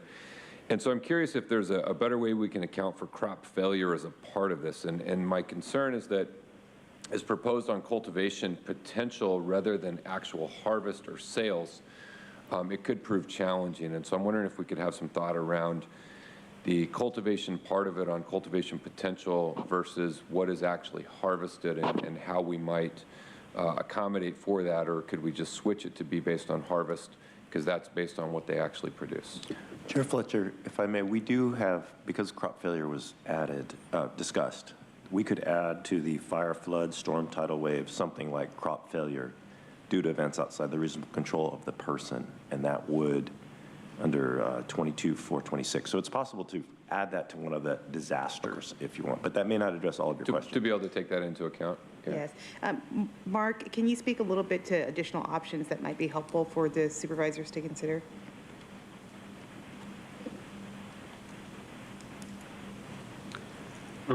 Hello, this is Mark Lovelace with HDL. That is a provision that can be added in there. It is important to be able to allow for that. The ordinance that we provided to you is something that we learn over time from each jurisdiction that we work with, and we glean new ideas that we include as we go along. This is something that's been added for a number of reasons. Most significantly was following some of the fires up in Northern California, where we had people whose entire crops were destroyed. And when you have something that is based upon square footage, which is a simple method for assessing that tax, it provides it's got a number of advantages, both administratively and that benefit the grower too, in terms of knowing exactly what their tax burden is going to be, planning purposes. But we have learned over time that there needs to be an allowance to be able to adjust that rather than having it based only on the permitted square footage, because someone may be permitted up to 10,000 square feet, but because of the sales deals that they have in the pipeline, they know that they're only going to be planting 5,000 square feet in a given cycle. And so the ability to be able to adjust that as they go along, or the ability to be able to address it after the fact when there has been some form of a catastrophic event, such as fire, flood, or crop failure, that they can provide evidence to be able to demonstrate the problem. That's something that can certainly be added into the ordinance, into that provision. Great, thank you, Mark. My final question is around the consumer price index, the kind of pegging of taxation, and just wonder if we could hear a little bit of the thought surrounding that. Obviously, when you have a straight sales tax or even a gross receipts tax, those tend to fluctuate naturally based on inflationary pressures, and so you don't need to peg them to increase because the increase is already accounted for. I'm just wondered if we could just had a few questions around the consumer price index and which categories of taxes we think that those would apply to. At this point, it would be the cultivation tax, since that's the only one that would be adjusted based on CPI. Mark, if you have anything to add, please feel free to do so. Yeah, I guess Mark, real quick, just so you know, my question there is if they end up paying a tax based on how much they harvest, what is that tied to, and is that amount already inflating or deflating with the market? So does it need a CPI type index to keep it in line? And I do see value for automatically adjusting things that are fixed, because over time they will change. But if you could just walk me through that on the cultivation side, that'd be helpful. Yeah, for the cultivation tax is the only one that we're recommending something other than standard gross receipts tax. And as you noted, gross receipts automatically adjusts for CPI. It's the same percentage whether you make X amount of money or 10 times that. You're paying the same percent. For cultivation, there's a number of reasons that we recommend the square footage, which I could go into. But the core issue here is that $10 per square foot or $1 per square foot, I should suggest it. Whatever the figure is, remains the same even as the value of that dollar goes down through inflation over time. And so allowing something. Hey, Mark, just so I understand it. So the cultivation tax then is not pegged on the value of the harvest. It's pegged on the square footage that's being cultivated. Is that correct? Yes. Okay, so that's why you would have CPI in there, because it's not pegged at that thing. Yes. Are there any cultivation taxes that do it based on the value of the harvest? Yeah, the two most common methods definitely are square footage or gross receipts. There have been some attempts to do based on weight, but that ends up being kind of, in some ways, a worst case scenario because you're not tied to the price of the product any more so than the square footage is. But you also don't have the consistency. You have need for auditing and for tracking to be able to confirm the amount of product. It ends up creating, it doesn't really solve any problems to go by weight. But what would be the argument for doing square footage over gross receipts on the cultivation? The primary arguments for doing square footage over gross receipts, one, it's simple, that as noted, both the county and the grower know going into it each year, each quarter, each cycle, however they want to address it, what their tax liability is going to be. They can use that for purposes of planning. As I said by way of introduction, I live up here in Humboldt County, and in talking with people in the industry up here, there are people who are budgeting based upon an assumption that they're going to make, that they're going to be making a large amount of revenue. It turns out that they're not. That the pricing changes through the year. So being able to have a set amount to know what you're budgeting for and what your tax liability is going to be there's an advantage to that. The other thing that's an important advantage, someone mentioned the 280E and the fact that cannabis businesses are not able to take the same deductions that other types of businesses are. However, the tax on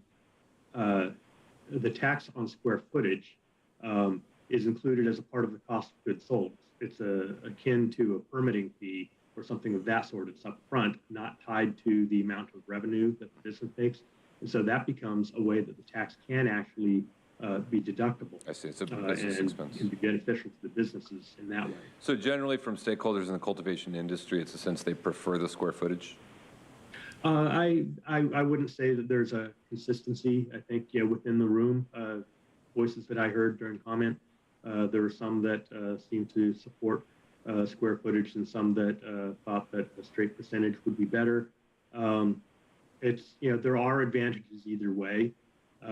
HDL is supportive of either direction that the county wishes to go. In general, we do recommend square footage because there are a number of advantages, like we said, that it's administratively very simple. It doesn't require audits, which can be again, because this industry remains a cash-rich industry, that to ensure that the actual the proper amount of gross receipts is being remitted and reported to the county.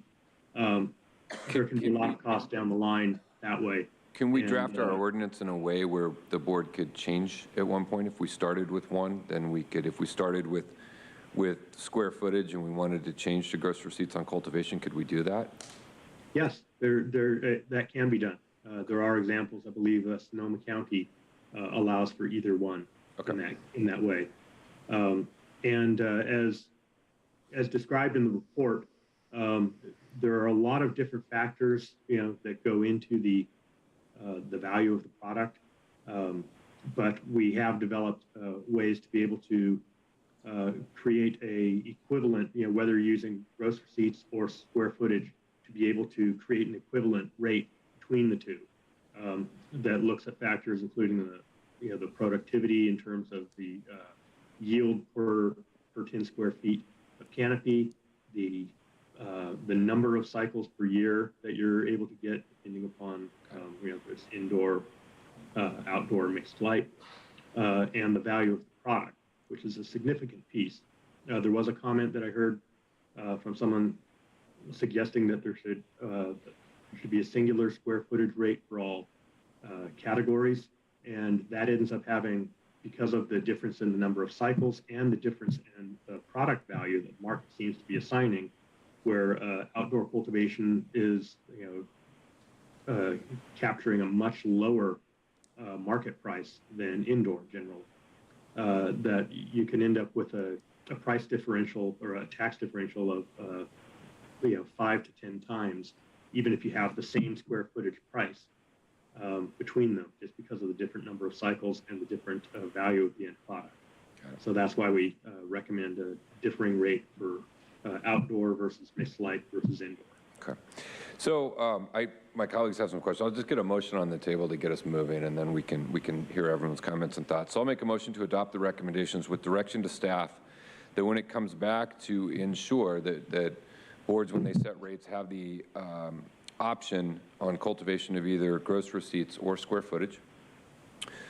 The second part would be to ensure that we have a component that takes into account crop failure in the cultivation market. The third would be to adopt a general tax. The fourth would be with the understanding that the board would return at a later date to set the various rates. And the fifth would be that the general tax would only apply in the unincorporated area of the county and not in any of the incorporated jurisdictions in San Diego County. So I'll make a motion to get us going there. Is there a second? Thank you. All right, we have a second by Supervisor Wasserman. All right, we'll go to Supervisor Anderson. Thank you, Chair Fletcher. You took half my questions. Those are great questions. You know what? Maybe it was stated, but I missed it. When I look at this regional benchmark of taxes, is this percent based on gross or retail? Or net on the tax, the percents that are shown? Is that a gross tax or a net tax?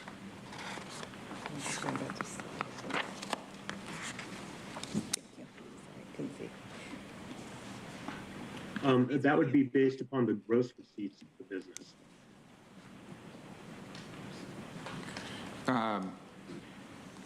And then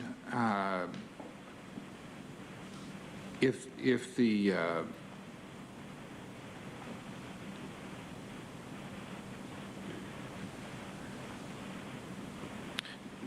reason why we're using gross is because we assume that they're going to make a profit, or is there a scenario? This is new to me. Is that in many businesses, the cost of operation can exceed the cost, the profit of sales. And I'd hate to tax a business out of business because the taxes on gross aren't tied to net earnings. And, thank you to my colleagues. We've shut down over 70 illegal pot shops in my district alone, and probably over 100 if we included all the unincorporated area. But it's not that there isn't competition out there, and it's not fair competition. So are we creating a scenario by going on the gross that we potentially could put these people out of business if their costs exceed what the revenue is? Just one point on this, and then we'll let staff address. Having been down this road before in other policy areas, say housing, affordable housing, if you are going to assess a fee or a tax on the net, you are guaranteed that there will never be a net. because you just simply can pay everyone more and do more things. And I'm not suggesting that people would do that, but anytime you put a payment back that is due on the net profits or proceeds, you are inherently guaranteeing a business model that will never net any money.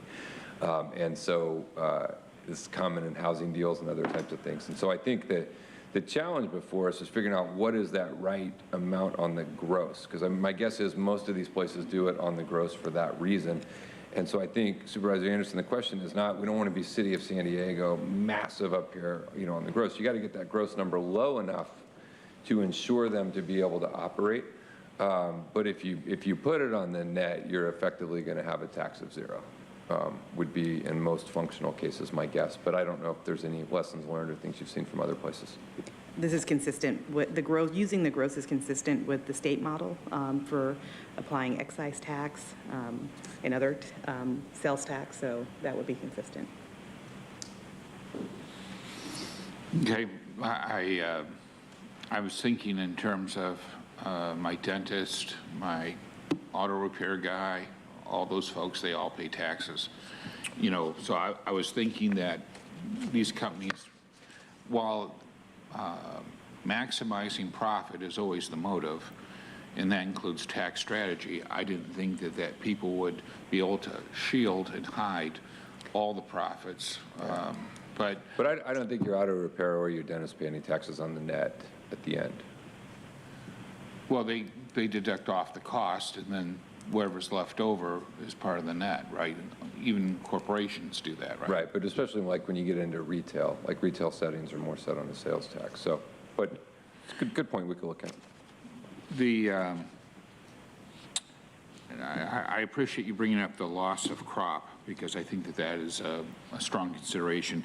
And since we're using gross, it doesn't really matter where we're using square feet in the cultivation or percent, because they're going to pay it either way.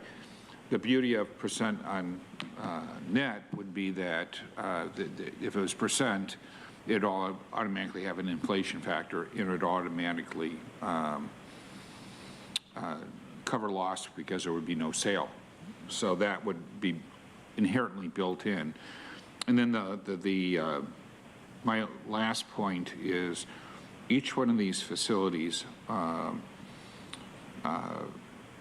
attracts additional, whether it's potentially addiction issues or some sort of negative impact in the community, or whether it's beautification. I think it's important that as we move forward that we think in terms of how we're going to continue to mitigate, and certainly the largest mitigation, and one of the reasons why I supported this to start with, was that we had such an epidemic of illegal pot operation that was just tearing my district apart. So I'm glad to know that we're going to continue with that as part of the mitigation. So thank you. Thank you very much, Supervisor Anderson. Supervisor Lawson-Remer. Yeah, thank you. I first just really want to thank staff and as well as the consultants for all the work on this. It's obviously very complex, and I think we're moving in the right direction. A lot of really good consultation with community members, so thank you all for all of your work. The main thing that I just wanted to echo were along the lines of the questions asked by my colleague, Chair Fletcher, regarding square footage as a taxing basis as opposed to percentage. And do you need anything further from us to ensure that in the next report that comes, that we can see those options, right? I think I personally think that's a really interesting approach, to be able to choose between either percentage or square footage, and leaving that as both options being available to future boards. I think that seems like a very promising route. But I think there's also the route that County Council mentioned regarding sort of listing additional and more inclusive exceptions. So I think it would be very helpful to have a couple options with pros and cons of those options to consider. To me, that was there's a lot of trade-offs and some things that maybe aren't perfect in what's been put out and the draft, and I think could quibble here and there, but overall that seems like the real place that would be helpful to have some options that we could weigh in on in the report back. So Again, I did second my colleague's motion, so my only question as to staff is whether you need any additional instruction or whether this sort of conversation and comments is enough to ensure that we have those options at the report back. Thank you so much, Supervisor Lawson-Remer, for asking for that clarification. I appreciate it. Yes, this is sufficient direction. Okay, thank you so much. Thank you. Supervisor Desmond. Thank you, Mr. Chair. I got a question because one of the things that's unique to these unincorporated area dispensaries was the potential for them to have smoking rooms or tasting rooms or whatever it is you want to call it. And I want to, no tax was even mentioned for those types of purposes. And I think we need to, have cost recovery on, I don't know, potential more sheriffs or law enforcement or things like that if they're going to be using it on site. So is there any sort, I don't know if the square footage or be annual permit fees or something like that that might be added to offset some of the, I guess, community's cost for these smoking rooms, which I think is unique to the ones in the unincorporated areas. Has any thought been given to that? Or is there a way to recover some of those costs? Thank you for that question, Supervisor Desmond. If I can ask one of my land use partners to address that question. I'm not familiar with any discussions that have occurred in that space.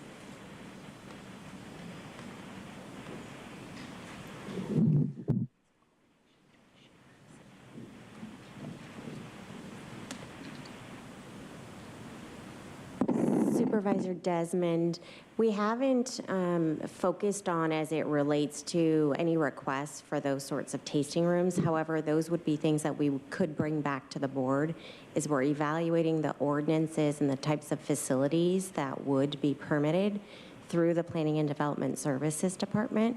So we'll be happy to bring back the information as we're bringing back the ordinances for review. Well, I got a question on square footage. Is the square footage on the size of the dispensary? Is that what we're talking about when we're talking about? That's right. It would be on the size of the facilities, exactly. Okay.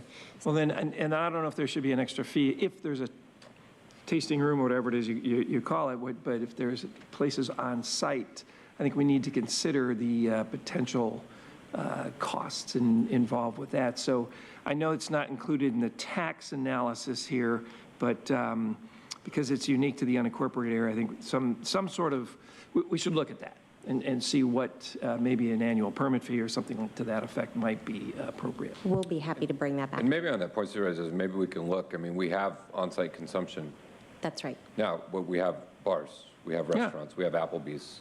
It's not a dissimilar concept. So that the taxing component for purposes of the sales tax and things along those lines, I would assume would cover the consumption piece. And then for purposes of the types of facilities, we can work that and incorporate that into the types of permits that would be provided.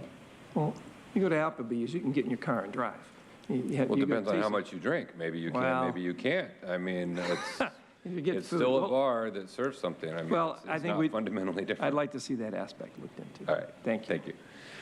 All right. Thank you all. So we've got a motion and a second, just so we're clear. The 5 direction to staff. 1, include options on cultivation and the ordinance development where boards could decide gross receipts or square footage. 2, ensure we have a crop failure mechanism in cultivation to be able to adjust. 3, to move forward with development of general tax. 4, to move forward with the understanding as a board that we would return at a later date, not necessarily aligned with the ordinance around setting the individual rates. And the 5th would be that this would only apply in the unincorporated area, plus the other recommendations that were included in there. With that, we have a motion and a second. Please vote. Chair Fletcher, that motion passes with Supervisor Desmond voting no, all other supervisors being present and voting aye. It concludes the agenda items before us. We have a little board committee reports. I'll ask my colleagues if they have anything they would like to share from any boards or commissions they are on. Not seeing any requests. We have no adjournments on our memory today, on our agenda today. And so now we will return to non-agendized public communication, and I'll ask the clerk to call forward the remaining speakers. Thank you, Chair Fletcher. We have 36 requests to speak, remaining requests to speak on matters not listed on the agenda. For those that requested to speak by phone, please dial into the conference line now using the instructions that were provided to you. We'll begin with the in-person speakers, and as I call your name, please come forward and stand against the east wall under the murals until it is your turn to speak. Brian Lafferty, Mariana Elledge, Bob Prakesh, Stacy Prevey, Mike Borello,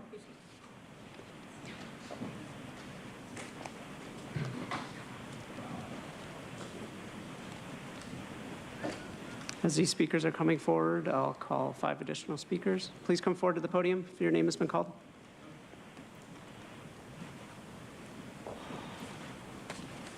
Sorry, this is my first time doing this. Ask you to please state your name for the audio record. You'll have 2 minutes to address the board. Okay. My name is Stacy Prevey. I work for Wastewater Management for 15 years, and I'm a member of the local 221. We manage 5 wastewater treatment plants, 4 water systems, 12 pump stations. And currently, we've been unable to fill positions for many years and have a high turnover rate. Currently, I think we have about 30 to 35% vacancies. In the last 2 years, we've lost a group manager, 3 unit managers, several engineers, senior engineers, techs have left, retired, transferred.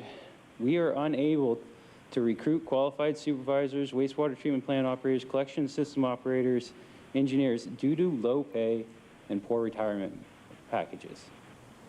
And those we do get use the county as a stepping stone to transfer to a different agency. Anytime I get halfway decent personnel, they'll work for me long enough to get another job.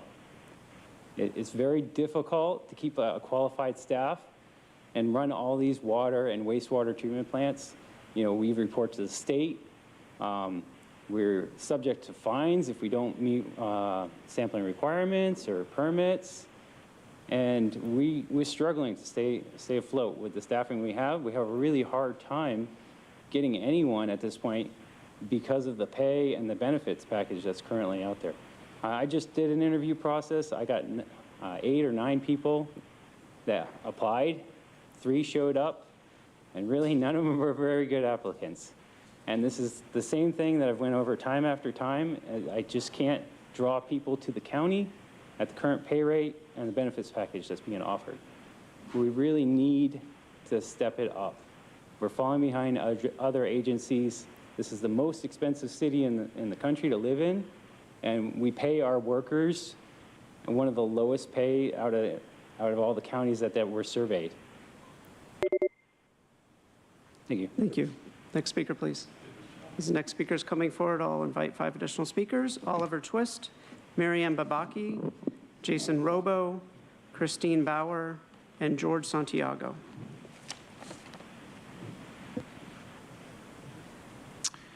Mike Borello.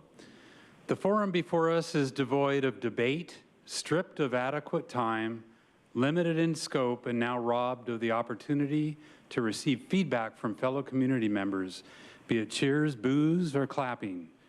This was not the forum of our forefathers in a free America where the freedom of speech ranked highest by virtue of our First Amendment. The freedom of speech shall not be abridged, even here in San Diego. We gather in these chambers to communicate our grievances to elected officials indeed, but also to have these grievances be known to community. Without immediate and befitting response from community, the aggrieved speaker is unrightly disenfranchised to know his message was well received or otherwise not. But your intent is to chisel, piece by piece, the power of our voice and divide the power of community. We are the constituents. We serve as a part of a whole, the community which elected you. We are empowered to elect or designate. We are authorized to make or amend a constitution. It's that simple. But these politicians have obfuscated constitutional free speech to make us appear the criminal. Bless these sheriff deputies. God help you. You all find your way back to the promises you made. I'm talking to you. Hey, your comments are to address the board. Talk to the board. Leave the deputies alone. Okay. It was not to the politicians, but to the constituents. I reclaim my power, and I give you, the deputy sheriffs, the authority to uphold the Constitution. You may defy any order from these politicians that abridge free speech, and that includes cheers, boos, and clapping. God bless America. Next speaker, please.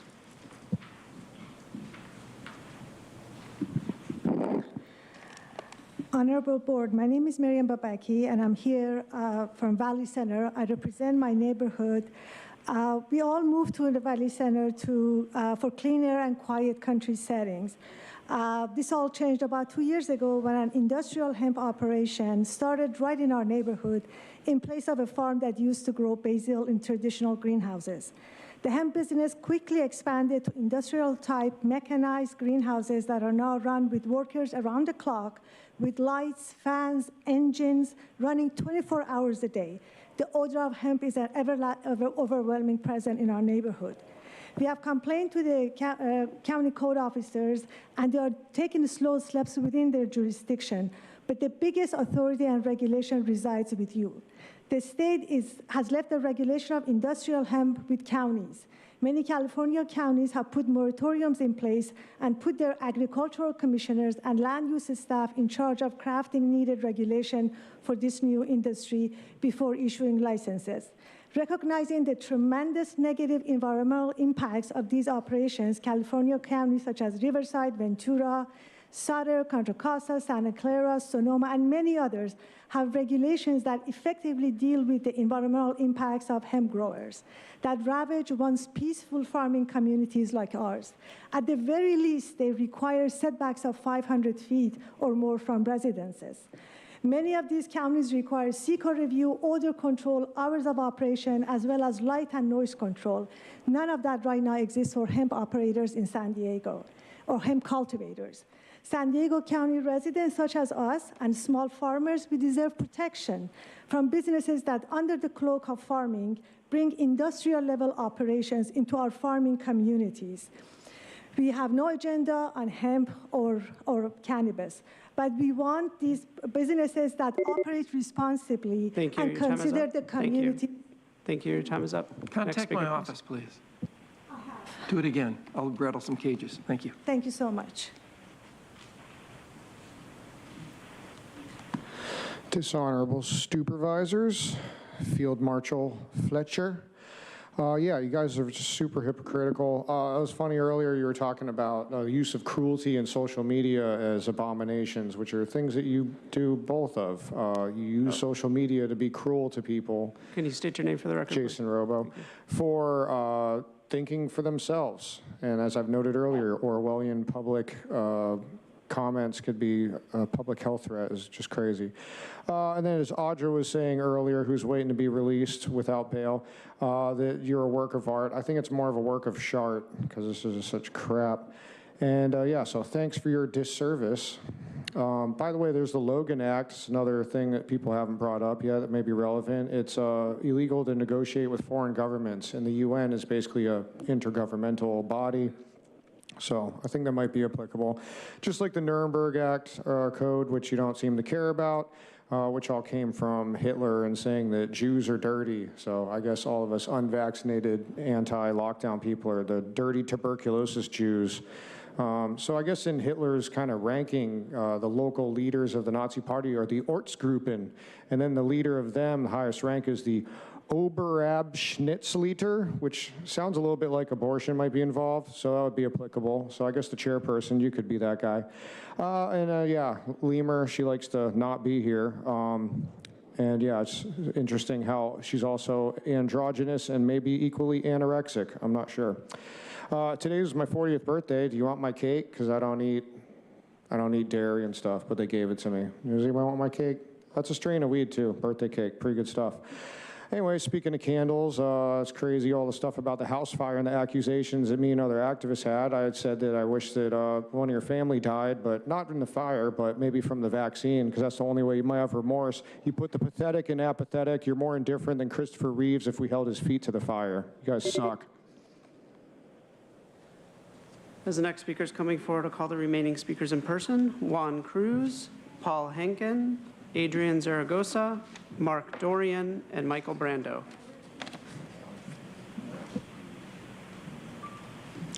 Good evening, Chair Fletcher and Board of Supervisors. My name is Christine Bauer. I've been a registered nurse in the emergency department at Palomar Health for over 25 years.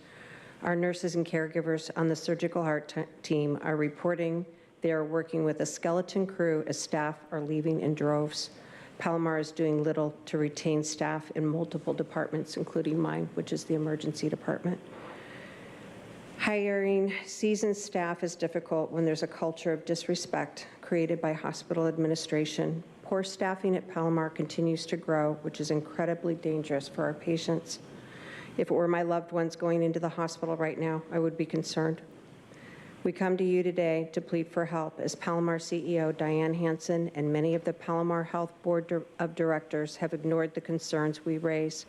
Worse yet, 2 of our members are now facing retaliation for exercising their democratic right to speak out during the public comment section at the Escondido City Council meeting.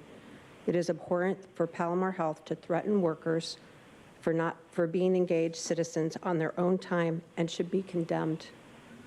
They are trying to prevent us from speaking out about worsening conditions. Nurses are looking for accountability from a publicly run institution, but instead are met with a gag order. Palomar Health serves your constituents in North County, San Diego, and we need Board of Supervisors like yourselves to help intervene. Let Palomar know that it is not acceptable for nurses and caregivers to be disrespected and disregarded. I'm here on behalf of the 1,200 RNs and 1,700 CHU members who are upset CEO Diane Hansen and the board are refusing to adhere to a contract that puts our patients first. We ask you to advocate for our community and let Palomar know that declaring war on nurses and caregivers is not the righteous path to follow. I really appreciate your time and service. Thank you. I know you've had a long day. Thank you. Next speaker, please.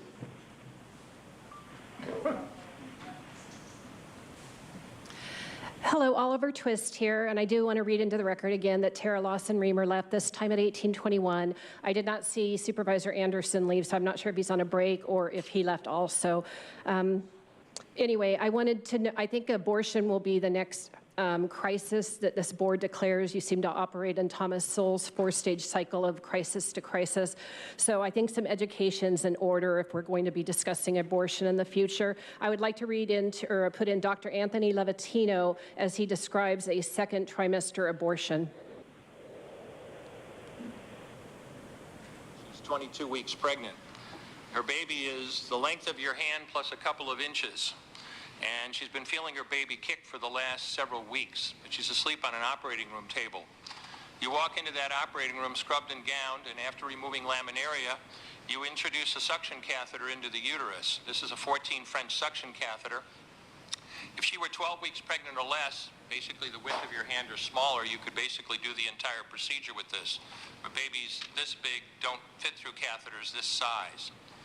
After suctioning the amniotic fluid out from around the baby, you introduce an instrument called the Sofer clamp. It's about 13 inches long. It's made of stainless steel. The business end of this clamp is about 2.5 inches long and 1/2 inch wide. There are rows of sharp teeth.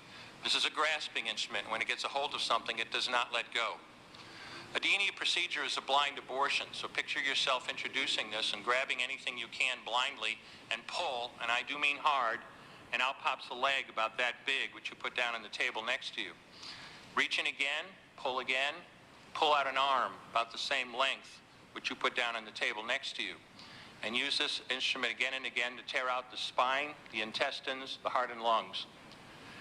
Head in the baby that size is about... He goes on to say that the head is pulled out, white fluid comes in, it's the brain, you know you've done it right then, and then a little face stares up at you. Next speaker, please.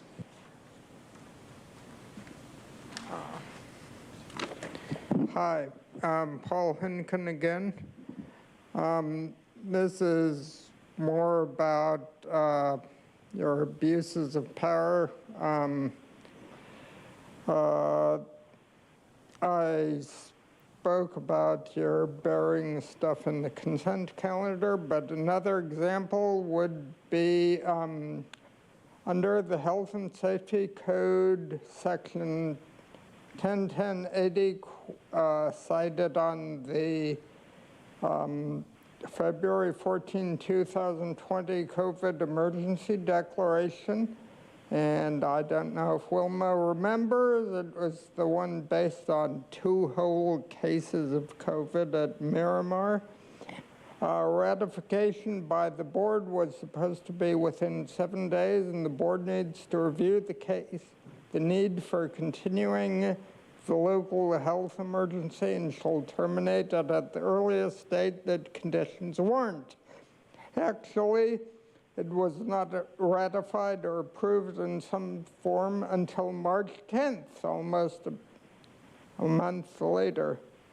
As for the review, at the last board meeting, and I believe this one, it ratified all emergency actions taken by department personnel, but it did not vote to continue the actual emergency.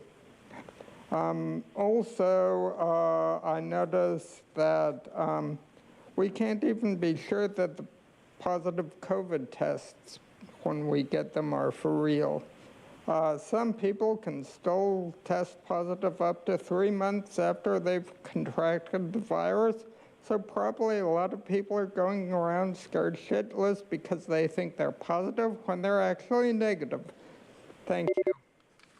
Next speaker, please. Can you guys hear me pretty good? I want to apologize for all the verbal abuse you have received today. Happy Mother's Day to all the mothers. My name is Juan Cruz. I was born and raised in San Diego in the community of Mount Hope. I worked for the county of San Diego for 24 years. I love America's finest county. I have committed myself to helping the public. I really believe that the noblest motive is the public good. I believe in the system that God has gave us. I want to talk about financial equity and about a situation that recently I went through. After working on a project for almost 2 years, I was told that it didn't work. Due to the overwhelming support of the project by my team, my units, and my coworkers, I could not let it go. I went up the chain of command and was brushed off. I reached out to the office of Lawson Reamer, and I was eventually awarded the dibs for the project that I created, and I was awarded $50. The project was to improve mental health, team building, team morale, engagement for the county employees. It's not about the money, but it is about the money. I have a household of 5. It was the lowest awarded dibs in history. Don't get me wrong, I'm grateful for the $50, but how was it measured? Was it for me just to go away? With the award, I plan on buying chicken, rice, beans to feed my family. I was really shocked with the award, but very sad about how it was awarded. The way we treat our workers is a reflection of our county. I worked extremely hard on this project, which brings me to my second topic, financial equity. I have worked through the public crisis. I didn't get the PEBT like a lot of people did because my kids go to a charter school. I couldn't pick up lunch for them at school because I had to work.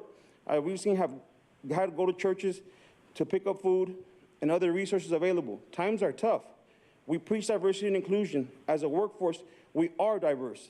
All we need to do now is include county staff with financial stability and equality.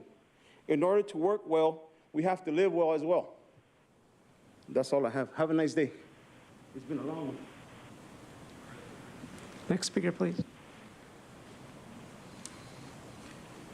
Mark, truth, many people have noticed how intelligent and loving you are and hope to meet you someday. Now a little history of drugs and their use in our country. Around the late 60s, there were big movements, large protests at major universities. Perhaps you've forgotten about the 2 shootings at Kent State. These students weren't just getting high and yelling peace because they thought peace was cool and they were hippies. The culture was very educated and the people were becoming very aware that the corporation had a military department that your subsidiary corporation is part of course, and that wars are very profitable and their children were being killed. Just about that time, there was a huge influx of drugs into the country, which of course the government does control. You've got quite a smile, Fletcher, that I'm sure you're aware of this. You're a professor of political science, which is common to want the people to get high just like right now. There's such a totalitarian change that's never been in the last couple of years, and they want everyone to get high and not be cognizant and think about the way these people, and the federal government especially, are stealing your money from you. Furthermore, the vaccine companies that these people are promoting are held harmless from even being sued. So the fact that you trust them at all is absolutely ridiculous. As far as climate change goes, I noticed, Nathan, that at the San Diego County State of the County address, you stated that climate change was real and it was silly anyone should even have to mention it. What you didn't mention is that in 1983, there was a mini ice age that dropped the temperature by 1 degree Fahrenheit, and it's only raised 1.4 degrees Fahrenheit since then. Thank you. Final call for George Santiago, Adrian Zaragoza, Michael Brando, Brian Lafferty, Mariana Elledge, and Bob Prokesh. We'll now hear from those that requested to speak by phone. When it is your turn to speak, you'll be unmuted and you will hear a recording that will tell you to begin your comments after the beep. I'll remind the callers that they should mute their TV or live video stream before they begin speaking. We'll begin with our first caller.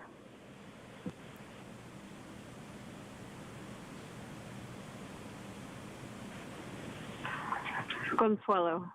I see actors, liars, manipulators, thieves, tricksters, and tricksters and brainwashers. We know they are lying. They know they are lying. They know that we know they are lying. They know that we know that they are lying. And still, they continue to lie. The point of modern propaganda isn't only to misinform or push an agenda. It is to exhaust your critical thinking, to alienate the truth. Annihilate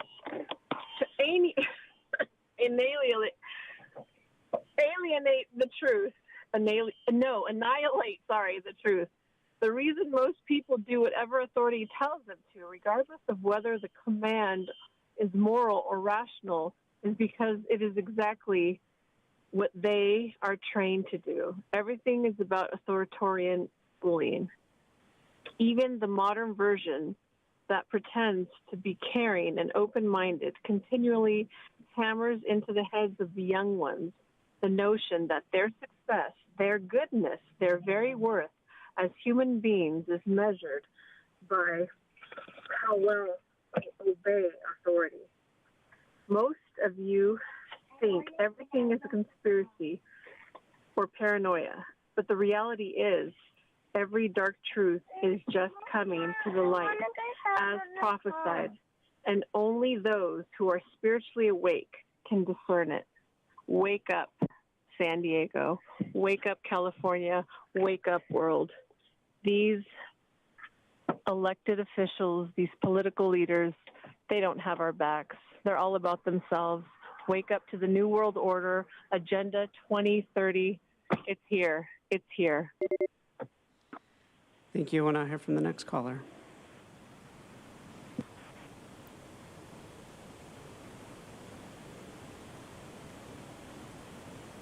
My name is Eleanor, and I'd like to tell you a story. Probably many of you have heard it, but I will tell it anyway. Once upon a time, there was a vain emperor who wanted to wear the most exquisite clothes available. He hired some scammers who pretended to weave through the night, but their looms were empty. When the emperor sent his ministers to inspect the clothing, they could see nothing. Not wanting to appear foolish, they exclaimed how magnificent everything was. So the emperor set off on his procession while naked. It took a little child to point out the fact that the emperor had no clothes. Now, I didn't read this merely to entertain you. Perhaps we should realize by now that there is and never was a pandemic. There is no virus killing people. It is our board of supervisors who are ruining businesses, causing depression and suicide. Anyone with a single brain cell understands this. These people will be held accountable for crimes against humanity.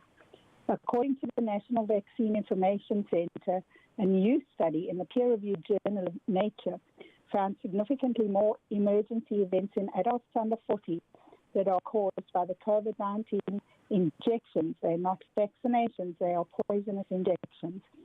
There's a link between these poison injections and myocarditis. They found cardiovascular adverse outcomes such as blood clotting, acute coronary syndrome, cardiac arrest, and myocarditis. These are consequences of these injections that our Board of Supervisors is advocating everybody get. This is a global genocide.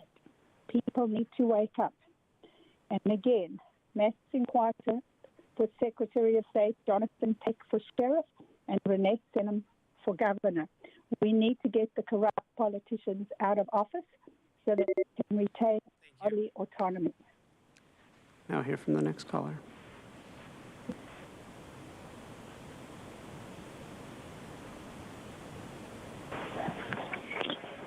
Peggy Walker, good evening. This week, following up on the earlier speaker on drug use, this week is National Prevention Month, sponsored by SAMHSA, the Substance Use and Mental Health Services Administration. It has a focus every day, and today's is Preventing Youth Substance Use. With that in mind, I came as a voice for the children I mentor, their parents and families, to ask your consideration for a ban on flavored marijuana products. Flavors are the #1 attraction for marijuana use by children and young adults.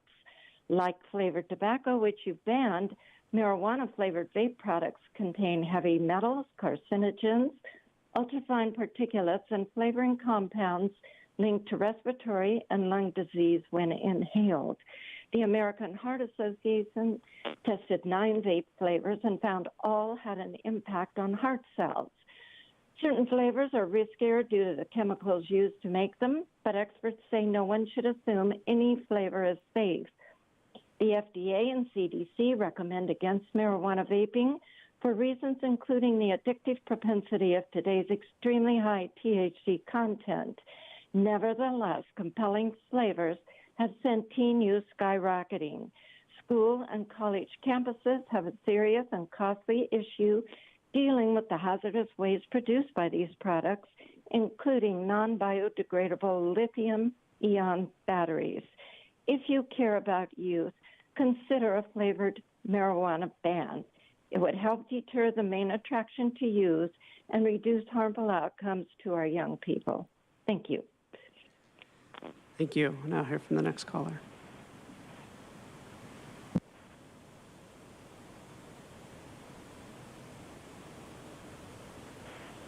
Truth.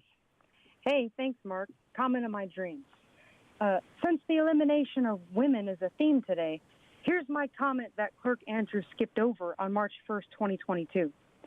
San Diego County's new doula pilot program uses the made-up term birthing people, yet another piece of disempowering, misogynistic, anti-women terminology. Tara was correct when she said birthing people is a values language, because it's completely based in a belief system, a cult, rather than in scientific fact. So let's quash the disinformation. Only biological women can have babies. Interesting to note that doula in Greek actually means female slave. And for the record, midwives are a better option than doulas because midwives are authorized and actually receive healthcare training. Doulas often don't receive proper training and are not medical professionals, so they can't administer medical treatment to mothers in need. Pregnant women, beware. Here's some history. One of the most recent doula movements was in 2008 in New York City by radicals who wanted to execute free abortions without medical professionals in their way. Their organization was called the Abortion Doula Project. The abortion lovers, they literally attended many abortions, helped sell that concept to the ignorant public by re-advertising their abortion doulas as full-spectrum doulas. That information came from a book entitled The Doulas, Radical Care for Pregnant People. Ironic quote from the book. Misogyny can reduce pregnant women to walking wombs without rights. Well, that's exactly what these supervisors' anti-women values cult birthing people language and the new CDA ordinance are doing to women and mothers. See Las Madres Nora in San Diego County, dedicated to Okinatamakin Audra.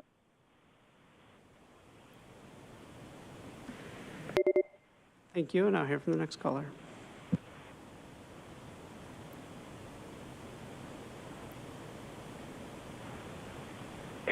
Dean, first of all, I wanted to talk about how the Board of Supervisors is doing all these things to make it difficult to access the meetings, difficult to comment, moving stuff to the consent agenda that shouldn't be there. That's not okay. The board's beholden to the public, not the other way around, and you should make it easy for the public to comment. If you've got a lot of people who want to comment on the agenda, you should consider it a good thing that the public wants to give input and the public's interested in what you're doing.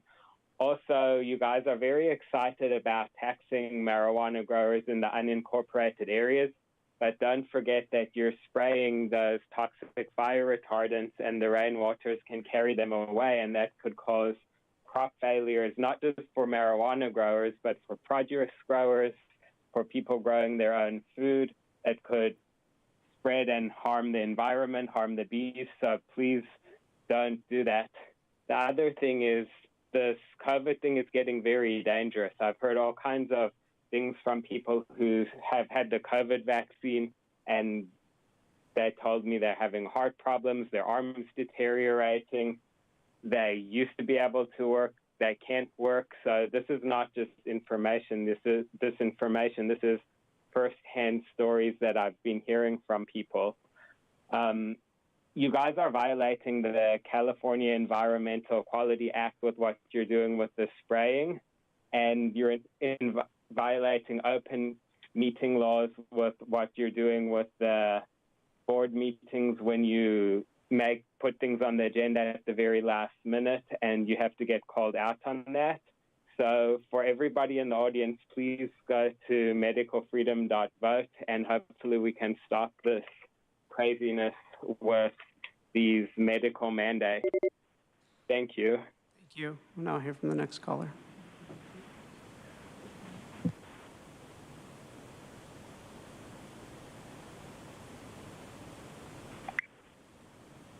Hi, my name is Nancy Nguyen. I'm the Civic Engagement Organizer for PANA. Although we are deeply excited for the VCA transition, I also want to make sure that historically disenfranchised voters, including voters with limited English proficiency, are centered. So I'm calling to uplift our request for $20,000 to be given to the ROV for enhanced language access to the Somali community. This funding amount was given to us by the ROV in a need to cover the cost of facsimile ballots translated to Somali at vote centers. The city of San Diego alone has the second largest population of Somali people in the United States.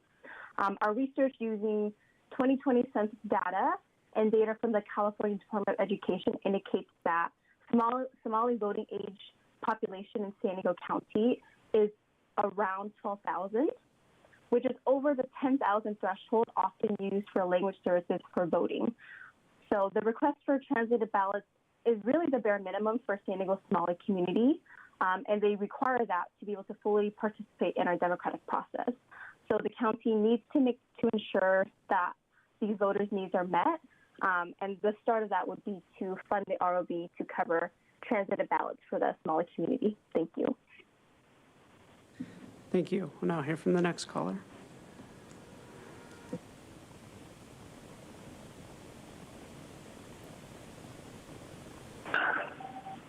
Hi, good evening. My name is Judith Howell, and I'm calling on behalf of Planned Parenthood Action Fund of the Pacific Southwest. First, thank you for all your work in transitioning San Diego County to a vote center model. We are excited for the DCA transition, but we want to ensure that our community needs are met in the process. I'm calling to uplift the request for $20,000 to the San Diego County Registrar of Voters for enhanced language access to the Somali community, as outlined in the letter sent by the San Diego County Vote Center Strategy and Monitoring Table. The city of San Diego alone has the second largest population of Somali people in the United States, and data as recent as 2020 indicates that Somali LEP voters likely far surpass the $5,000 threshold. Other counties have funding for non-threshold languages. There is precedent for counties going above and beyond the minimum requirements. We understand that the Board of Supervisors and Registrar of Voters have a difficult task ahead of them, which is why we are asking for the Board of Supervisors to support the Registrar of Voters to be a model for language access for the state. Thank you for your time, and thank you for your patience. Thank you. Thank you. We'll now hear from the next caller.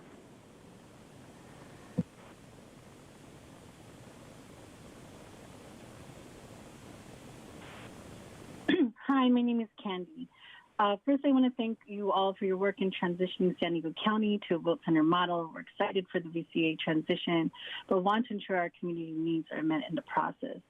So I'm calling to request an uplift for the $20,000 to the San Diego County Registrar of Voters for enhanced language access for the Somali community, as outlined in the letter sent by the San Diego County Vote Center Strategy and Monitoring Table. This $20,000 would be covering the cost of fashionable reference ballots at vote centers and allow them to be mailed to voters upon request. Our table includes civil rights, advocacy, and ethnic-based direct service organizations working together to ensure the county's transition to vote centers engages and centers the needs of our community members. So when it comes to language access, we have to think about it as access, which is what we can do equitably and justly.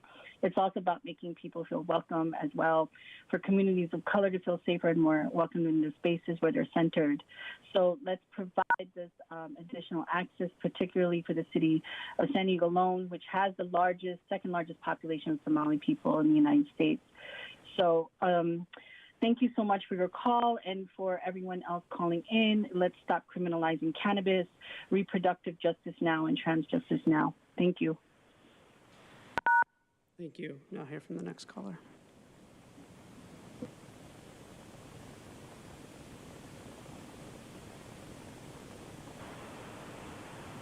Hi, my name is Cheryl Matney.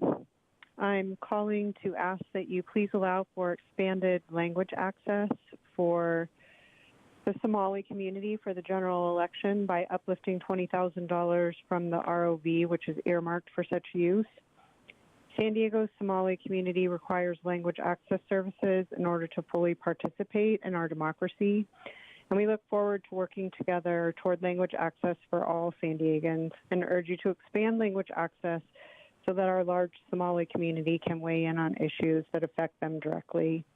I also would like to thank you for your work and your time, and just say in regards to issues that affect people directly, if we could please all refrain from classifying people in groups when there are so many individuals doing good work. Thank you so much for your time. I appreciate your efforts.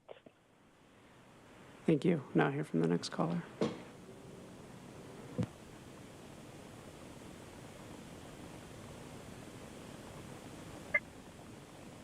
Excuse me, Ann Riddle. I came to speak in public comment because I wanted to share and respond to an article in the Union Tribune regarding the drug czar's visit to San Diego regarding the meth crisis. As you know, his name is Dr. Rahul Gupta. He spoke not only to the meth crisis, but the fentanyl crisis, and it is Fentanyl Awareness Day, so it's probably important to mention that as well. He made a visit to our border. He was very concerned about the porous way that drugs come into not only the United States, but for us here in San Diego County. But he mentioned in particular two items that were really important to the parent community. One, about increasing the number of recovery treatment programs, something that unfortunately I've had firsthand experience watching a loved one try to find the right appropriate treatment. But he particularly talked about the need for better prevention. Parents really appreciate this because prevention is an upstream solution. Treatment is a downstream solution. And the parent community asked for us to look seriously at the need for better prevention programming and messaging. It needs to work around the three items that parents recognize drive and create problems for young people associated with drug use. That's when there is access, availability, and acceptability. It is these three subject areas, excuse me, that good prevention messaging needs to tackle and make sure that our young people are receiving in good prevention programs. Thank you. Thank you. Now hear from the next caller.